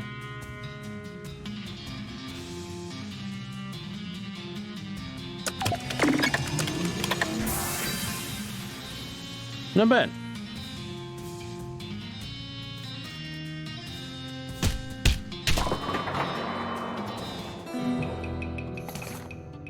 Bowling ball hat. Hooray.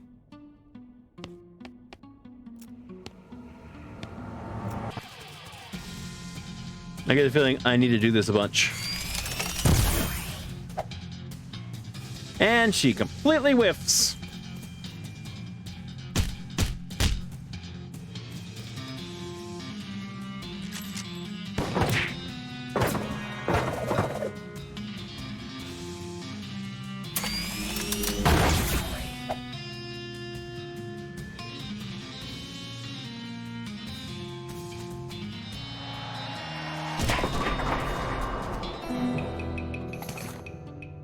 Bowling ball chunk.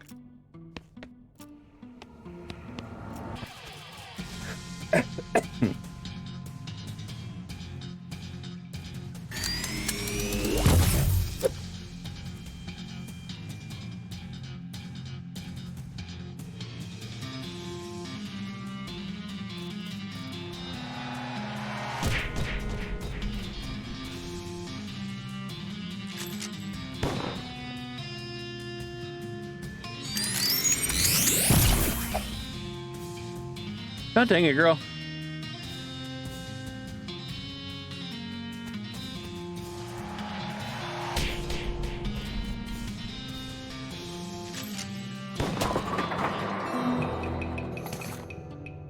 Bowling ball shirt name tag.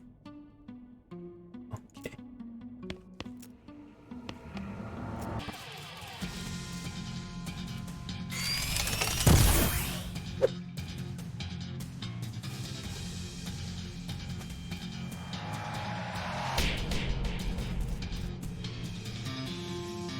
All right, now.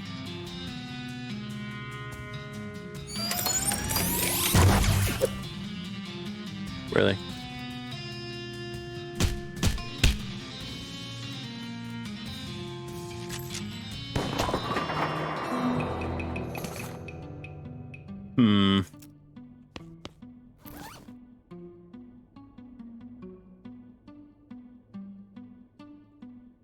It's pretty funny.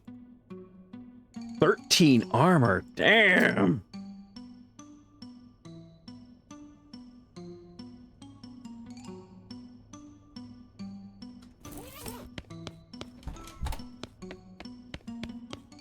I may still need to do more there. Come on.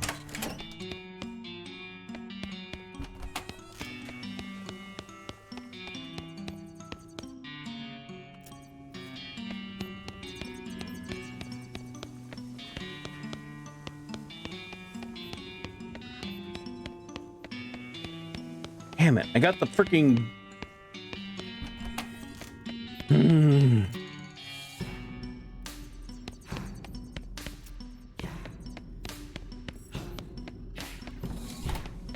All right, where's the gallery? Let's go over here.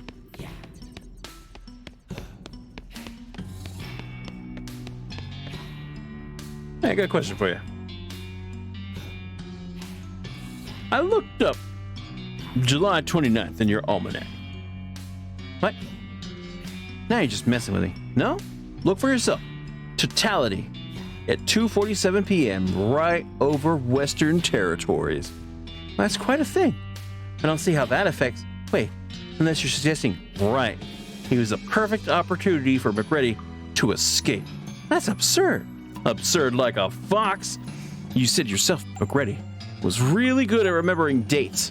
He could have read about the eclipse at any time and stored that knowledge away for future use, like to give himself an advantage in a duel or something. All right, that's reasonable as far as it goes, but McReady couldn't have worked the eclipse into an escape plan because he didn't have any say over the court schedule. You said, what with one thing and another, the trial didn't start until July 25th. McReady could have caused any number of those delays himself by faking illness in prison or messing with the horses on the ride to Fresco or anything. This could also explain the trial by combat. You mean there ended up being too much delay, so if a regular trial went on too long and he was found guilty, he'd have missed the eclipse? Exactly. Whereas if he called for the trial by combat, everything would be resolved one way or the other in only one more day. Maybe you'd win, and that'd be fine. But if you lost, he could use the escape plan. I have to admit, this is pretty compelling. But it's all maybes and what ifs. Yeah, maybe it happened, but maybe McReady was rescued by leprechauns. Oh man, are there leprechauns in Frisco? You need some kind of hard evidence before this is any more than just a fun story, is what I mean. Well, let me ask you something else. What's up? How can I find evidence about McReady's escape? Well, we don't know that an escape even happened. True. Something like that would have been in the news for certain. Okay, I'll see what I can find. In the news? The flip am I going to find any news articles around here?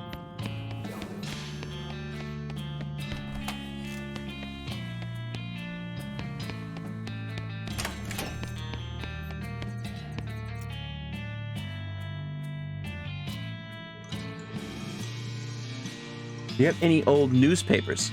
Yes, we have a small archive of the Frisco Newsinator dating back to about 12 years. They're in the stacks. You shouldn't have trouble finding them. They're delicate, so please be careful.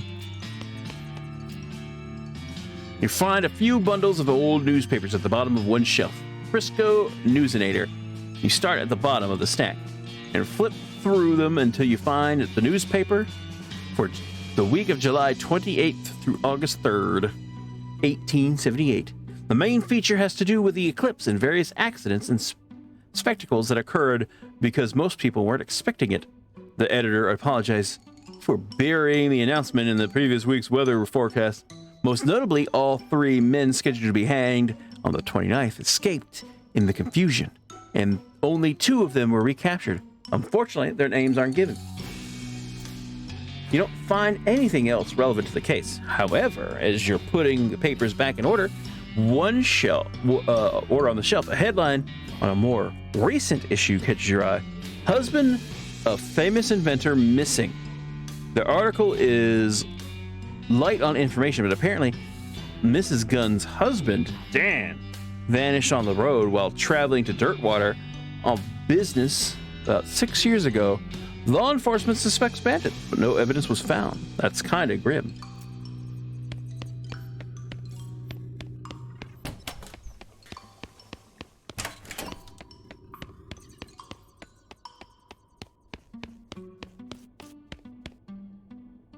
Good question for you. I found the newspaper article.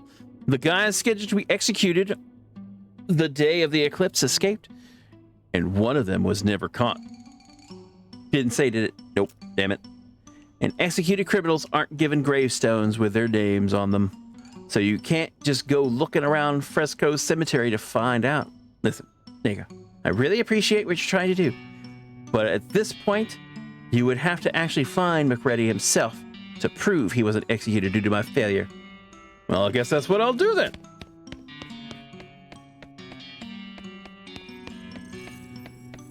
Ugh.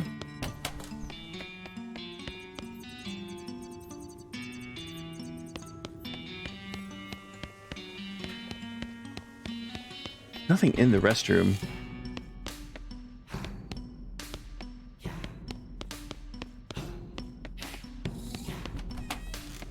Chalk. Where would I find freaking chalk?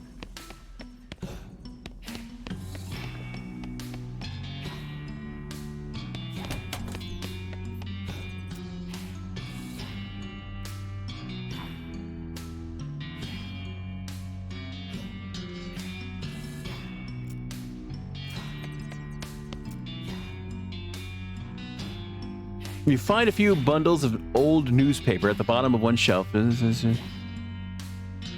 Main features to do with the eclipse. Keep looking.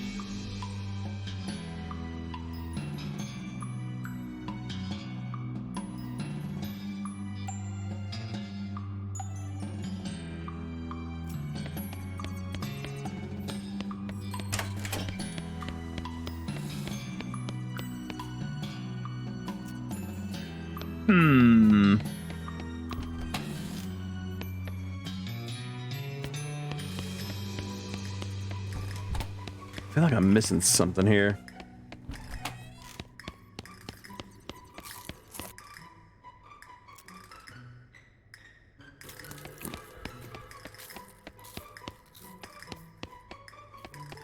Damn it.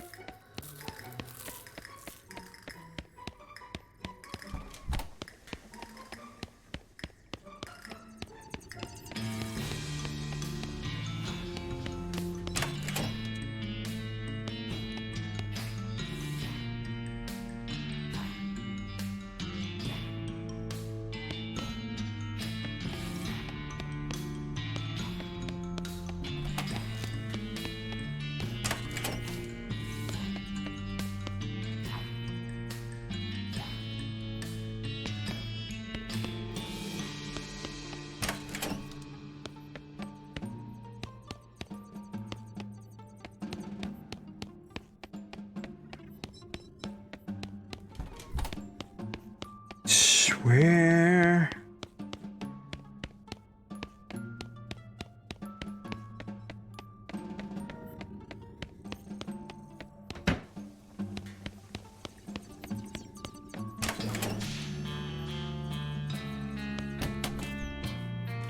I'm gonna go in the hedge maze real quick.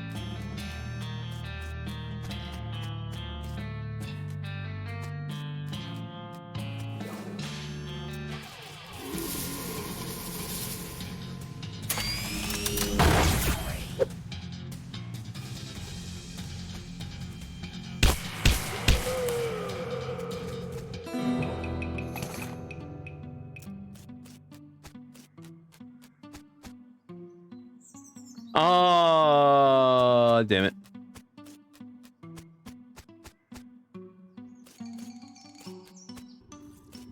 Let me go get some tokens.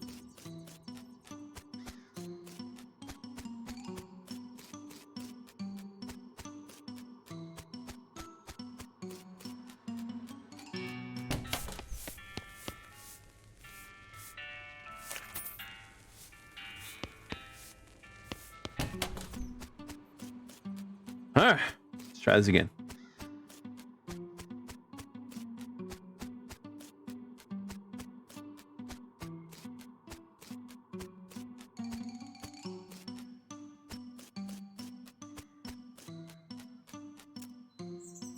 You hold the token over the well and try to think of something to wish for. After a few seconds, you accidentally drop the token into the well without making a wish. Dang it. Wish I had the token back. Here are some chimes and a rope appears on the wishing well's cross beam. Oh, how about that?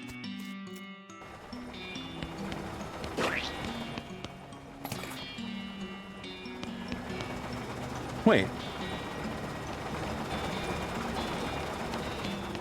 Okay.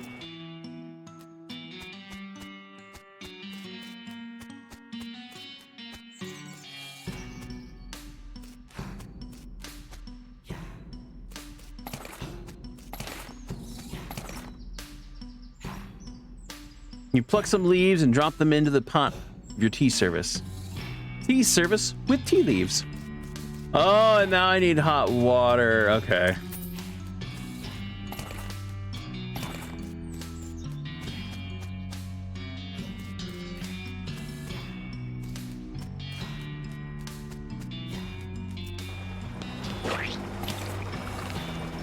Tea service with tea.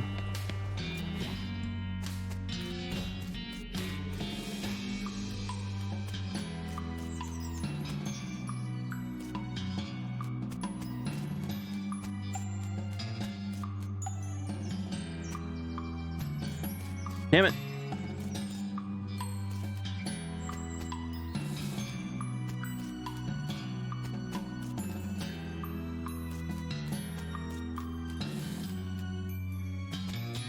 And this will be where where the hedge wizard was.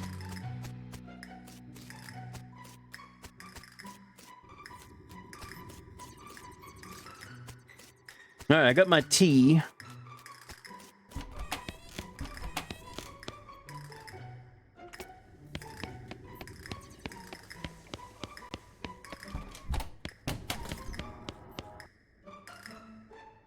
Hello again, sir. Did you find some real tea? I sure did. Here you go.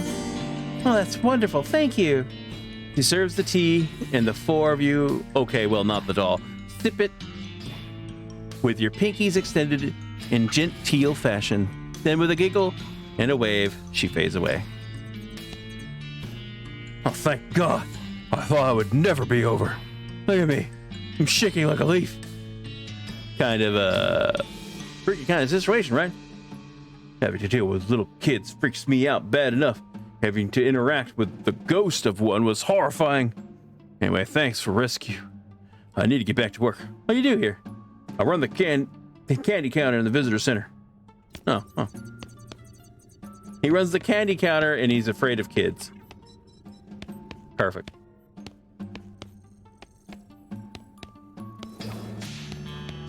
Perfect.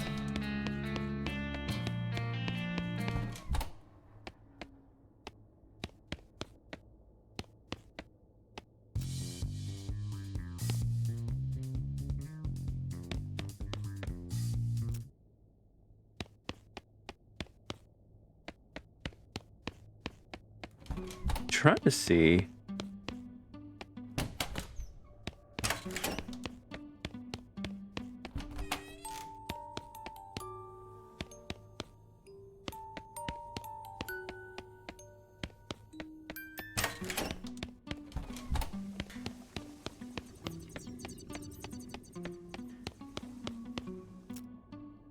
Yes, Stako Florence, ma'am. The ghost hunters. Florence and Daco. Whatever. I've been able to exterminate all the ghosts. I still feel haunted. None of them are left, according to the scanner. We're still working on it, ma'am. Don't worry, you can count on us. All right. Please let me know when you're finished. Will do, ma'am.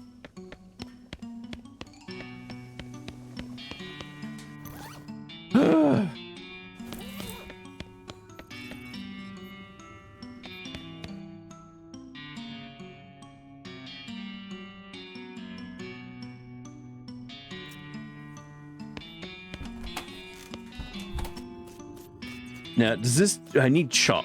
Does this dude have chalk? That's what I need right now.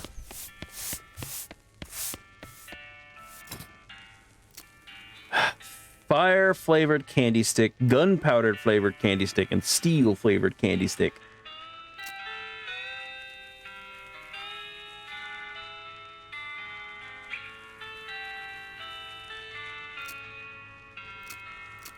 Oh, okay, I see. Well, you know what? I'm gonna buy one of each.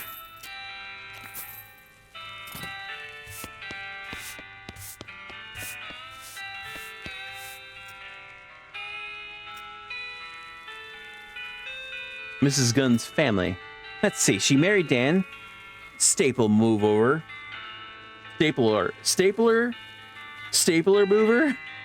Dan Stapler Mover in 1875. He was the inventor of the staple remover. Did you know that? They met at an inventors convention 3 years previously. Dan decided to take her last name because he had wanted to call his invention Office Chompers. And he was always a little annoyed that people called it after him instead. They had 3 daughters named Dorothy, Blanche, and Rose. That's nice. Unfortunately, Dad vanished mysteriously in 1889, shortly after Rose was born. Nobody knows what happened to him. Although it's generally assumed he was killed by bandits while he was on the road for gun industry's business. And then all 3 of the girls went missing the year after. They went to summer camp and were just never heard from again. No ransom note or anything. Mrs. Gunn was never the same after that, naturally. She started blaming it on ghosts. As far as I know, there's been no ghost activity here until just the other day.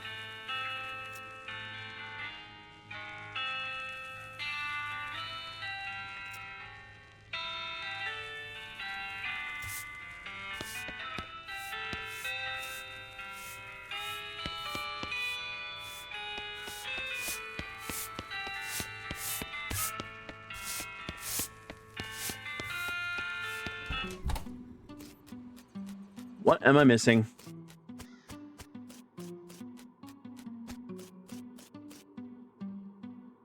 I'm pretty certain I need to beat the pool billiards ghost to get a cue ball that looks like an egg, so I could show it to the ghost that's down in the kitchen, so I can get past him, so that I can then make the chili for the ghost that's in the dining room.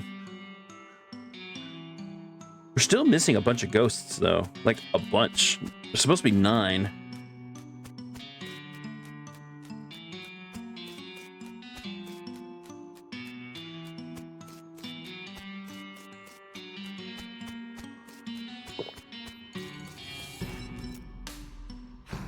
What's a skinny compadre?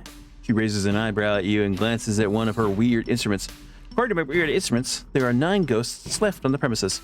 More precisely, there are 4 left on the first floor, 3 on the second floor, and 2 on the third floor. There's 4.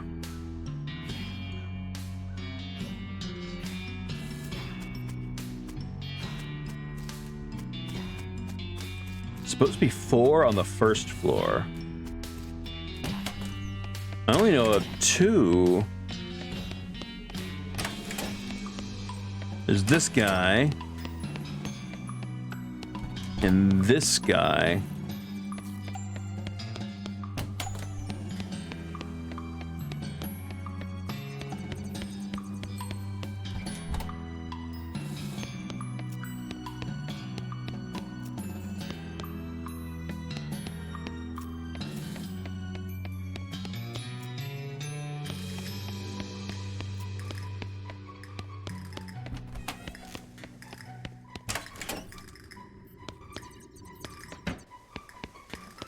Where are the other 2?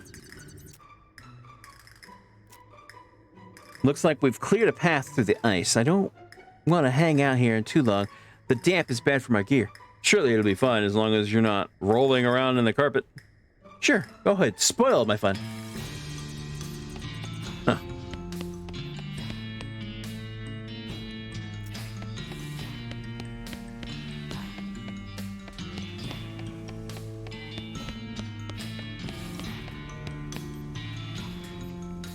But there's only 2 here on the first floor.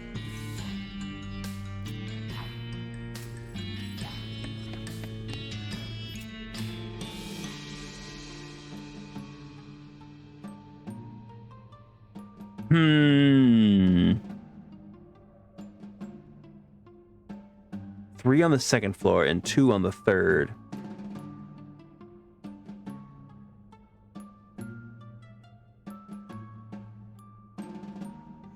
The 2 on the third we know about.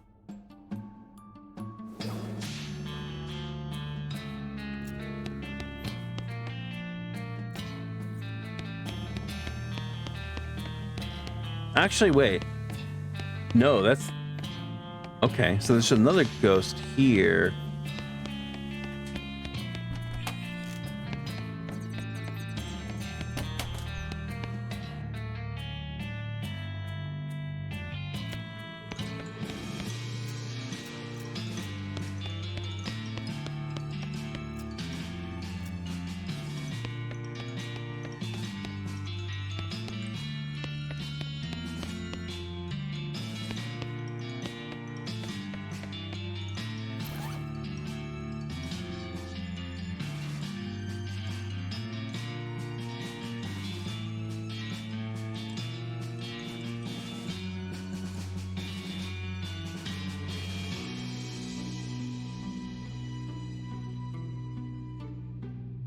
Wait a minute. Wait a minute.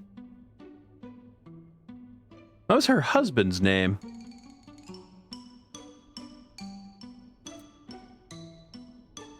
Another cigar, make a single puff. It turns out a single puff is enough to make you stink for the rest of the day. Great.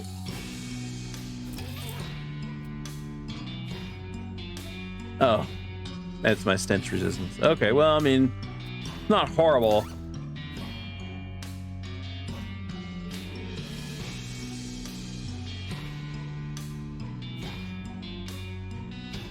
Did you know that firecrackers are just tiny sticks of dynamite? And that this is just an even tinier one? And that a pumpkin is technically a berry?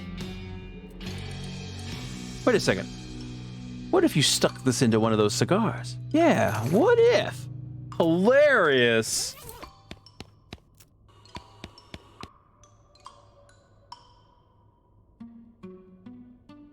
I think this is what you're looking for. That's its exploding cigar? Yep. Sometimes a cigar is just a cigar, but not this time. What did you use for the explosive? I found a really small firecracker, just big enough to blow up the cigar without also blowing up someone's face. Also, without the, violent lead projectile. You're a genius. Please let me see it in action so I can finally rest.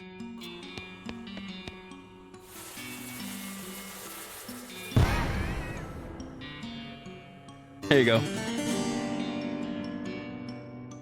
Alright, that ghost is gone.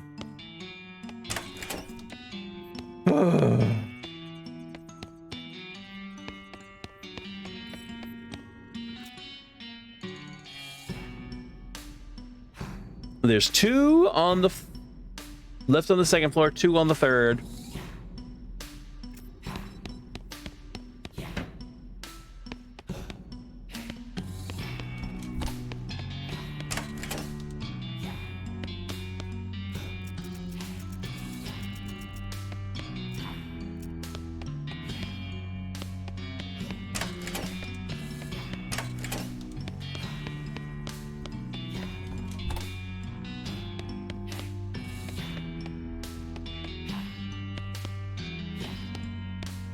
Nothing here, though.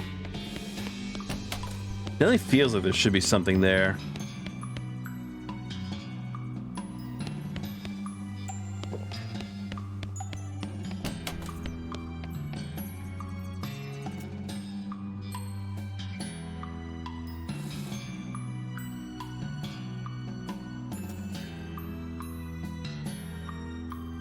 A specific topic. Looking for a precise definition of a word. Thanks for that delicious paste. That paste is for book repairs, not for eating. Please? No. Sure.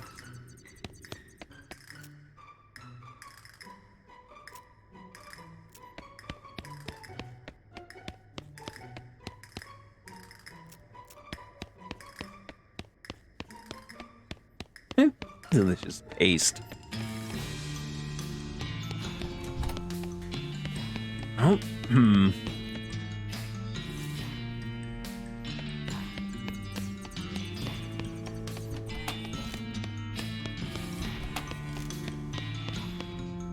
Alright, that's the cellar.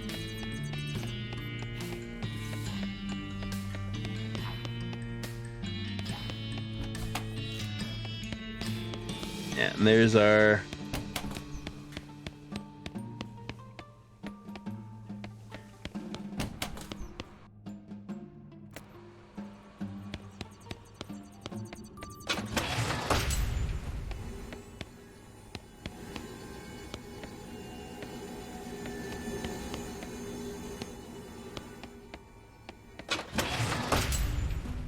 I just want to get past this dude.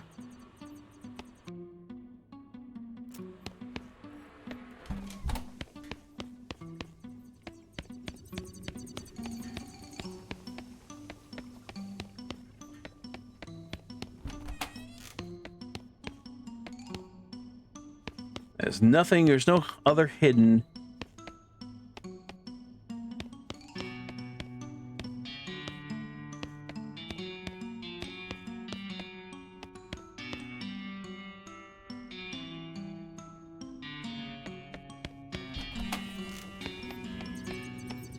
Hmm.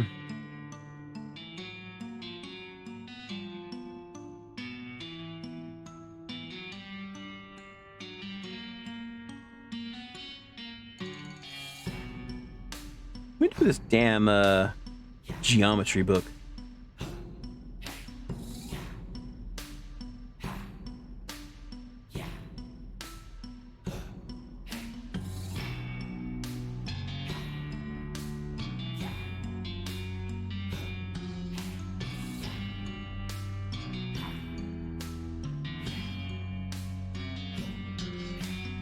All right, well,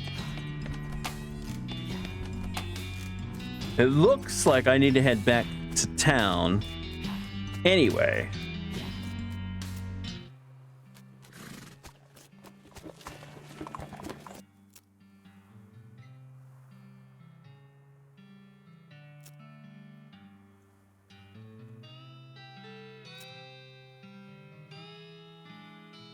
In case it's fight back.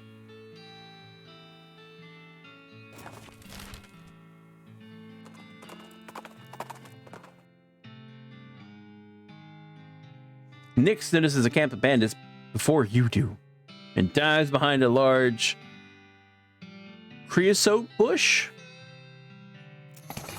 You jump out of the bushes, getting the drop on the bandits, and order them to freeze. After tying them up, you march them back to town and force them to admit to their mothers what they've been up to. Out of gratitude, one of the moms gives you a freshly baked pie.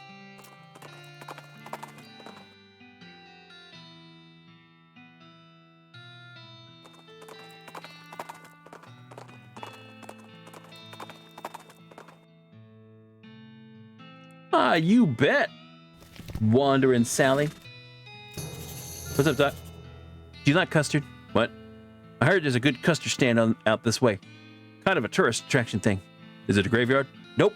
It's just a custard stand, as far as I know. Okay.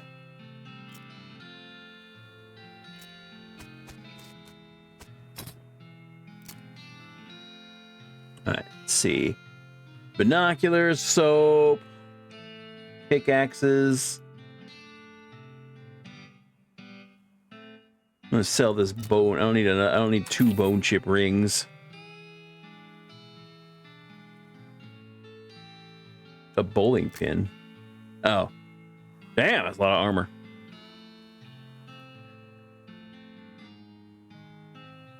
In fact, I think I have 2 pairs of pants I can get rid of. Yeah, I don't need 2 pairs of those.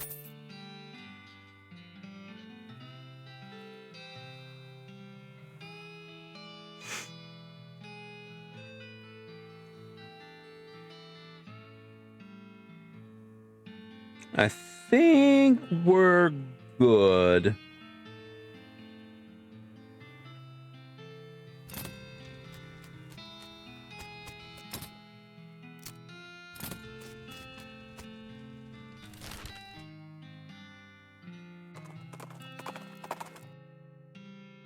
The hair on the back of your neck stands up as you realize you've ridden into the midst of a herd of ghostly floating cowheads. You've heard that some ranchers, in the desperate effort to avoid the homecoming, deliberately drove their entire herds into the ocean. If that's what happened here, it didn't work. And these cows are very angry about it. And really, can you blame them? It's pretty messed up. Anyway, this herd of ghost cow heads wants your move. What's your move? Escape. Find custard. Well, howdy there. Welcome to the last custard stand. I'm Custard Man Stan. And I make custard like only Custard Man Stan can. You gotta trust him. Tell me about your custard stand man Stan. Not much to tell. Just a plain honest custard stand selling plain honest custard. But it's the last one. What, like the last one before you get to Fresco? Or the last one in the whole territory? Heck, the last one in the whole world, as far as I know. But I can't swear to that. Well, are you sure it's the finest? Yep. because the first one was also mine. It was further up north. Whole dang operation was ate by wasps. Stand it all.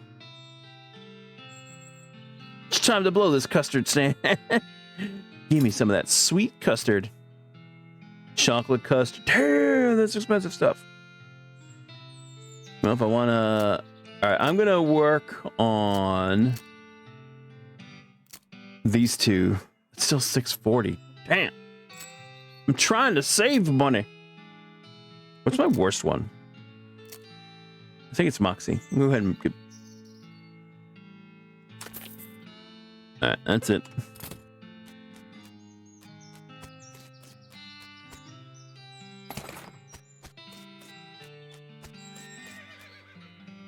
Whew. Oh, and this Wander. Wait. Yeah, it's Wander. Abandoned mine. I want to investigate an abandoned mine real quick.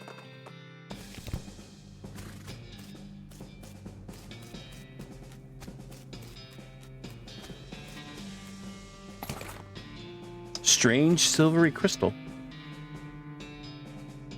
This dry washer is caked in dirt.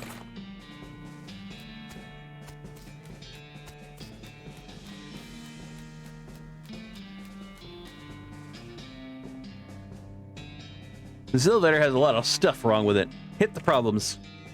You hit the elevator with all the right places. Let's ride it down.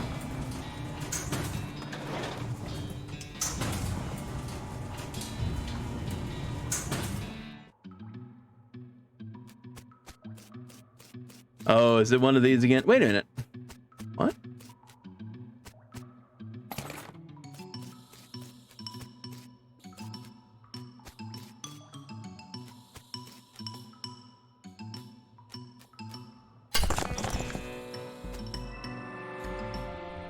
Ah, none of these, huh?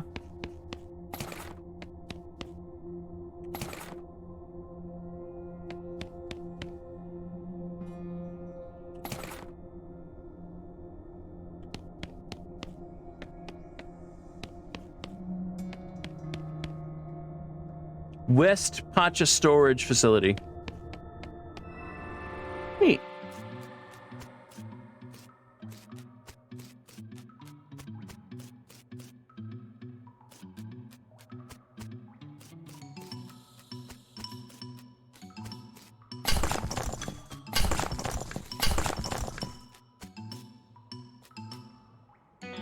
It's some kind of drilling machine.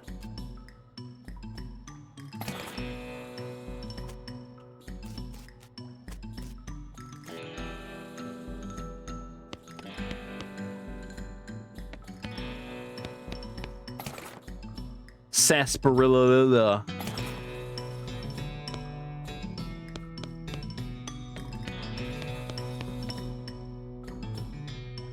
Dear Jeff, got called up north to deepest delve.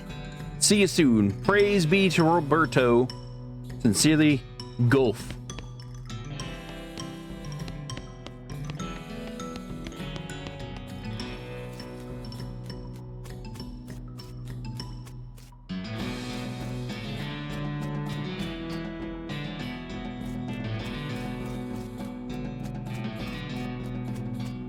Yeah, figured there'd be one of these. Whoa, okay. It's a bunch of giant snakes.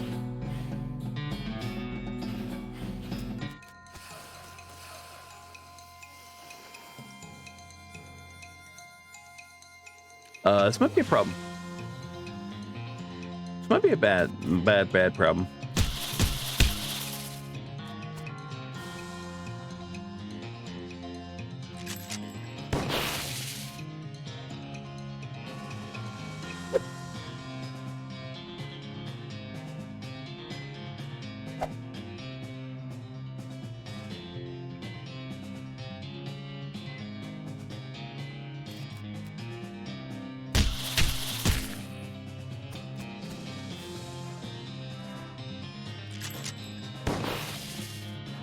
Yeah, this might be a problem. All right, I need to smack you.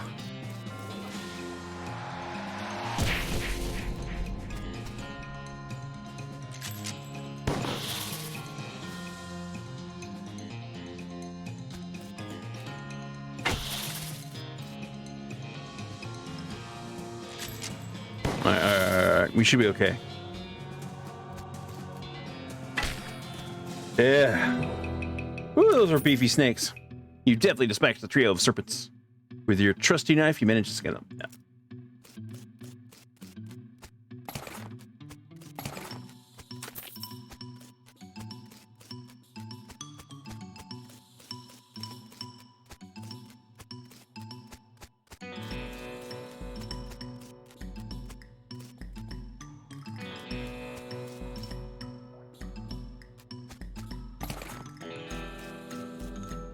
Oh, I guess I can't get through there.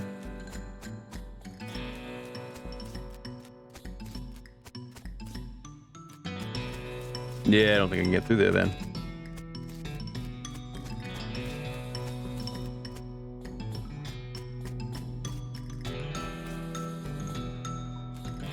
All right.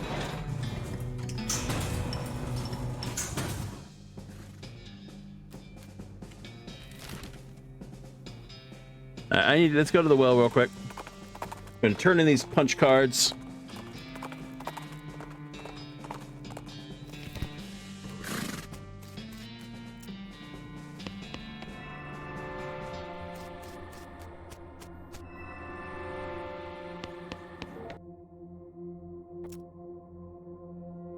Let's see. Decrease destruction central. Machine source and north. Insert the card in the slot. The machine screen. You can't consciously make sense of what's. You have nothing else to learn from that card. Beacon and temperature. Insufficient. Time squeezer and decloaker. Positronic. Sedative and containment. Cron key. Initializer and fabrication. Magnitude. All right, so I should have all the words now. Yeah, education facility, drone fabrication, equipment fabrication, secondary. All right, let's see. Equipment fabrication. Destination updated.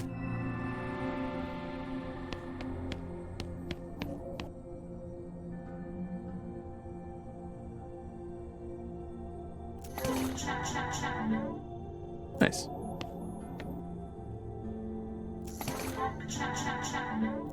Nice.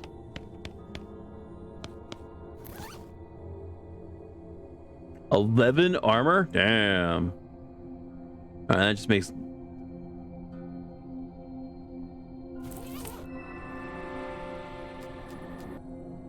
What else we got? Secondary storage, auditory nuisance containment.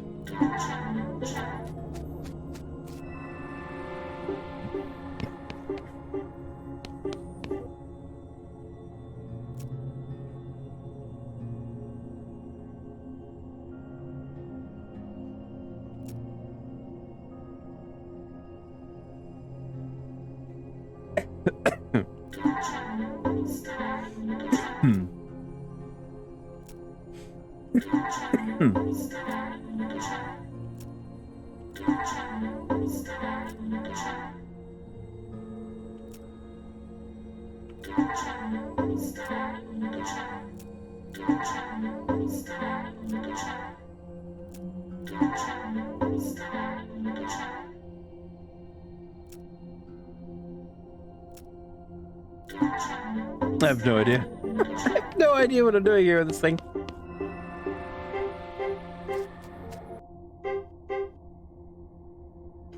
Let's see. Secondary storage, equipment fabrication, drone fabrication, and education facility.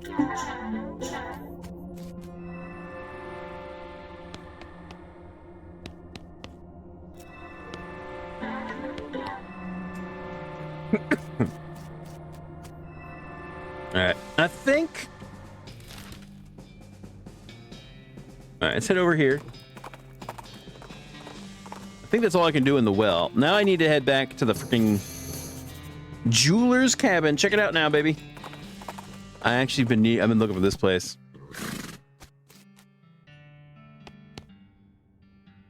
Oh, hello, a customer. Why, hello. Welcome to Master Gerald's jewelry shop. Howdy, are you Master Gerald? Oh no, Master Gerald is back there at his workbench. I'm just his assistant and translator. A goblin jewelsmith? You're betting your britches, sonny. You're not forgetting it. He says that's right.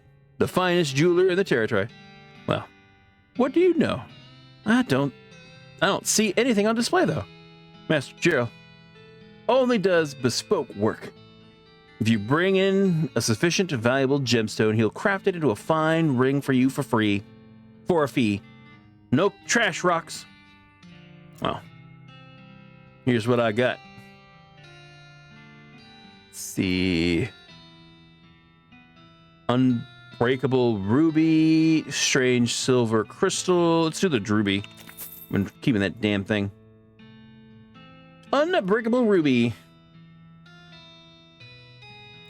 Right now, I just don't have any more freaking. Nice. Nice.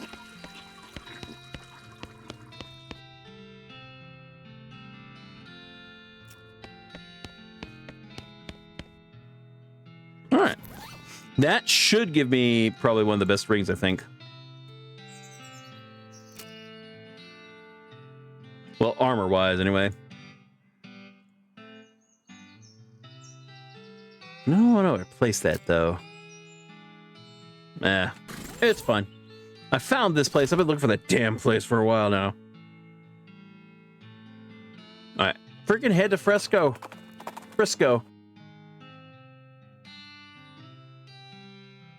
Nordic drone signals exist in nearby hive of Viking bees. Raid the hive. You extract as much honey as you can before stinging gets unbearable. It's the bee's knees.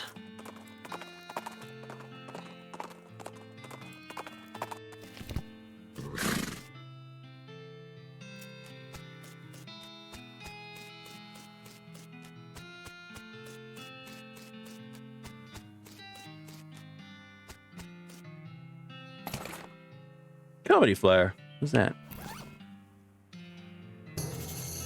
You read the garbage. It turns out to be a flyer for a comedy shack up north in Frisco. You jot down the location on your map and throw the flyer away. You discover a new location.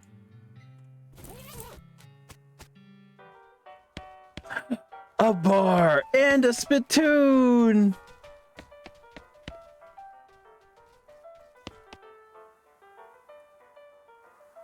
Well, I'll be a new face. I'm Clancy. Make yourself at home. Thanks, I'm Deco. New to town? I've been helping manifest destiny and get the rail tracks laid. We're very, very close, but haven't quite finished yet. Sounds like you could use a drink. What's that huge brawl over there? Oh, them fellers always blowing off steam. I just let them go ahead and get their aggressions out. So long as they keep over there away from the furniture I've got left. I see. What did you tell me about Frisco? Oh, it's a fine town, fella. Fella named Samson Frisco founded it way back when the mines first opened up out this way and everyone caught the fever. Mining fever? Yep. The kind you get from breathing too much dirt. Frisco was a doctor, you know. Ah, gotcha. What do you got? Okay.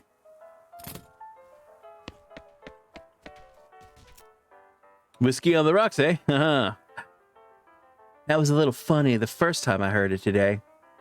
So by now it should be a laugh riot, right? Mm-hmm. Seriously though, why are you running that whiskey with the rock? I'm not here to drink. Ah, cat. Ugh. Sorry. Cat on the desk. Seriously though, why are you ruining that whiskey with that rock? I'm not here to drink. I'm doing important research. What kind of research you want to do? I'm testing the effects of various liquids on hypercrystalline thomomorphic diorites. Today's liquid is ethanol. Maybe I'm going out on a limb here, but I'm guessing you're some kind of scientist. A good guess. Specifically, I'm an archaeologist. Magical rocks? Hey, not bad. You got it in one. Dr. Josie Morton, at your service. Hi, I'm Dick MacGyver. My second guess was going to be buttholes, but rocks don't have those. Not typically, no.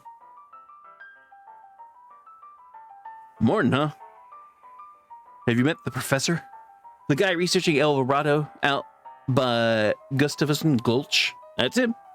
His work is really intriguing, but our fields of study don't overlap as much as you would expect. No?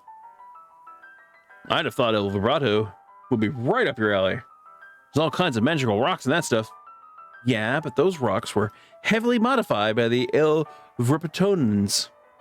My interest is in magical rocks in their natural occurring state. Ah, I see. How's the whiskey experiment going?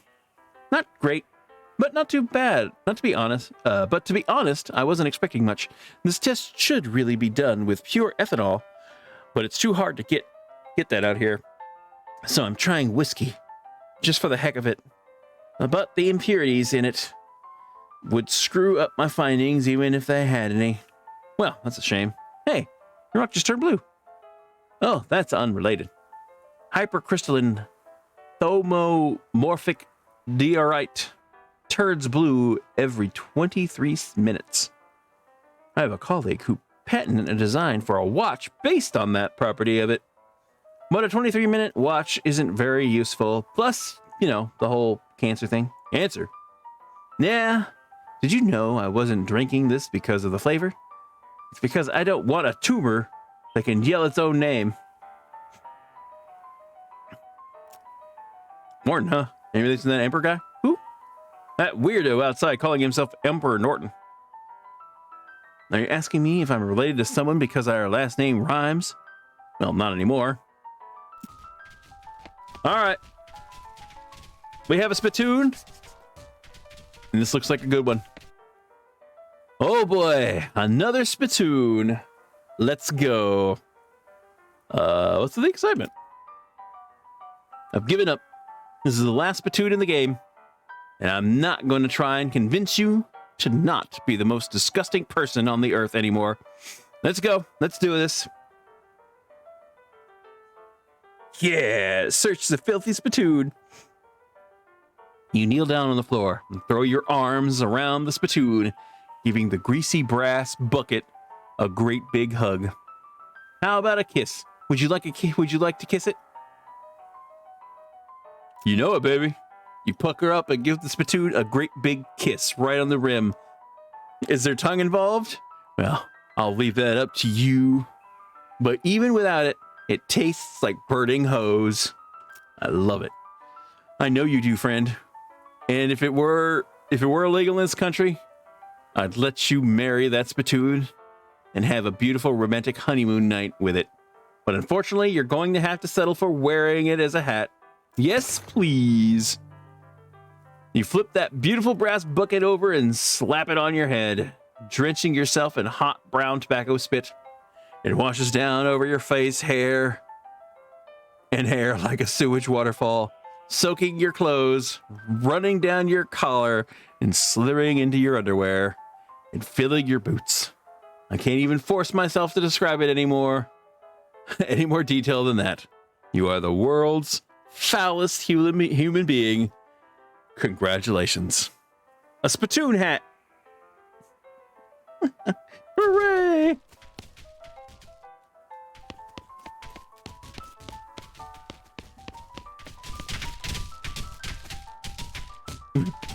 Dive in.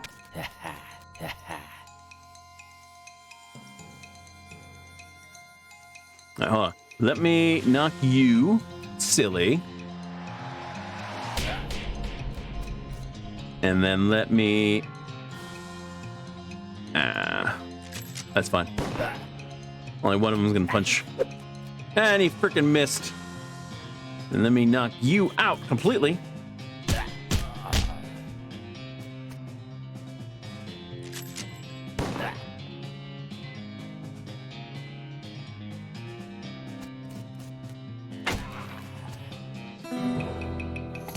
Nice. Decent whiskey, decent wine, decent tequila. Hooray. And then they start back up again.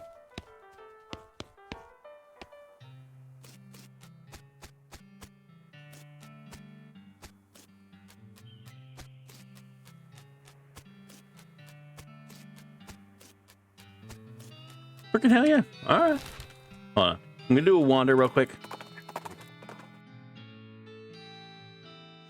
You're ambushed by a cow who was hiding behind a nearby billboard. Big billboard. Big cow. Attack.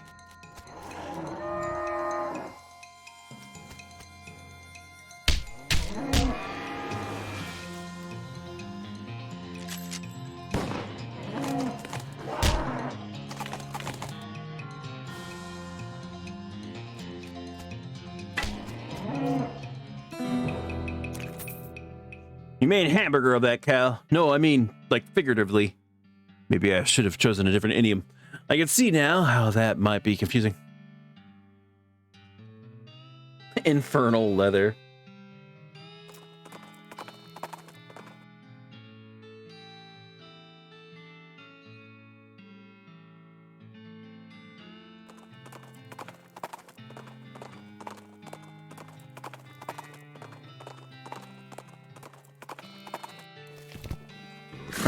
Damn it.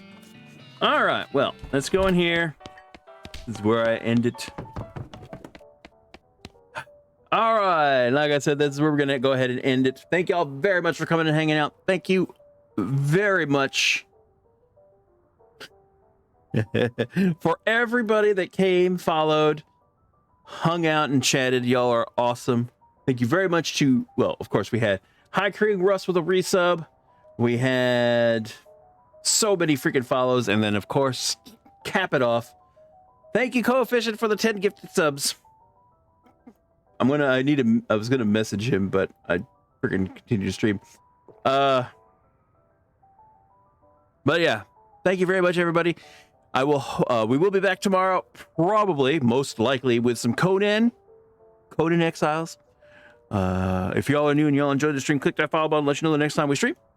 We normally stream Tuesday through Friday, 7 to 11 Central Standard Time, and Saturdays and Sundays, 1 to whenever. But for now, thanks for watching, and later, y'all.